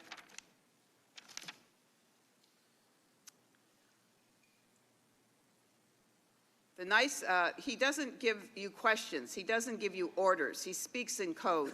And I understand the code because I've been around him for a decade. So do you think that the President was speaking in code when he would talk about wanting investigations? I can't characterize how the President was speaking. Every conversation I've had with the President has been fairly direct and straightforward. All right, I yield back. Mr. Stewart. Mr. Chairman, I have a unanimous consent request.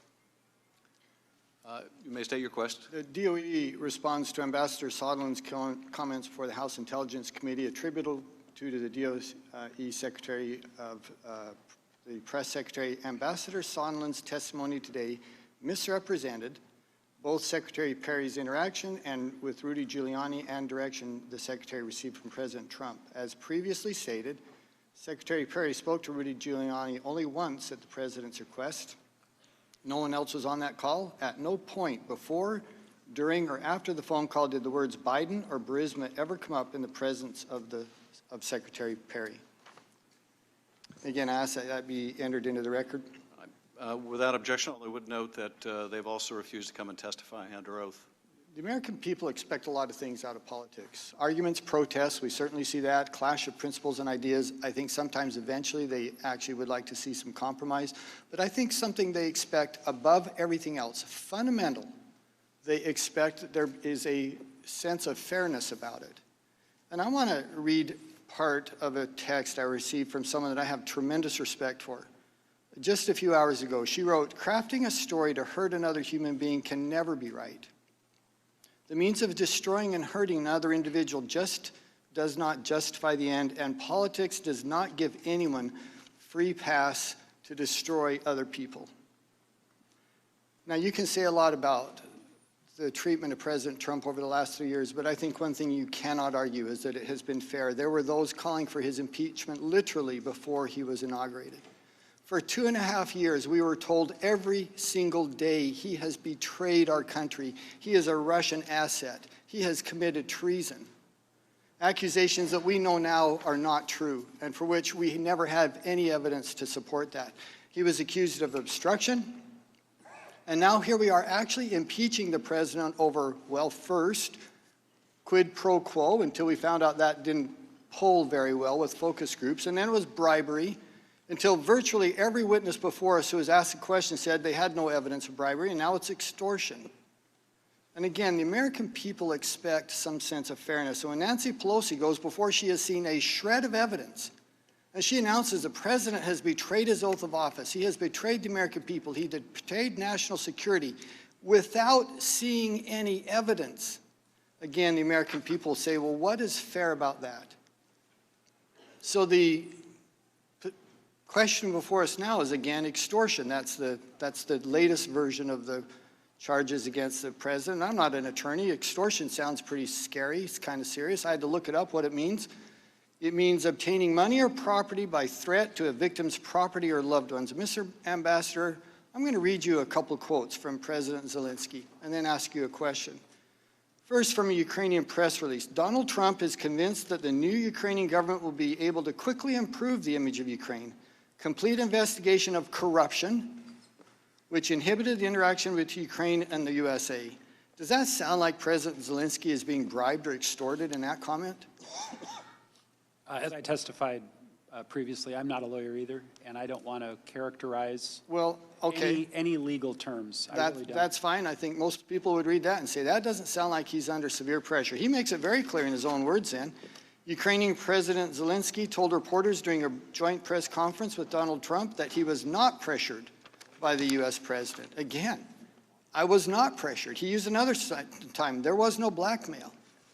I would ask you, do you think he felt like he was being extorted by the president based on these comments?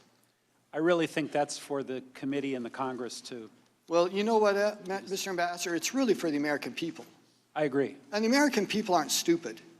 And the American people can hear that, and they can say, I don't think he was under duress. I don't think he was being extorted. I don't think there was an exchange of a bribe.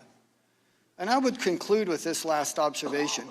It is common for our national policy to withhold aid for various reasons. You know that's true as an ambassador. Is that not true? That's true. It's frequent, isn't it, that we will withhold aid for various reasons. That's correct. It is a policy. I mean, for example, President Bush did it. He suspended military aid to 35 countries over their lack of support for the International Criminal Court. I'll bet that helped his political standing back home. But I don't remember anyone suggesting we should impeach him for it. President Trump did it last year with Afghanistan over corruption. We did it with Pakistan over much the same thing, and no one suggested that we impeach them for it. This is a common occurrence in international relations. It is hardly an impeachable offense.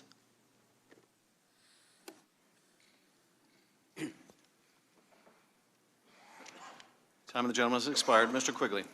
Thank you, Mr. Chairman. Thank you, sir, for being here today. You know, there are things we can agree with our colleagues on, things we can disagree. I can agree that with my colleague that we should turn over all the documents should be turned over. Mr. Ambassador, I think you agree that it would have helped your testimony, helped you understood that the State Department, the White House hasn't turned over a single document. The White House won the President's April phone conversation, but millions more out there. So on that we can agree. On others we can disagree as to, particularly as it relates to the whistleblower. It distresses me because I begin to wonder about the motivations. In the final analysis, the way I look at this is if we were investigating an arson, you all would indict the person who pulled the fire alarm. That person's job is done, and we've seen the smoke and we've seen the fire. Whatever the whistleblower did doesn't change the president's actions, doesn't change the president's own words, which are in our testimony, are in our body of evidence. It doesn't change Mr. Mulvaney's own words. It doesn't change the body of evidence here. All it does is put this person at risk. Back to the documents and what you know, and clearly, Mr. Ambassador, you seem to have your memory jogged by documents. Let's talk about May 23rd and see if this one helps you. Senator Johnson, in referencing the May 23rd meeting in his letter, sir, says, I have no recollection of the president saying that during the meeting. It is entirely possible he did, because I do not work for the president. If made, the comment simply did not register with me. He also says, I also remember Sondland staying behind to talk to the president as the rest of the delegation left the Oval Office. Sir, do you recall this later conversation and what you and the president discussed? I do. And what was that? Just again recapping what, it was sort of a free-for-all conversation, and I wanted to tie down exactly what we agreed to do and what we didn't. And in that subsequent, he reinforced, talk to Rudy? And Talk to Rudy, you guys did should he work on go this. into any more detail about what that meant? No. Just said, talk to Rudy. It was a very short conversation. And the second part, you said there was something besides just talk to Rudy? Yeah, to reconfirm that the three of us would be working on the Ukraine file. Yeah, and so on. Back to Rudy in this seemingly contradictory messages here. You now recall the prerequisite mentioned in the July 10th meeting, right? That when you were having this discussion, the first meeting in John Bolton's office, sir? Yes. That you referenced that there was a condition?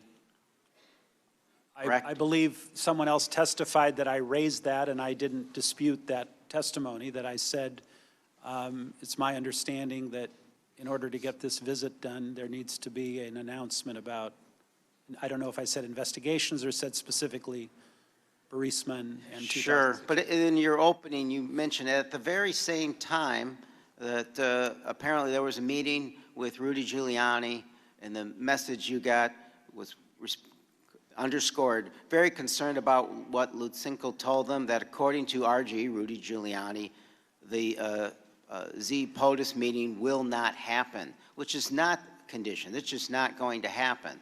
Your understanding of the difference here? I think what you're saying is this meeting I was talking about in my opening statement was apparently a meeting that Rudy Giuliani was having at the same time. At the same time in Ukraine. Right. Unbeknownst to us. Right. But he's saying something different. He's saying it's not going to happen. There's no notice in here that it's conditioned in any way.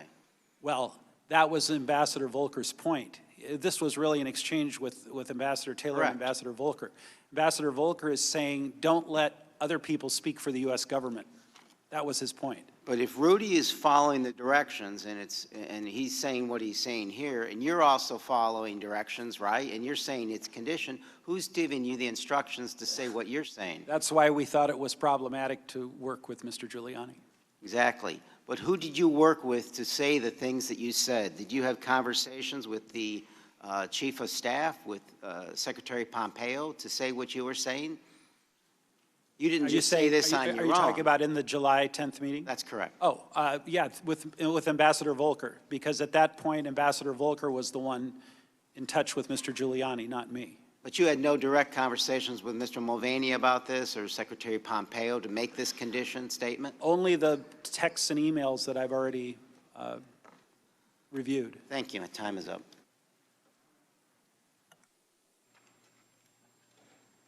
Ms. Stefanik.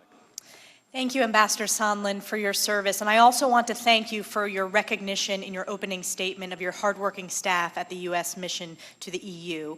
Mr. Sondland, you testified that you never received any direct confirmation or specific information as to why there was a hold on aid. That's correct. And in fact, you testified, quote, President Trump never told me directly that the aid was conditioned on the investigations, end quote. That's correct.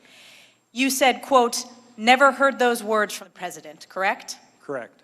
Instead, you testified that in your September 9th call with President Trump, the president said, quote, no quid pro quo.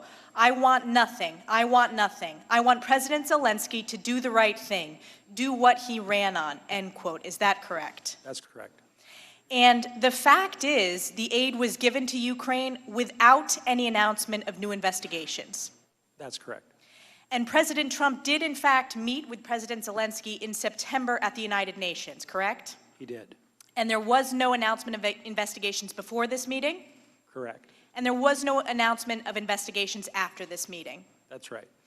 And you've been very clear when Chairman Schiff has asked you broadly about investigations. You've corrected that to say specifically your understanding of investigations are investigation into the 2016 elections and investigations into Burisma. Is that correct? That's correct. And are you aware that during the Obama administration, the U.S. partnered with the UK and Ukraine on an investigation into the owner of Burisma as part of Ukraine's anti-corruption efforts? I became aware of it today during the hearing. Other witnesses have testified, but yes. And in fact, the Obama administration's State Department was concerned about the potential appearance of conflict of interest with Hunter Biden serving on the board of Burisma because they raised this as they were preparing Ambassador Yovanovitch for her Senate confirmation. Are you aware of that? I'm not aware of it. She testified, when I asked her that question, both in the open hearing and the closed deposition. And I've asked most of our witnesses this, and every witness I've asked has said yes, and I want to ask you this today. Do you believe that Hunter Biden, having a position on the board of Burisma, has the potential appearance of a conflict of interest? I don't want to characterize Hunter Biden's service on the board one way or another. I just don't know enough. So you disagree with every other witness that has answered yes, there is a potential appearance of a conflict of interest? Well, you asked if there was a conflict or an appearance of potential, my quote was, the potential appearance of a conflict of interest. I didn't hear the word appearance. Well, clearly it's an appearance of a conflict. Correct. Clearly it is an appearance of conflict of interest. Again, this is something that every witness has answered yes to or agreed with it could have a potential appearance, and yet we are not allowed to call Hunter Biden to answer questions in front of this committee. Thank you again for your truthful testimony today, and I yield back. Thank you. Mr. Swalwell. Ambassador Sondland, you were told by the President and others to not show up. You showed up. I think that says a lot about you, and I think history will look kindly on you doing that.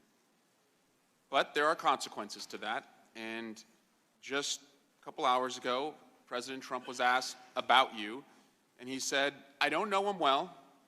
I have not spoken to him much. This is not a man I know well. Is that true?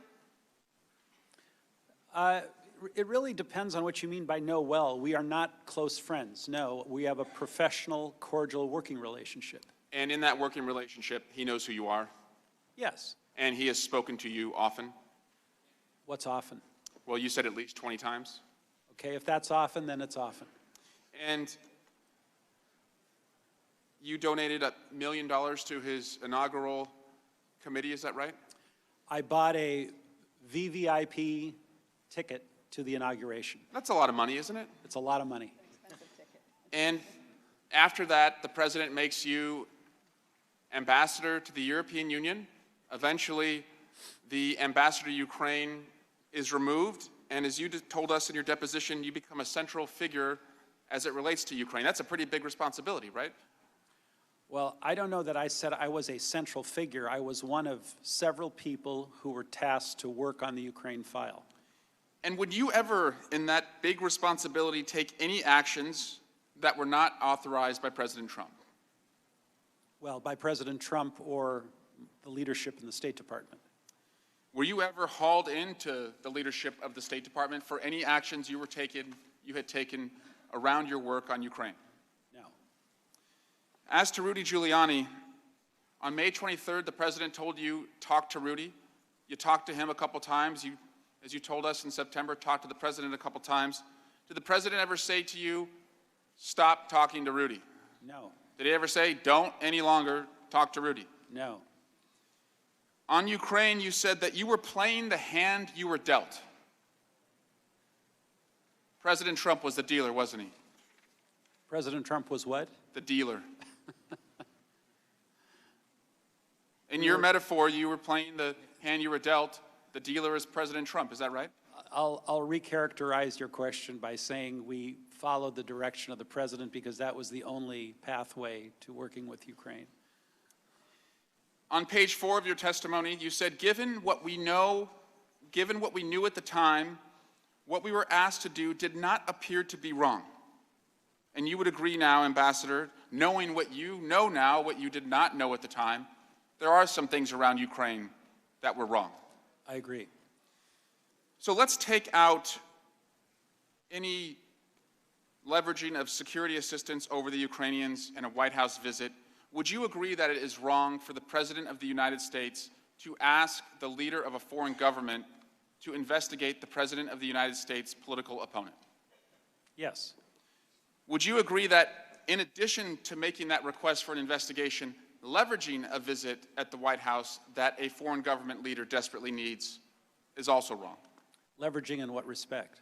A meeting at the White House. If someone really needs a meeting at the White House to show their legitimacy to their people, that leveraging that meeting and asking for an investigation would be wrong. Well, to be candid, Congressman, every meeting at the White House has conditions placed on it. I've never worked on a meeting at the White House that doesn't have a host of conditions placed. But if one of those conditions is to investigate a political opponent, you would agree that would be wrong? The political opponent, yes, but making announcements or investigations per se, no. And if you asked a foreign government leader to investigate your political opponent, leveraged a White House meeting, and leveraged security assistance, in this hypothetical, you would agree all three of those are wrong? In the hypothetical, yes, I would agree. Now, you, before becoming an ambassador, worked as a businessman, and I presume you worked on a lot of deals, is that right? Correct. Involving millions of dollars? Correct. You work for a guy now who wrote a book called Art of the Deal, is that right? I do. And State Department employees have told us that they don't want to make legal definitions around what occurred with the White House meeting being leveraged against the investigations, but you plainly call it a quid pro quo, is that right? I did.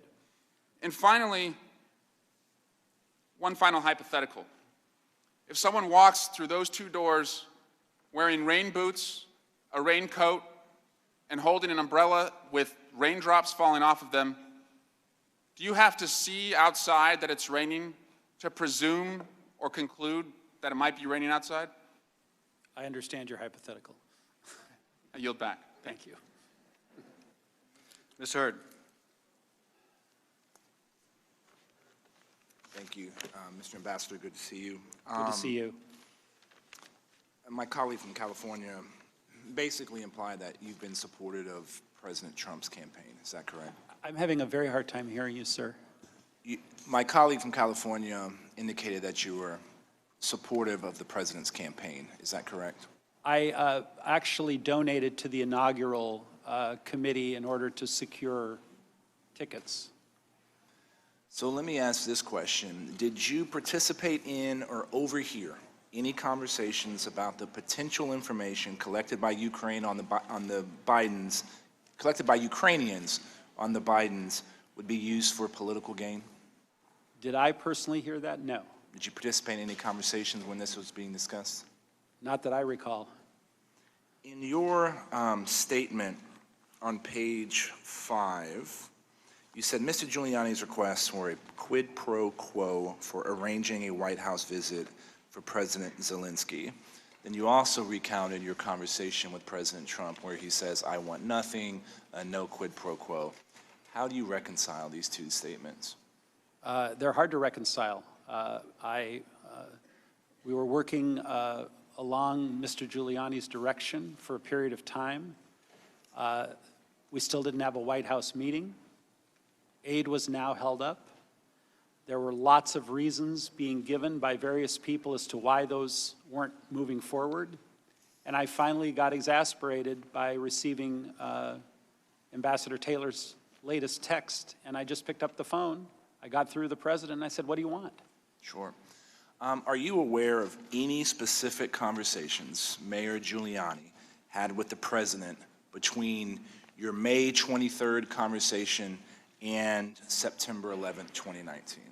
I don't recall if Mayor Giuliani, when I was directly talking to him, either through a conference call or on a direct call, whether he quoted from the president or said, I just talked to the president. Most of the communications, as I said, went through Ambassador Volker initially. So I don't want to opine on what may or may not have been said. On page 11 of your testimony, you said Mr. Giuliani had been communicating with Ukrainians without our knowledge. I'm assuming you're believing you Mr. Volker, and Ambassador Taylor.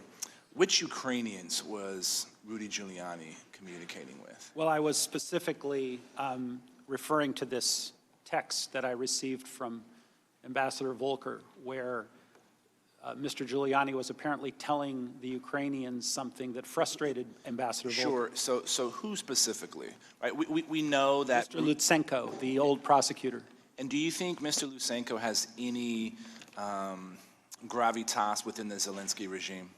I don't know. He was the old attorney general and ultimately got fired in August when the new group came in. Okay, so we know Rudy Giuliani has met with Mr. Yermak on the fringes of meetings in, I think it was Spain. Do you know any other Ukrainian official within the Zelensky regime that Mayor Giuliani was meeting with? I don't know who Mr. Giuliani was meeting with. Had you had any conversations with Ukrainian officials within the Zelensky regime that came to you and said, hey, I just got off the phone with Giuliani, what the hell is he talking about? I don't recall. Would that be normal? In all your interactions with ambassadors and heads of states and governments, if there is some element of the U.S. government that they have spoken to, isn't it usually the step that they come in, talk to the ambassador, try to clarify what that statement was? Is that a true characterization of how elements of diplomacy work? I think that's a reasonable possibility. Things work all kinds of different ways these days. When you met with President Zelensky after the July 25th phone call, so you met him on July 26th, did the investigations or Joe Biden come up in that meeting? I don't recall Joe Biden coming up. Was there any frustration expressed to you by the phone call that happened the day before? No, as I testified, everyone said it was a good call. Is, in your opinion, your interactions with President Zelensky, is he a straight shooter? Is he a liar? Or is he a liar? He impressed me greatly, and that's why I wanted to get he and President Trump together as soon as possible. And so when he makes express statements, you tend to believe them? Yeah, with my limited interaction with him, he seems very honorable. Thank you, Mr. Ambassador. I hope you make your plane back. Thank you, Mr. Hurd. I yield back. Mr. Castro. Thank you, Chairman. Good afternoon, Ambassador. Welcome. Others close to President Trump have made it clear that investigations were in fact part of the conditions for U.S. assistance to Ukraine, including Rudy Giuliani and Mick Mulvaney, the acting chief of staff. So, Ambassador Sondland, at a press conference on October 17th, acting White House Chief of Staff Mick Mulvaney discussed his belief that it's entirely appropriate to politicize U.S. foreign policy. Ambassador, how often did you speak or meet with Mr. Mulvaney? Again, based on my lack of records, I'm going by a bad memory. Just based on your memory. I only think I had one formal meeting with Mr. Mulvaney, and it had nothing to do with Ukraine. It had to do with a completely unrelated matter. So, did you have a chance to talk with Mr. Mulvaney about your efforts in the Ukraine? I think most of our communication were through the stream of emails, which others were on, generally. And I may have seen him at the White House casually and said hello and, kept in touch. But we didn't have a back and forth. Well, let me ask you this. Was it your sense that Mr. Mulvaney had a direct line to President Trump? He must have as acting chief of staff, is that right? Of course. Let us look at what Mr. Mulvaney said during his October 17th press conference.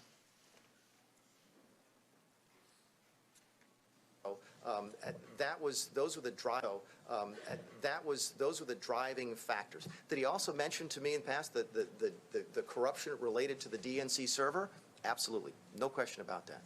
But that's it, and that's why we held up the money. Now, there was a report. So the demand for an investigation into the Democrats was part of the reason that he ordered to withhold funding to Ukraine. The look back to what happened in 2016 certainly was part of the thing that he was worried about in corruption with that nation. And that is absolutely appropriate. He said that President Trump, in that clip, had an interest in the investigations, did he not? Apparently, yes. He's the chief of staff. He's somebody that sees the president and has conversation with the president every single day. Wouldn't you expect that? It's described as a quid pro quo. I would expect he has a direct line to the president. Ambassador Sondland, when did you first learn from Mr. Mulvaney that the investigations were holding up the security assistance, if at any time? I don't know that I heard it from Mr. Mulvaney. Okay. And Ambassador Sondland, I know that you're not a career Foreign Service officer. Is it your understanding that the U.S. government conditions security assistance on an investigation into a political rival all the time? I've already testified I didn't think that would be proper. All right. Well, let us also see what Mr. Mulvaney had to say about that at the same press conference.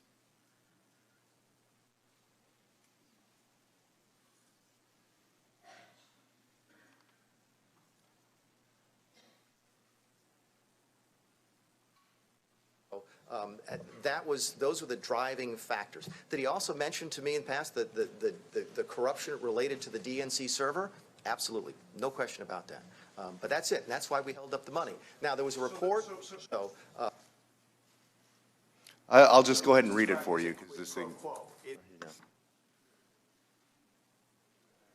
I'll read it.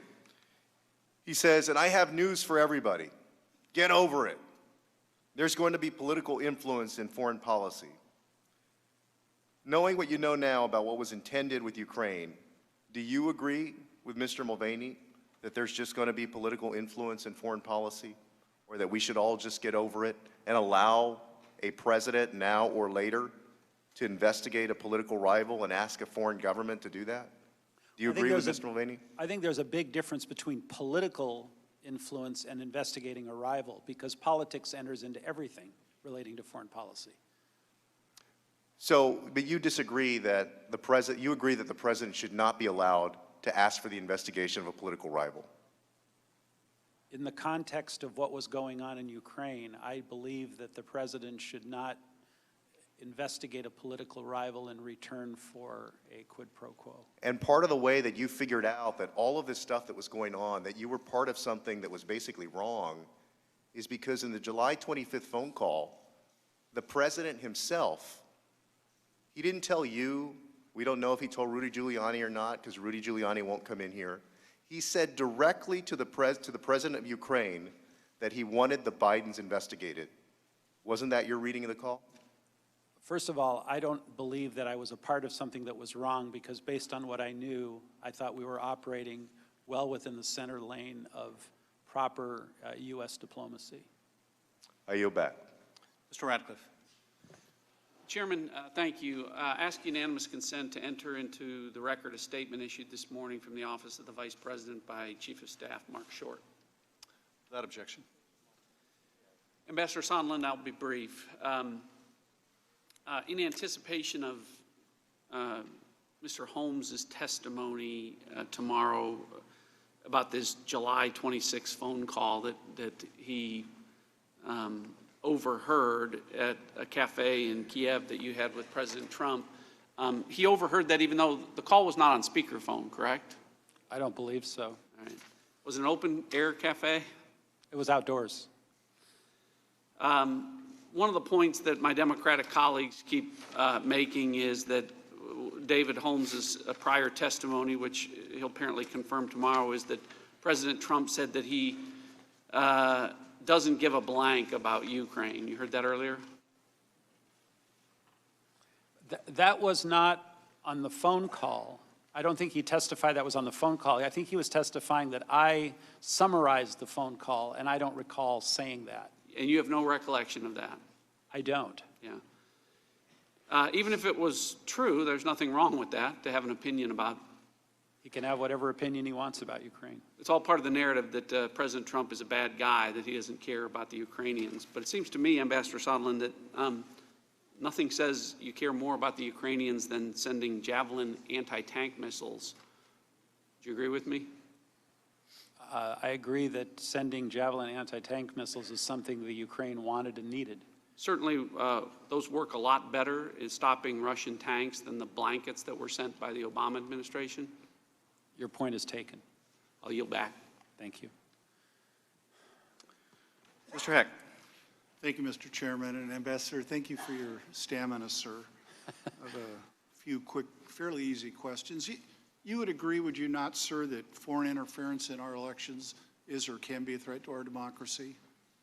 Under certain conditions, yes. There are conditions under which their interference is not a threat? I'm sorry, did you say foreign interference? Yes. Always, sorry. And do you also agree that identifying and preventing that interference should be a priority of the federal government? It should be one of its priorities. And when you were assisting President Trump in his effort to obtain those investigations, did you at all realize that those investigations could in fact impact the 2020 election? No. Do you believe, sir, that it is appropriate, ever appropriate, to invite, press, bribe, or coerce foreign interference in our elections? No. Thank you.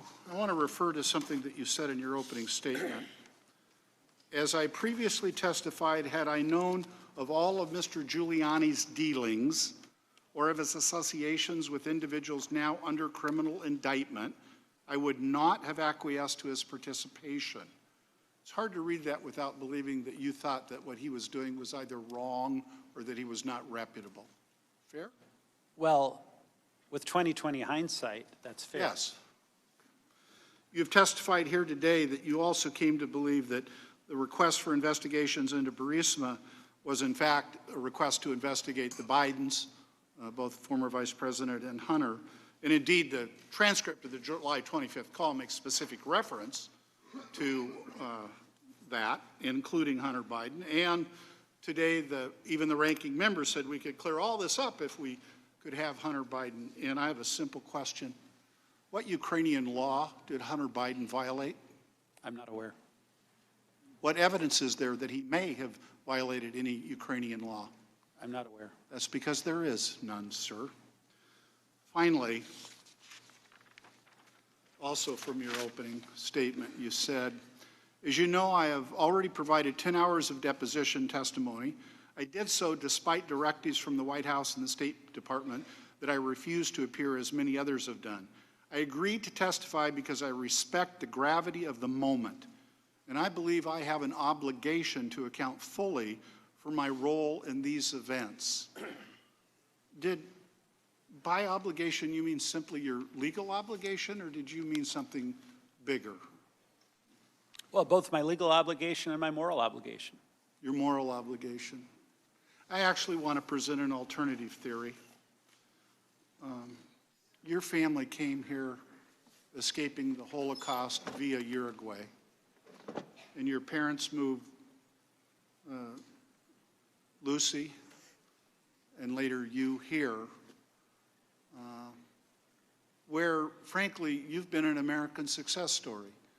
Through dint of hard work and innovation, good idea, a knack to hire the right people, and some luck, you've built a considerable successful business, one that I know for a fact would make your parents proud. They came here because they knew that it was here that they could have freedom that they had not enjoyed, security that they had not enjoyed, an opportunity that they had not enjoyed.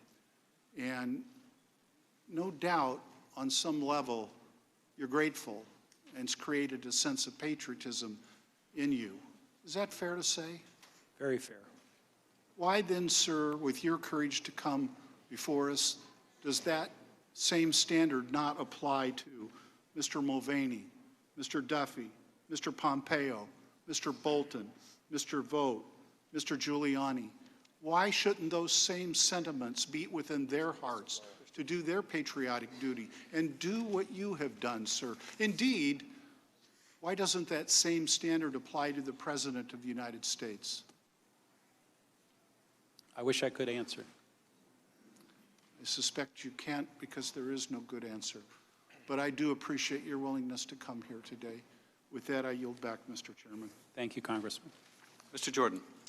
Thank you, Mr. Chairman. I ask unanimous consent to enter into the record a statement from Chief of Staff Mick Mulvaney.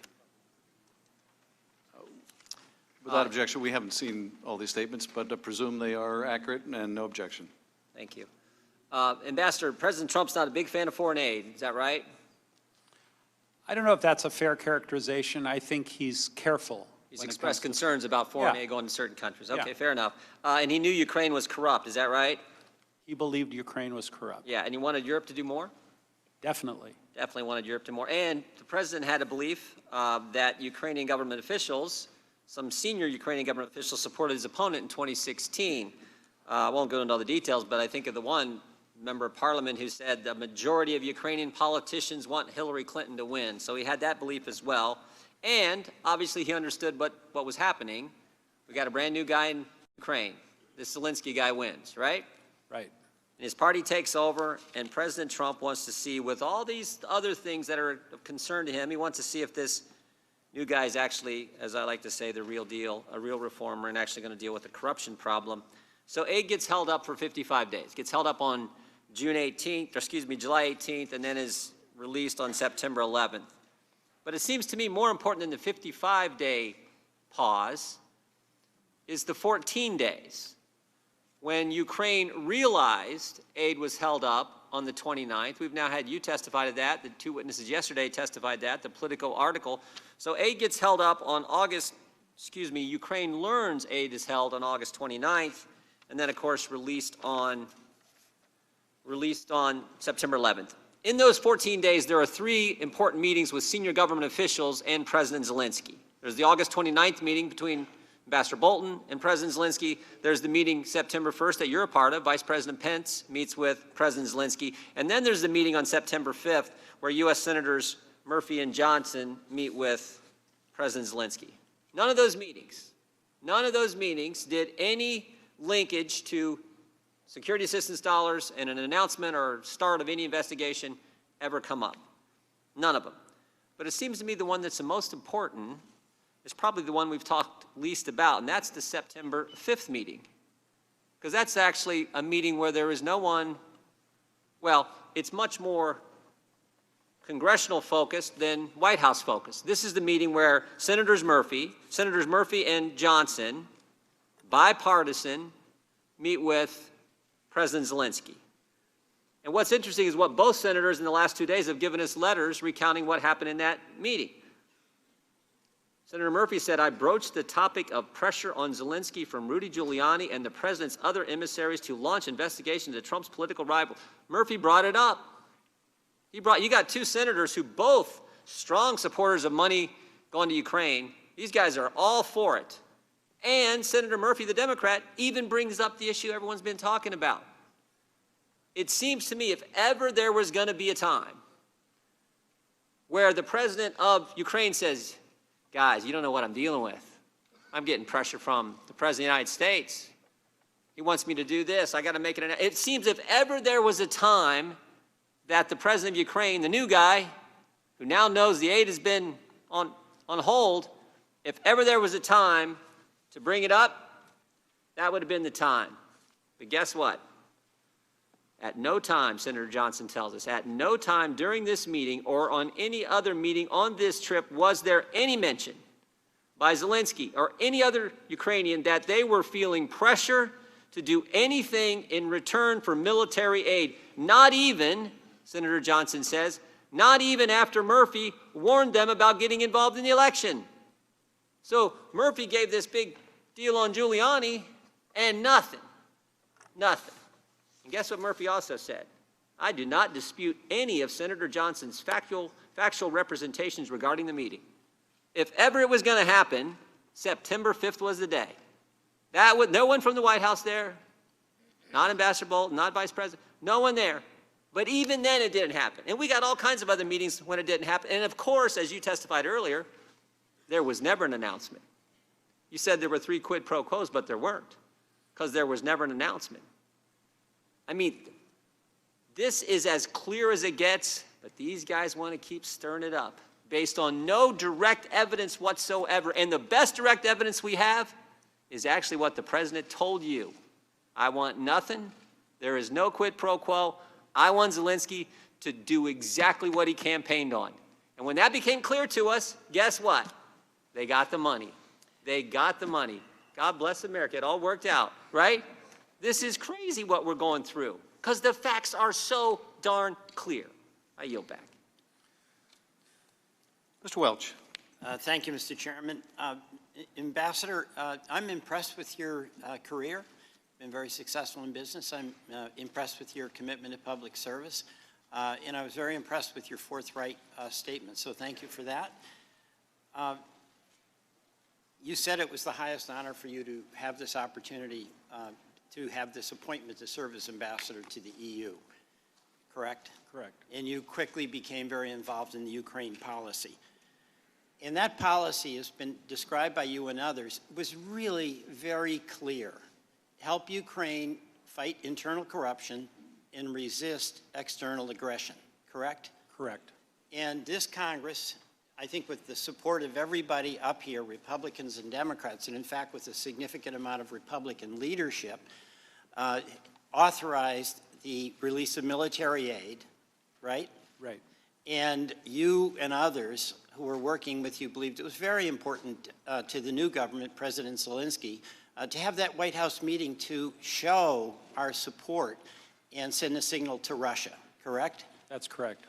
And from hearing you and from hearing our other witnesses, Ambassador Yovanovitch, Ambassador Volker, Ambassador Taylor, there was a concerted team effort on your part to get that meeting and release that aid, correct? Well, there was always a concerted effort on my part to get the meeting. That was my singular narrow focus, was to get the meeting. Right, and that was shared by all of the colleagues I just mentioned, correct? Yes. All right, and incredibly urgent, Ambassador Taylor described going to the front where Ukrainians were dying at the Donbass. 14,000 had died, and it was an existential issue for them that they get the aid. And you were well aware of that and shared, I'm sure, Ambassador Taylor's concern. Is that correct? I did.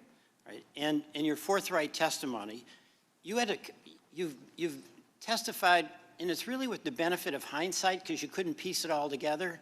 You know, Giuliani knew in real time what you were trying to figure out as you went along. Is that a fair statement? I think so. One, you testified that you acted on the orders of the president. That was you acting on his orders, correct? Correct. And you said quite explicitly there was a quid pro quo. Relating to the meeting and the Burisma DNC. That's exactly right. No meeting unless there's an investigation, right? That's what we were told by Mr. Giuliani. All right. And Mr. Giuliani, you absolutely... Wait, no meeting unless there was an announcement of investigation. Okay, thank you. And I asked, by the way, did the efforts of Mr. Giuliani authorized by the president impede the efforts that you and others were making to try to advance what you thought was the Ukraine policy? Not initially. We were just working toward... Ultimately? Well, ultimately nothing happened. Right. And Giuliani was the one who was absolutely insistent on the meeting, correct? Giuliani was insistent on the investigation. Yeah. All right. Now, I asked this of Ambassador Taylor or Ambassador Volker. If the mayor of Portland said to the police chief, I'm not going to authorize your budget unless you agree to do an investigation into my political opponent, would that be wrong? Of course. And likewise, if it were the governor of the state of Oregon doing the same thing, correct? Correct. And would that same rule apply to the President of the United States? To investigate a political opponent? Yes. That's correct. Yes. All right, so that's the question here.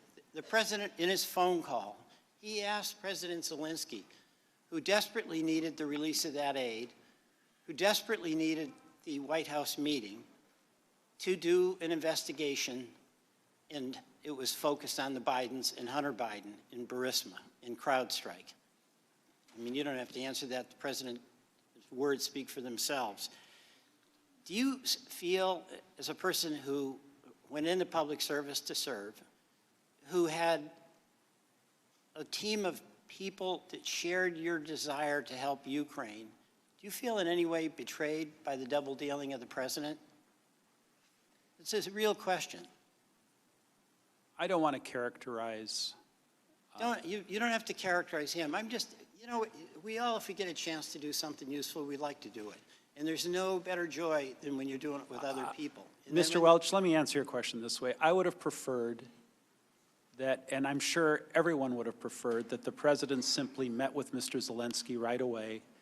Our assessment of Mr. Zelensky was that he and the president would get on famously. He was smart, he was funny, he was charming, he was the kind of person the president would like, and once the two of them got together, we thought the chemistry would take over and good things would happen between the U.S. and Ukraine relationship.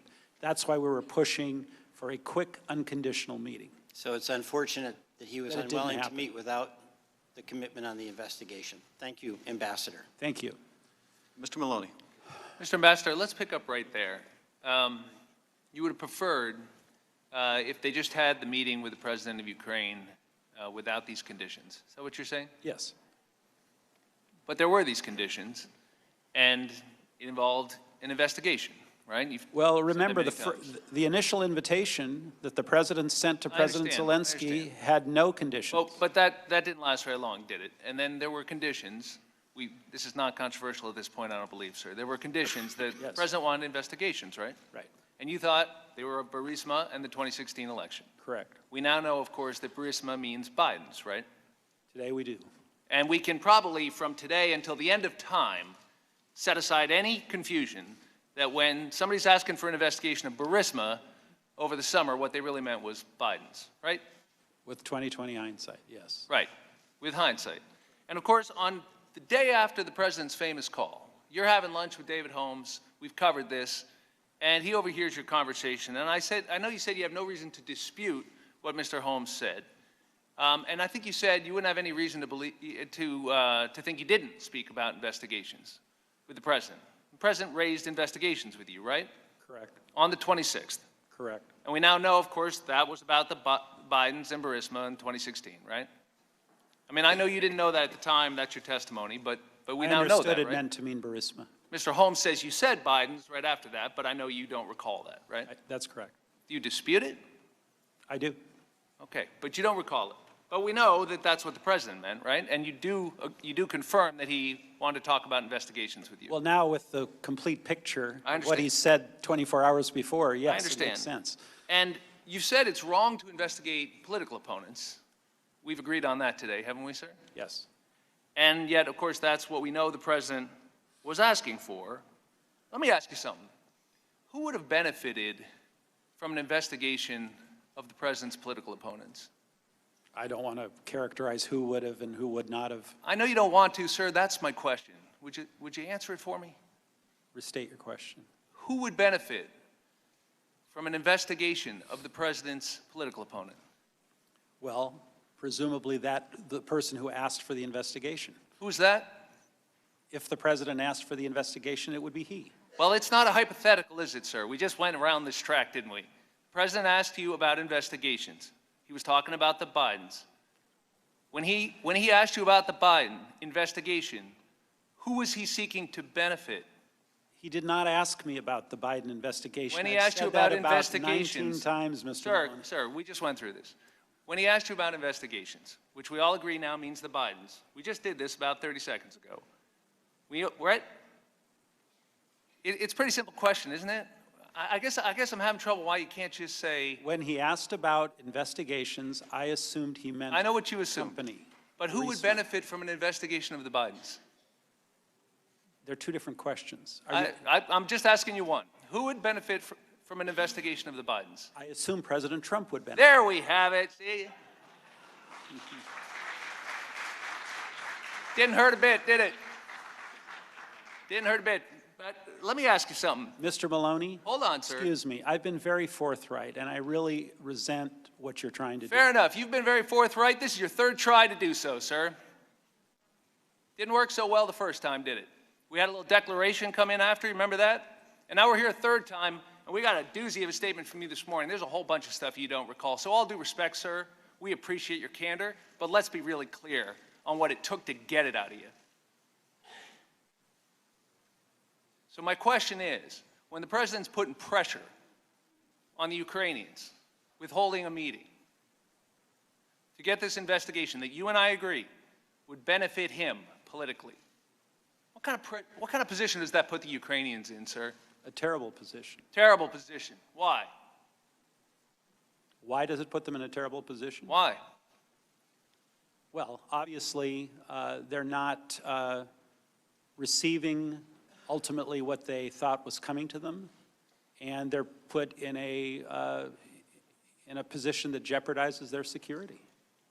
A position that jeopardizes their security, and they're being asked to do an investigation to help their security, essentially, that would benefit the president politically. In other words, you might say they're being asked to give him a personal benefit in exchange for an official act. Is that a fair summary? In your hypothetical, that's correct. It's not a hypothetical, sir. This is real life.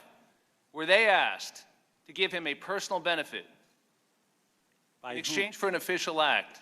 Sir, I am not going to go around in circles with you. Please be clear about what you're asking me. My time's expired, sir. Thank you for your appearance. Ms. Demings. Good afternoon, Ambassador. It's good to see you again. Thank you. Do you have any knowledge of a possible meeting on or around May 7th involving then President-elect Zelensky and several of his aides to discuss how to handle pressure from President Trump and Mr. Giuliani about investigating the Bidens? I don't recall such a meeting. You don't recall such a meeting? You don't recall hearing anything about such a meeting? Again, if you don't have firsthand knowledge? If I don't have record schedules, right now I don't recall anything about such a meeting. Ambassador, in the May... Is this a meeting among the Ukrainians? It's a meeting among the Ukrainians involving then President-elect Zelensky, so this would have been early on in his presidency with several aides to discuss how to handle pressure from President Trump and Mr. Giuliani about investigating the Bidens. Yeah, I don't recall such a meeting. You don't remember that. Ambassador, in the May, I believe it was the May 23rd meeting, you talked about how the president categorized Ukraine, what he thought about Ukraine. I believe that meeting was on May 23rd. Did you ever hear President Zelensky relay any concerns about you, about how he felt, about how the United States viewed him, whether he was being taken seriously, or any concerns about being used as a tool for political reasons? Well, I saw that in an email from Ambassador Taylor. We obviously tried to relay to President Zelensky the glass half full version of how the United States felt about Ukraine, not the glass half empty version, which is we're here for you, we support you, and we're trying very hard to get you the meeting with President Trump. So after hearing that from Ambassador Taylor, you tried to reassure President Zelensky that America was truly on their side? Is that I what think you we've been trying to assure President Zelensky throughout his entire term as a president. Ambassador, I know you said you don't quite remember exactly when you came to the realization that Burisma actually meant Biden's. But back on May 6th, when asked about a news report about the role of former Vice President's son on Burisma, President Trump told Fox News that it was, and I quote, a major scandal, major problem. On May 9th, the New York Times reported that Rudy Giuliani planned to travel to Ukraine and, quote, shortly to meet with President Zelensky to urge him to pursue the 2016 election and the involvement of Hunter Biden in Burisma, unquote. Are you saying that you did not realize at that time, we're talking about on May 9th of this year, that Mr. Giuliani wanted to urge President Zelensky to pursue the 2016 election and the involvement of Hunter Biden of Burisma? I do not, but I did not then. You did not know that, and I believe you said earlier that you did not pay any attention or much attention at all to any of the numerous news reports of the person you were directed by the president to work with when he was on television over and over and over again talking about Hunter Biden and Burisma. No, I did not. On September 9th, in a text from Ambassador Taylor, he said something to the effect, are we now saying that aid is tied to investigations? And I believe you text back, call me. Then you had a conversation with President Trump And President Trump said something to the effect that there is no quid pro quo. Do you know what prompted him to say that? You asked him, what do you want? And he goes directly to, there is no quid pro quo, as opposed to going directly to the list of things that he wanted. What prompted him to use that term? I have no clue. Did you discuss your conversation or your text from Ambassador Taylor with President Trump before he made that statement? I did not. I asked a very open-ended question. What do you want from me? And you remember that directly, although there are several other conversations that you cannot recall because you don't have your notes or your documents or your emails or other information. But you remember that call specifically, exactly what the president said to you in response to your question about what do you want. Why is that? I remember the first girl I kissed. I mean, I remember certain things. Well, I won't say that, but anyway. I remembered that conversation because, as I said, it was a pretty intense, short conversation. And tell me again about the conversation you had at the restaurant that was overheard by Mr. Holmes, because that was a conversation with the president. Tell me about that conversation with the president. What was said on the phone? Again, I don't remember the specifics. I'm being guided by what Mr. Holmes testified to. I said I didn't dispute the basic, subject of the conversation. As I said, we were talking primarily about ASAP Rocky. That was a completely unrelated matter, and I think the president may have brought up, how did it go with Zelensky, or is he going to do the investigations, which we'd been talking about for weeks. And then, as I said, I dispute the Mr. Holmes' characterization of what I said afterwards. Thank you, Ambassador. Mr. Chair, I yield back. Mr. Krishnamurthy. Good afternoon, Ambassador. I'm just going to pick up on that September 9th conversation, which the president allegedly said, I want nothing, I don't want a quid pro quo. I presume that on this September 9th conversation, the president did not mention that that was the same day that we launched a congressional investigation into whether there was a quid pro quo. Did he say that to you? Again, I know all of that today, but he did not. We didn't have a time to talk about things like that. And I presume he also didn't mention the whistleblower complaint that also alleged that there was a quid pro quo that day. He did not. Okay. So you can't rule out the possibility that the reason why he started talking that way on that day is because of the congressional investigation. I can't rule that out. The inauguration of President Zelensky was on May 20th, correct? Correct. As you stated, you attended this inauguration with Senator Johnson, Secretary Perry, Lieutenant Colonel Vindman, and others, right? Correct. But Vice President Pence was supposed to originally attend that, correct? I believe so. We learned from Jennifer Williams, a witness who testified, that it was at the president's direction on May 13th that the vice president not attend. She said, quote, that according to the vice president's chief of staff, the president determined that the vice president would not go. Do you know why the vice president did not attend the inauguration? No clue. I want to point to a New York Times article from last week that says that Lev Parnas' attorney, you've heard of this gentleman, Lev Parnas, an associate of Rudy Giuliani. Who's only what I've read very recently. He's recently indicted. Yeah. Mr. Parnas told a representative of the incoming government, the Zelensky government, that it had to announce an investigation into Trump's political rival, Joseph R. Biden and his son, or else Vice President Mike Pence would not attend the swearing-in of the new president and the United States would freeze aid. Did the Vice President not attend possibly because this investigation had not yet been initiated by the Zelensky government? I have no idea. You can't rule it out, right? Again, I have no idea. You have no basis for ruling it out, however, correct? All I know is that the leader of the delegation was Secretary Perry, who invited me along. Interestingly, Ambassador Sondland, since you came forward in these proceedings, others in the administration have tried to distance themselves from you. On October 14th, Rudy Giuliani told the Washington Post that Sondland, quote, seemed to be in charge, close quote, of the effort to get Ukrainian officials to publish or to publicly announce investigations. Of course, that's false, correct? If I had been in charge, I would have asked President Trump to have the meeting without preconditions, and the meeting would have occurred a long time ago. That's exactly right. The president is the one that wanted these investigations, as we learned later on in reading the July 25th call transcript. Isn't that right? The president, through Mr. Giuliani, is the investigations. Mr. Tim Morrison came in yesterday, and in his deposition testimony, as well as yesterday, disparaged you too. He called you, quote unquote, the Gordon problem. That's what my wife calls me. Maybe they're talking. He,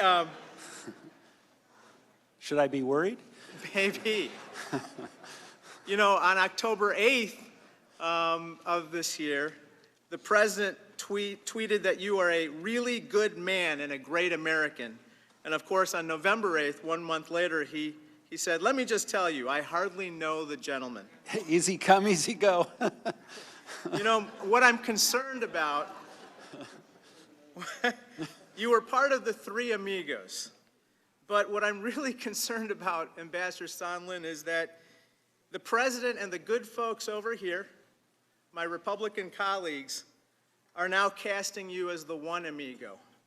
The one lonely amigo they're going to throw under the bus. But the truth is that, as you said in your opening statement, the suggestion that you were engaged in some rogue diplomacy or irregular channel of diplomacy is, quote unquote, absolutely false. Isn't that right? That's correct. The presumption that military aid was conditioned on investigations was based on Mulvaney's statement that we saw on the video. Isn't that right? Well, I didn't have the benefit at that time of Mulvaney's statement. But you would stand by the presumption that you had based on what you know now, right? Correct. And on September 1, when you told Andrei Yermak your presumption, which you've told us about military aid being conditioned on the investigations, you then told Mr. Morrison what you told Yermak, and Morrison did not try to dispute your presumption, correct? I don't recall him disputing it. I think I went right over to him and just repeated the conversation. And when you told Vice President Pence your concerns, he did not dispute that as well? He didn't respond. He just listened. And when you told Secretary Pompeo, that wasn't disputed as well? I don't recall. Thank you. That concludes the member questioning. Mr. Nunes, do you have any closing remarks? Just briefly, Ambassador, I know you want to get on a plane, so I want to thank you for your indulgence today. Once again, the American people have seen another failure of their preposterous conspiracy theory, which that's if their conspiracy theory doesn't change between now and our next hearing, which is in a few hours from now, or another hour or so, and it keeps changing every day. The claim, Ambassador, that you had an irregular, you were accused of having an irregular channel, drug deals, now supposedly you're one amigo. Nobody on this side of the aisle claimed that you were one amigo. I lost my amigos? Yeah, not from us, not from us. No bribes given to, that you made any bribes to the Ukrainian people or to the Ukrainian president. Your co-conspirator, Kurt Volker. I find it remarkable and troubling how the Democrats and their collaborators in the press have been able to vilify Ambassador Volker, who was supposed to work on these matters in Ukraine, like you, Ambassador. It was a very regular channel, and no amount of storytelling by the left and the Democrats on this dais will change that. It was the regular channel. Testimony received today was far from compelling, conclusive, and provides zero evidence of any of the crimes that have been alleged. In fact, Ambassador Sondland testified that he presumed the temporary pause in military aid was conditioned on Ukraine carrying out the investigations the Democrats are desperate to portray as nefarious. The Democrats have, as their custom, seized on this presumption as proof they can use it against the president. However, Ambassador Sondland testified in his deposition that when he asked President Trump, "What do you want from Ukraine?" President Trump replied, "I want nothing. There is no quid pro quo." Let me repeat. President Trump said, "I want nothing. There is no quid pro quo." This comes on the heels of the testimony by Ambassador Volker that he saw no evidence of bribery, extortion, quid pro quo, or treasonous actions. We didn't get to ask him about obstruction of justice because we didn't know that was on the table until today. Like the president's call with President Zelensky, Democrats want the American people to believe, as one Democrat on this committee put it, that hearsay is much better than direct evidence. And I think Mr. Ratcliffe from Texas laid out the direct evidence that we have from your testimony today. Nothing we have heard establishes a claim that the president acted improperly in his dealings with Ukraine, and certainly nothing has been presented to support anything near impeachment. In the meantime, Mr. Chair, we continue to have no answers to the questions that only you know. Starting with, who is the whistleblower who gave birth to this hoax, and what was the nature of his coordination with the Democrats on this committee? Second, what is the full extent of Ukraine's election meddling against the Trump campaign in 2016? And finally, why did Burisma hire Hunter Biden? What did he do for them? And did his position impact any U.S. government actions under the Obama administration? Another hearing in the books and no answers to basic three material, factual questions that we need answers to. Yield back, and thank you, Ambassador, for being here. Thank you. I thank the ranking member for his remarks. Ambassador Sondland, thank you for your testimony today. This is a seminal moment in our investigation, and the evidence you have brought forward is deeply significant and troubling. It's been a long hearing, and I know Americans watching throughout the country may not have had the opportunity to watch all of it. So I'm going to go through a few of the highlights, and I'm not going to try to paraphrase what you've said. I'm going to refer to your opening statement. We all understood that if we refused to work with Mr. Giuliani, we would lose an important opportunity to cement relations between the United States and Ukraine. So we followed the president's orders. Mr. Giuliani's requests were a quid pro quo for arranging a White House visit for President Zelensky. Mr. Giuliani demanded that Ukraine make a public statement announcing investigations of the 2016 election, DNC server, and Burisma. Mr. Giuliani was expressing the desires of the President of the United States, and we knew that these investigations were important to the President. Later, you testified, I tried diligently to ask why the aid was suspended, but I never received a clear answer. In the absence of any credible explanation for the suspension of aid, I later came to believe that the resumption of security aid would not occur until there was a public statement from Ukraine committing to the investigations of the 2016 election and Burisma, as Mr. Giuliani had demanded. I shared concerns of the potential quid pro quo regarding the security aid with Senator Ron Johnson, and I also shared my concern with the Ukrainians. So much for the Ukrainians didn't know. You can't have a quid pro quo unless the Ukrainians know, and you have testified today, Ambassador, the Ukrainians knew. You further testified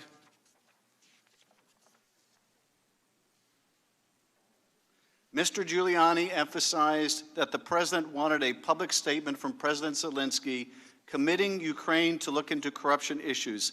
Mr. Giuliani specifically mentioned the 2016 election, including the DNC server and Burisma, as two topics of importance to the president.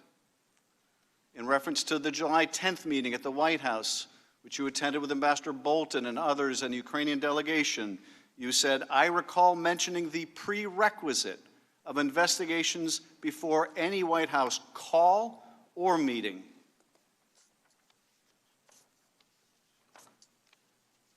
You further testified, again, Mr. Giuliani's demand that President Zelensky make a public statement about investigations I knew that the topic of investigations was important to President Trump.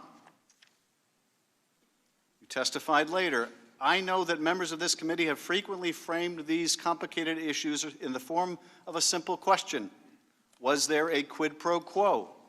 As I testified previously, with regard to the requested White House call and White House meeting, the answer is yes. We all understood these prerequisites for the White House call and White House meeting reflected President Trump's desires and requirements.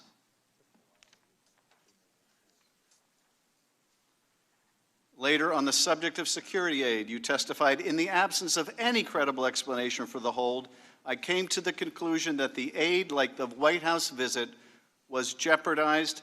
In preparation for the September 1 meeting in Warsaw, I asked Secretary Pompeo whether a face-to-face conversation between Trump with Zelensky could help break the logjam. And this is from an email that the State Department refuses to provide to us, but you have provided to us, Ambassador. It reads, should we block time in Warsaw for a short pull-aside for POTUS to meet Zelensky? I would ask Zelensky to look him in the eye, that is the president, and tell him that once Ukraine's new justice folks are in place in mid-September, that Z should be able to move forward publicly with confidence on those issues of importance to POTUS and to the United States. Hopefully, that will break the logjam. And Secretary Pompeo's reply, yes.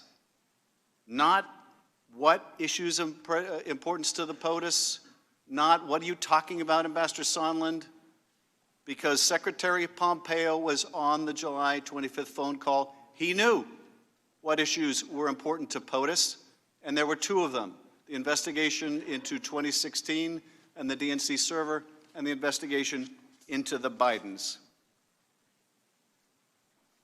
By the end of August, you testified, my belief was that if Ukraine did something to demonstrate a serious intention to fight corruption, specifically addressing Burisma and the 2016 server, then the hold on military aid would be lifted. I mentioned to Vice President Pence before the meetings with Ukrainians that I had concerns that the delay in aid had become tied to the issue of investigations. And as you testified, he gave you no response. No, what are you talking about, Ambassador? How could that be, Ambassador? How do we clear this up, Ambassador? He merely nodded his head or took it in. And of course, the record of that 25th call between President Trump and Zelensky was in the Vice President's reading book earlier. Then you testified, my goal at the time was to do what was necessary to get the aid released, to break the logjam. I believe that the public statement we have been discussing for weeks was essential to advancing that goal. Now, my colleagues seem to believe, and let me add too about this call you had with the President, you have confirmed today, in addition to claiming there was no quid pro quo, the President was adamant that President Zelensky had to, quote, clear things up and do it in public. That's what you have confirmed. That is what you also told Ambassador Taylor. So he would deny there was a quid pro quo, but he was adamant that Zelensky had to, quote, clear things up and do it in public. Now, I've said a lot of things about President Trump over the years. I have very strong feelings about President Trump, which are neither here nor there. But I will say this on the President's behalf. I do not believe that the President would allow himself to be led by the nose by Rudy Giuliani or Ambassador Sondland or anybody else. I think the President was the one who decided whether a meeting would happen, whether aid would be lifted, not anyone who worked for him. And so the answer to the question, who was refusing the meeting with Zelensky that you believe should take place and Ambassador Volker believes should take place and everybody believes should take place? The only question was when. Who was the one standing in the way of that meeting? Who was the one refusing to take that meeting? There's only one answer to that question, and it's Donald J. Trump, 45th President of the United States. So who was holding up the military assistance? Was it you, Ambassador Sondland? No, it wasn't. Was it Ambassador Volker? No. Was it Ambassador Taylor? No. Was it Deputy Secretary Kent? No. Was it Secretary of State Pompeo? No. Who had the decision to release the aid? It was one person, Donald J. Trump, President of the United States. Now, my colleagues seem to think unless the President says the magic words, I hereby bribe the Ukrainians, that there's no evidence of bribery or other high crimes or misdemeanors. But let's look to the best evidence of what's in the President's head. What's his intent? What's the reason behind the hold, on the meeting, and on the aid? Let's look at what the President has to say. Let's look at what's undisputed about what the President has to say. And you know how we know what the President has to say? Not because what you have represented or others have represented, but because we have a record of his conversation. And with who? The one who really matters. With the other president, Zelensky. And this is what he says. He says, Rudy very much knows what's happening. And he is a very capable guy. This is after he says he wants a favor. And he goes into CrowdStrike in 2016. He says, Rudy very much knows what's happening and is a very capable guy. If you could speak to him, that would be great. The former ambassador from the United States, the woman was bad news. And the people she was dealing with in Ukraine were bad news. So I just want to let you know that. The other thing, there's a lot of talk about Biden's son. That Biden stopped the prosecution, and a lot of people want to find out about that. So whatever you can do with the Attorney General, that would be great. Biden went about bragging that he stopped the prosecution, so if you could look into it, it sounds horrible to me. So what's in the President's mind when he has placed this otherwise inexplicable hold on the aid, when he refuses to take the meeting? What's on his mind? Biden. He makes that abundantly clear. I understand, Ambassador, you said you didn't make the connection between Burisma and Biden. I will let the American people judge the credibility of that answer. But there's no mistaking what Donald Trump's interest was. There's no mistaking about what Donald Trump meant when he had that call with you on an unsecure phone as you're sitting there in an outdoor terrace in Ukraine. When the President said investigation, he meant Biden. He made that abundantly clear to the President of Ukraine the day before. The question is not what the President meant. The question is not whether he was responsible for holding up the aid. He was. The question is not whether everybody knew it. Apparently they did. The question is, what are we prepared to do about it? Is there any accountability?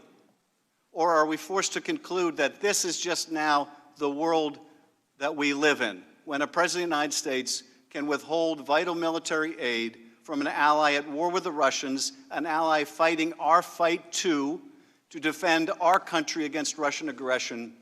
Are we prepared to say, in the words of Mick Mulvaney, get over it or get used to it? We are not prepared to say that.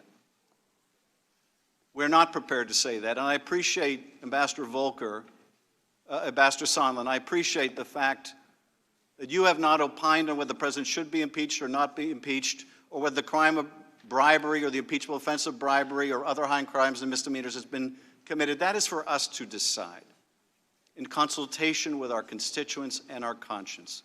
That is for us to decide. And much as my colleagues have said otherwise, this is not an easy decision for any of us.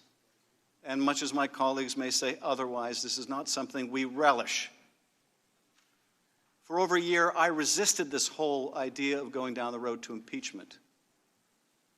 But it was made necessary, and not by the whistleblower, but by the actions of the President.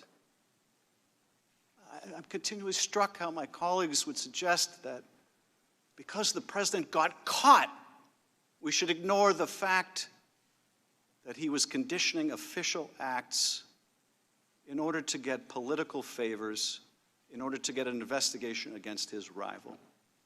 Getting caught is no defense, not to a violation of the Constitution or to a violation of his oath of office, and it certainly doesn't give us a reason to ignore our own oath of office. We are adjourned.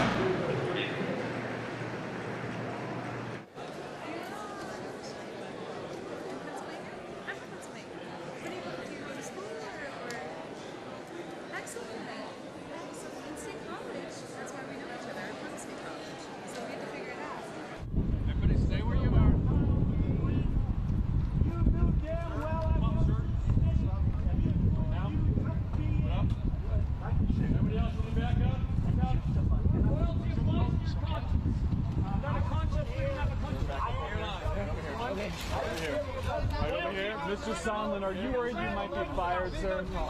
Mr. Sondland, are you worried about any kind of retaliation from the White House? Jet fuel does not burn hot enough to melt steel. Mr. Sondland, do you anticipate updating your testimony again? To melt steel, 9/11 with a big ugly lie. Thank you, sir. Are you on here too?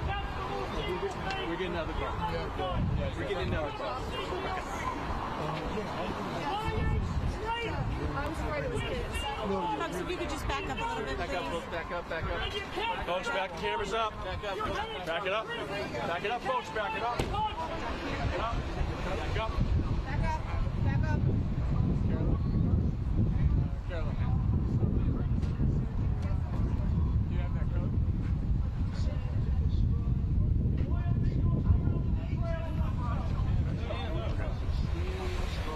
Got the two guys on the call, President Trump and President Zelensky, who have said there was no pressure, no pushing, no linkage. We got the fact that the Ukrainians didn't know the aid was frozen at the time of the call. And most importantly, as was pointed out today by so many people, including Representative Stefanik, that the Ukrainians took no action, no announcement to get the call, no announcement to get the meeting in New York, no announcement to get the aid released. Those are the facts. Representative Stefanik. As every day goes by, Adam Schiff and the Democrats' wishful thinking for impeachment crumbles. They have yet to point to a single shred of evidence of high crimes and misdemeanors of bribery. Today, taking the witness's own testimony, Ambassador Sondland testified that the president said directly to him, there is no quid pro quo. I want nothing. I want nothing. I want President Zelensky to do what he ran on, which is very clearly anti-corruption, but the facts remain the same. Ukraine received the aid. There was no investigation before the meeting. There was no investigation before the aid release. There was no investigation before the call or after the call. So the facts remain the same throughout this process, despite Adam Schiff continuing his political wishful thinking. We'll take some questions. Mr. Jordan, do you think it's just a coincidence that the aid was released after Congress began an investigation, after the White House learned about the whistleblower complaint? It's just a coincidence that that happened just days before the White House actually released? No, it got released because so many senior government officials met with President Zelensky and they determined, hey, this new guy, this new kid in town, he's actually legit. He's a real reformer. That's why it got released. Oh, remember what also happened on the September 5th? The same day the senators are meeting with President Zelensky. You know what happens in their parliament? They start the anti-corruption court.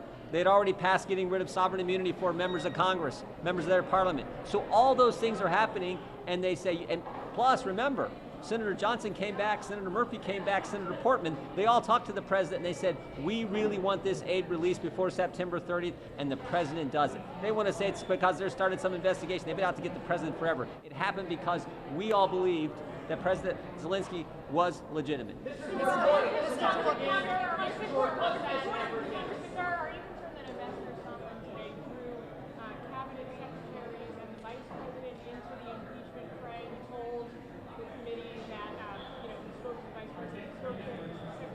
No. No, I'm more concerned that I think it was 359 times in the ambassador's deposition where he said, I can't recall, I don't remember, I'm not going to answer it.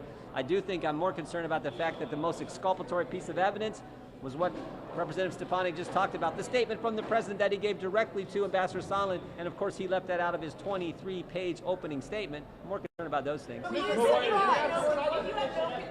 concerns about the vice president and these other officials, why not let them come and push the White House and let you speak to them? Some of these other That's the White House's call. That's the White House's call. That is the White House. Look, this process has been so unfair. What Adam Schiff has done, just the fact that he told us last night at 10, if we wanted to look at Mr. Sandy's deposition and bring some of that material forward for today's hearing. We found out about that, I believe, last night at 10 o'clock. Our lawyer got notified. How are we supposed to? We would have liked to have Mr. Sandy's deposition available to be able to use in this proceeding today. We couldn't do that. That's just one of the many unfair things, and you all know it's been unfair throughout this entire process. You all know that. Before the Democrats get more their witnesses, wasn't this an effort again to try to discredit him? Well, no, our witness. No, our witnesses were Hale, Morrison, and Volker. And you saw yesterday with Mr. Morrison and Mr. Volker, the facts there, that was a good day. Mr. Volker is the special envoy, and he is the definitive narrative on this entire thing, and you saw how good he did yesterday in that hearing. Those were, remember, they're all Adam Schiff's witnesses. He called them all. We just said we'd like all the witnesses you called to come in on our list. We put Morrison, Hale, and Volker on our list. Mr. Hale, you'll hear from here in about an hour. And you know what witness they will not call is Hunter Biden. Every single witness that has been asked the question, do you think there is a potential appearance of a conflict of interest with Hunter Biden sitting on the board of Burisma? Every single witness who has been asked that question had said yes, including Ambassador Sondland.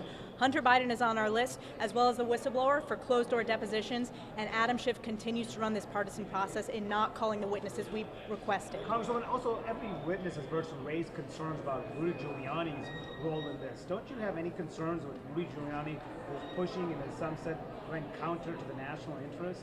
You know, as we've heard from our witnesses, this was an official channel, and the president can choose who he wants when it comes to conducting his foreign policy. But from the witnesses who are here today, when it comes to impeachable offenses, they have yet to point to a shred of evidence when it comes to impeachable offenses. He's pushing investigations that can help the president politically. Mono. That's okay? That's not accurate. Democrats are going to impeach Rudy him. Giuliani wasn't pushing investigations that can help the As president Ambassador politically? Sondland testified today, his understanding of the investigations were into Burisma, into the 2016 elections, and Ambassador Sondland specifically said that he did not understand that as meeting into Biden. And let's be clear, Manu, the one investigation that has been done into Burisma was done under the Obama administration. The Obama administration had concerns with Hunter Biden sitting on the board of Burisma, as we know from Ambassador Yovanovitch, when she testified and said that she was prepared with that information before her Senate confirmation hearings. So when we talk about investigations, the fact of the matter is, the one investigation into Burisma was done in during the Obama administration. We'll take one more. What's the strongest piece of exculpatory evidence that you've heard that exonerates the president? The strongest piece that you've heard. President's own words. The president's own What the word. president just said to Mr. Sondland, we've said it, I think, 3 times here in the last 10 minutes. That's the strongest piece.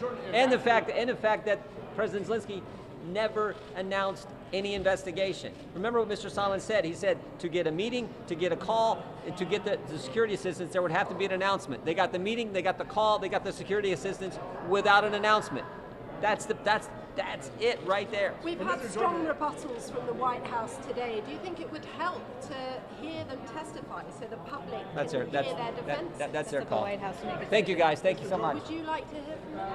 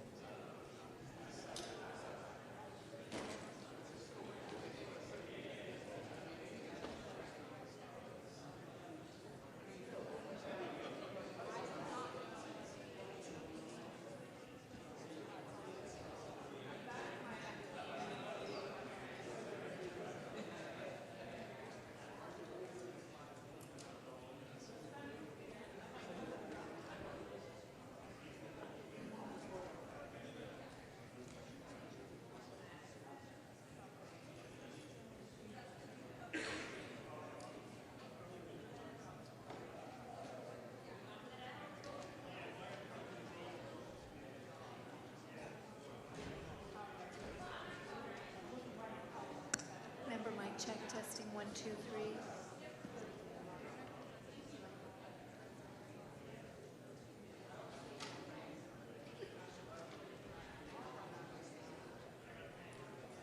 Witness mic check, testing 1, 2, 3, 4, 5, 6, 7.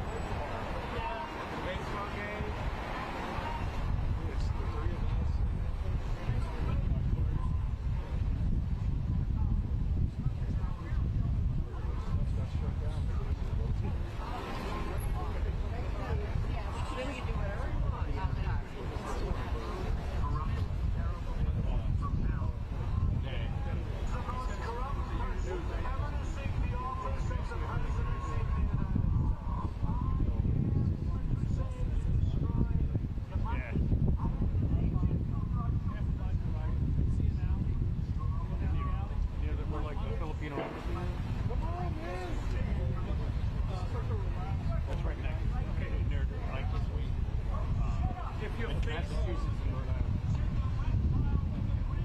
But anyway, so you figured out where you probably what the right stuff.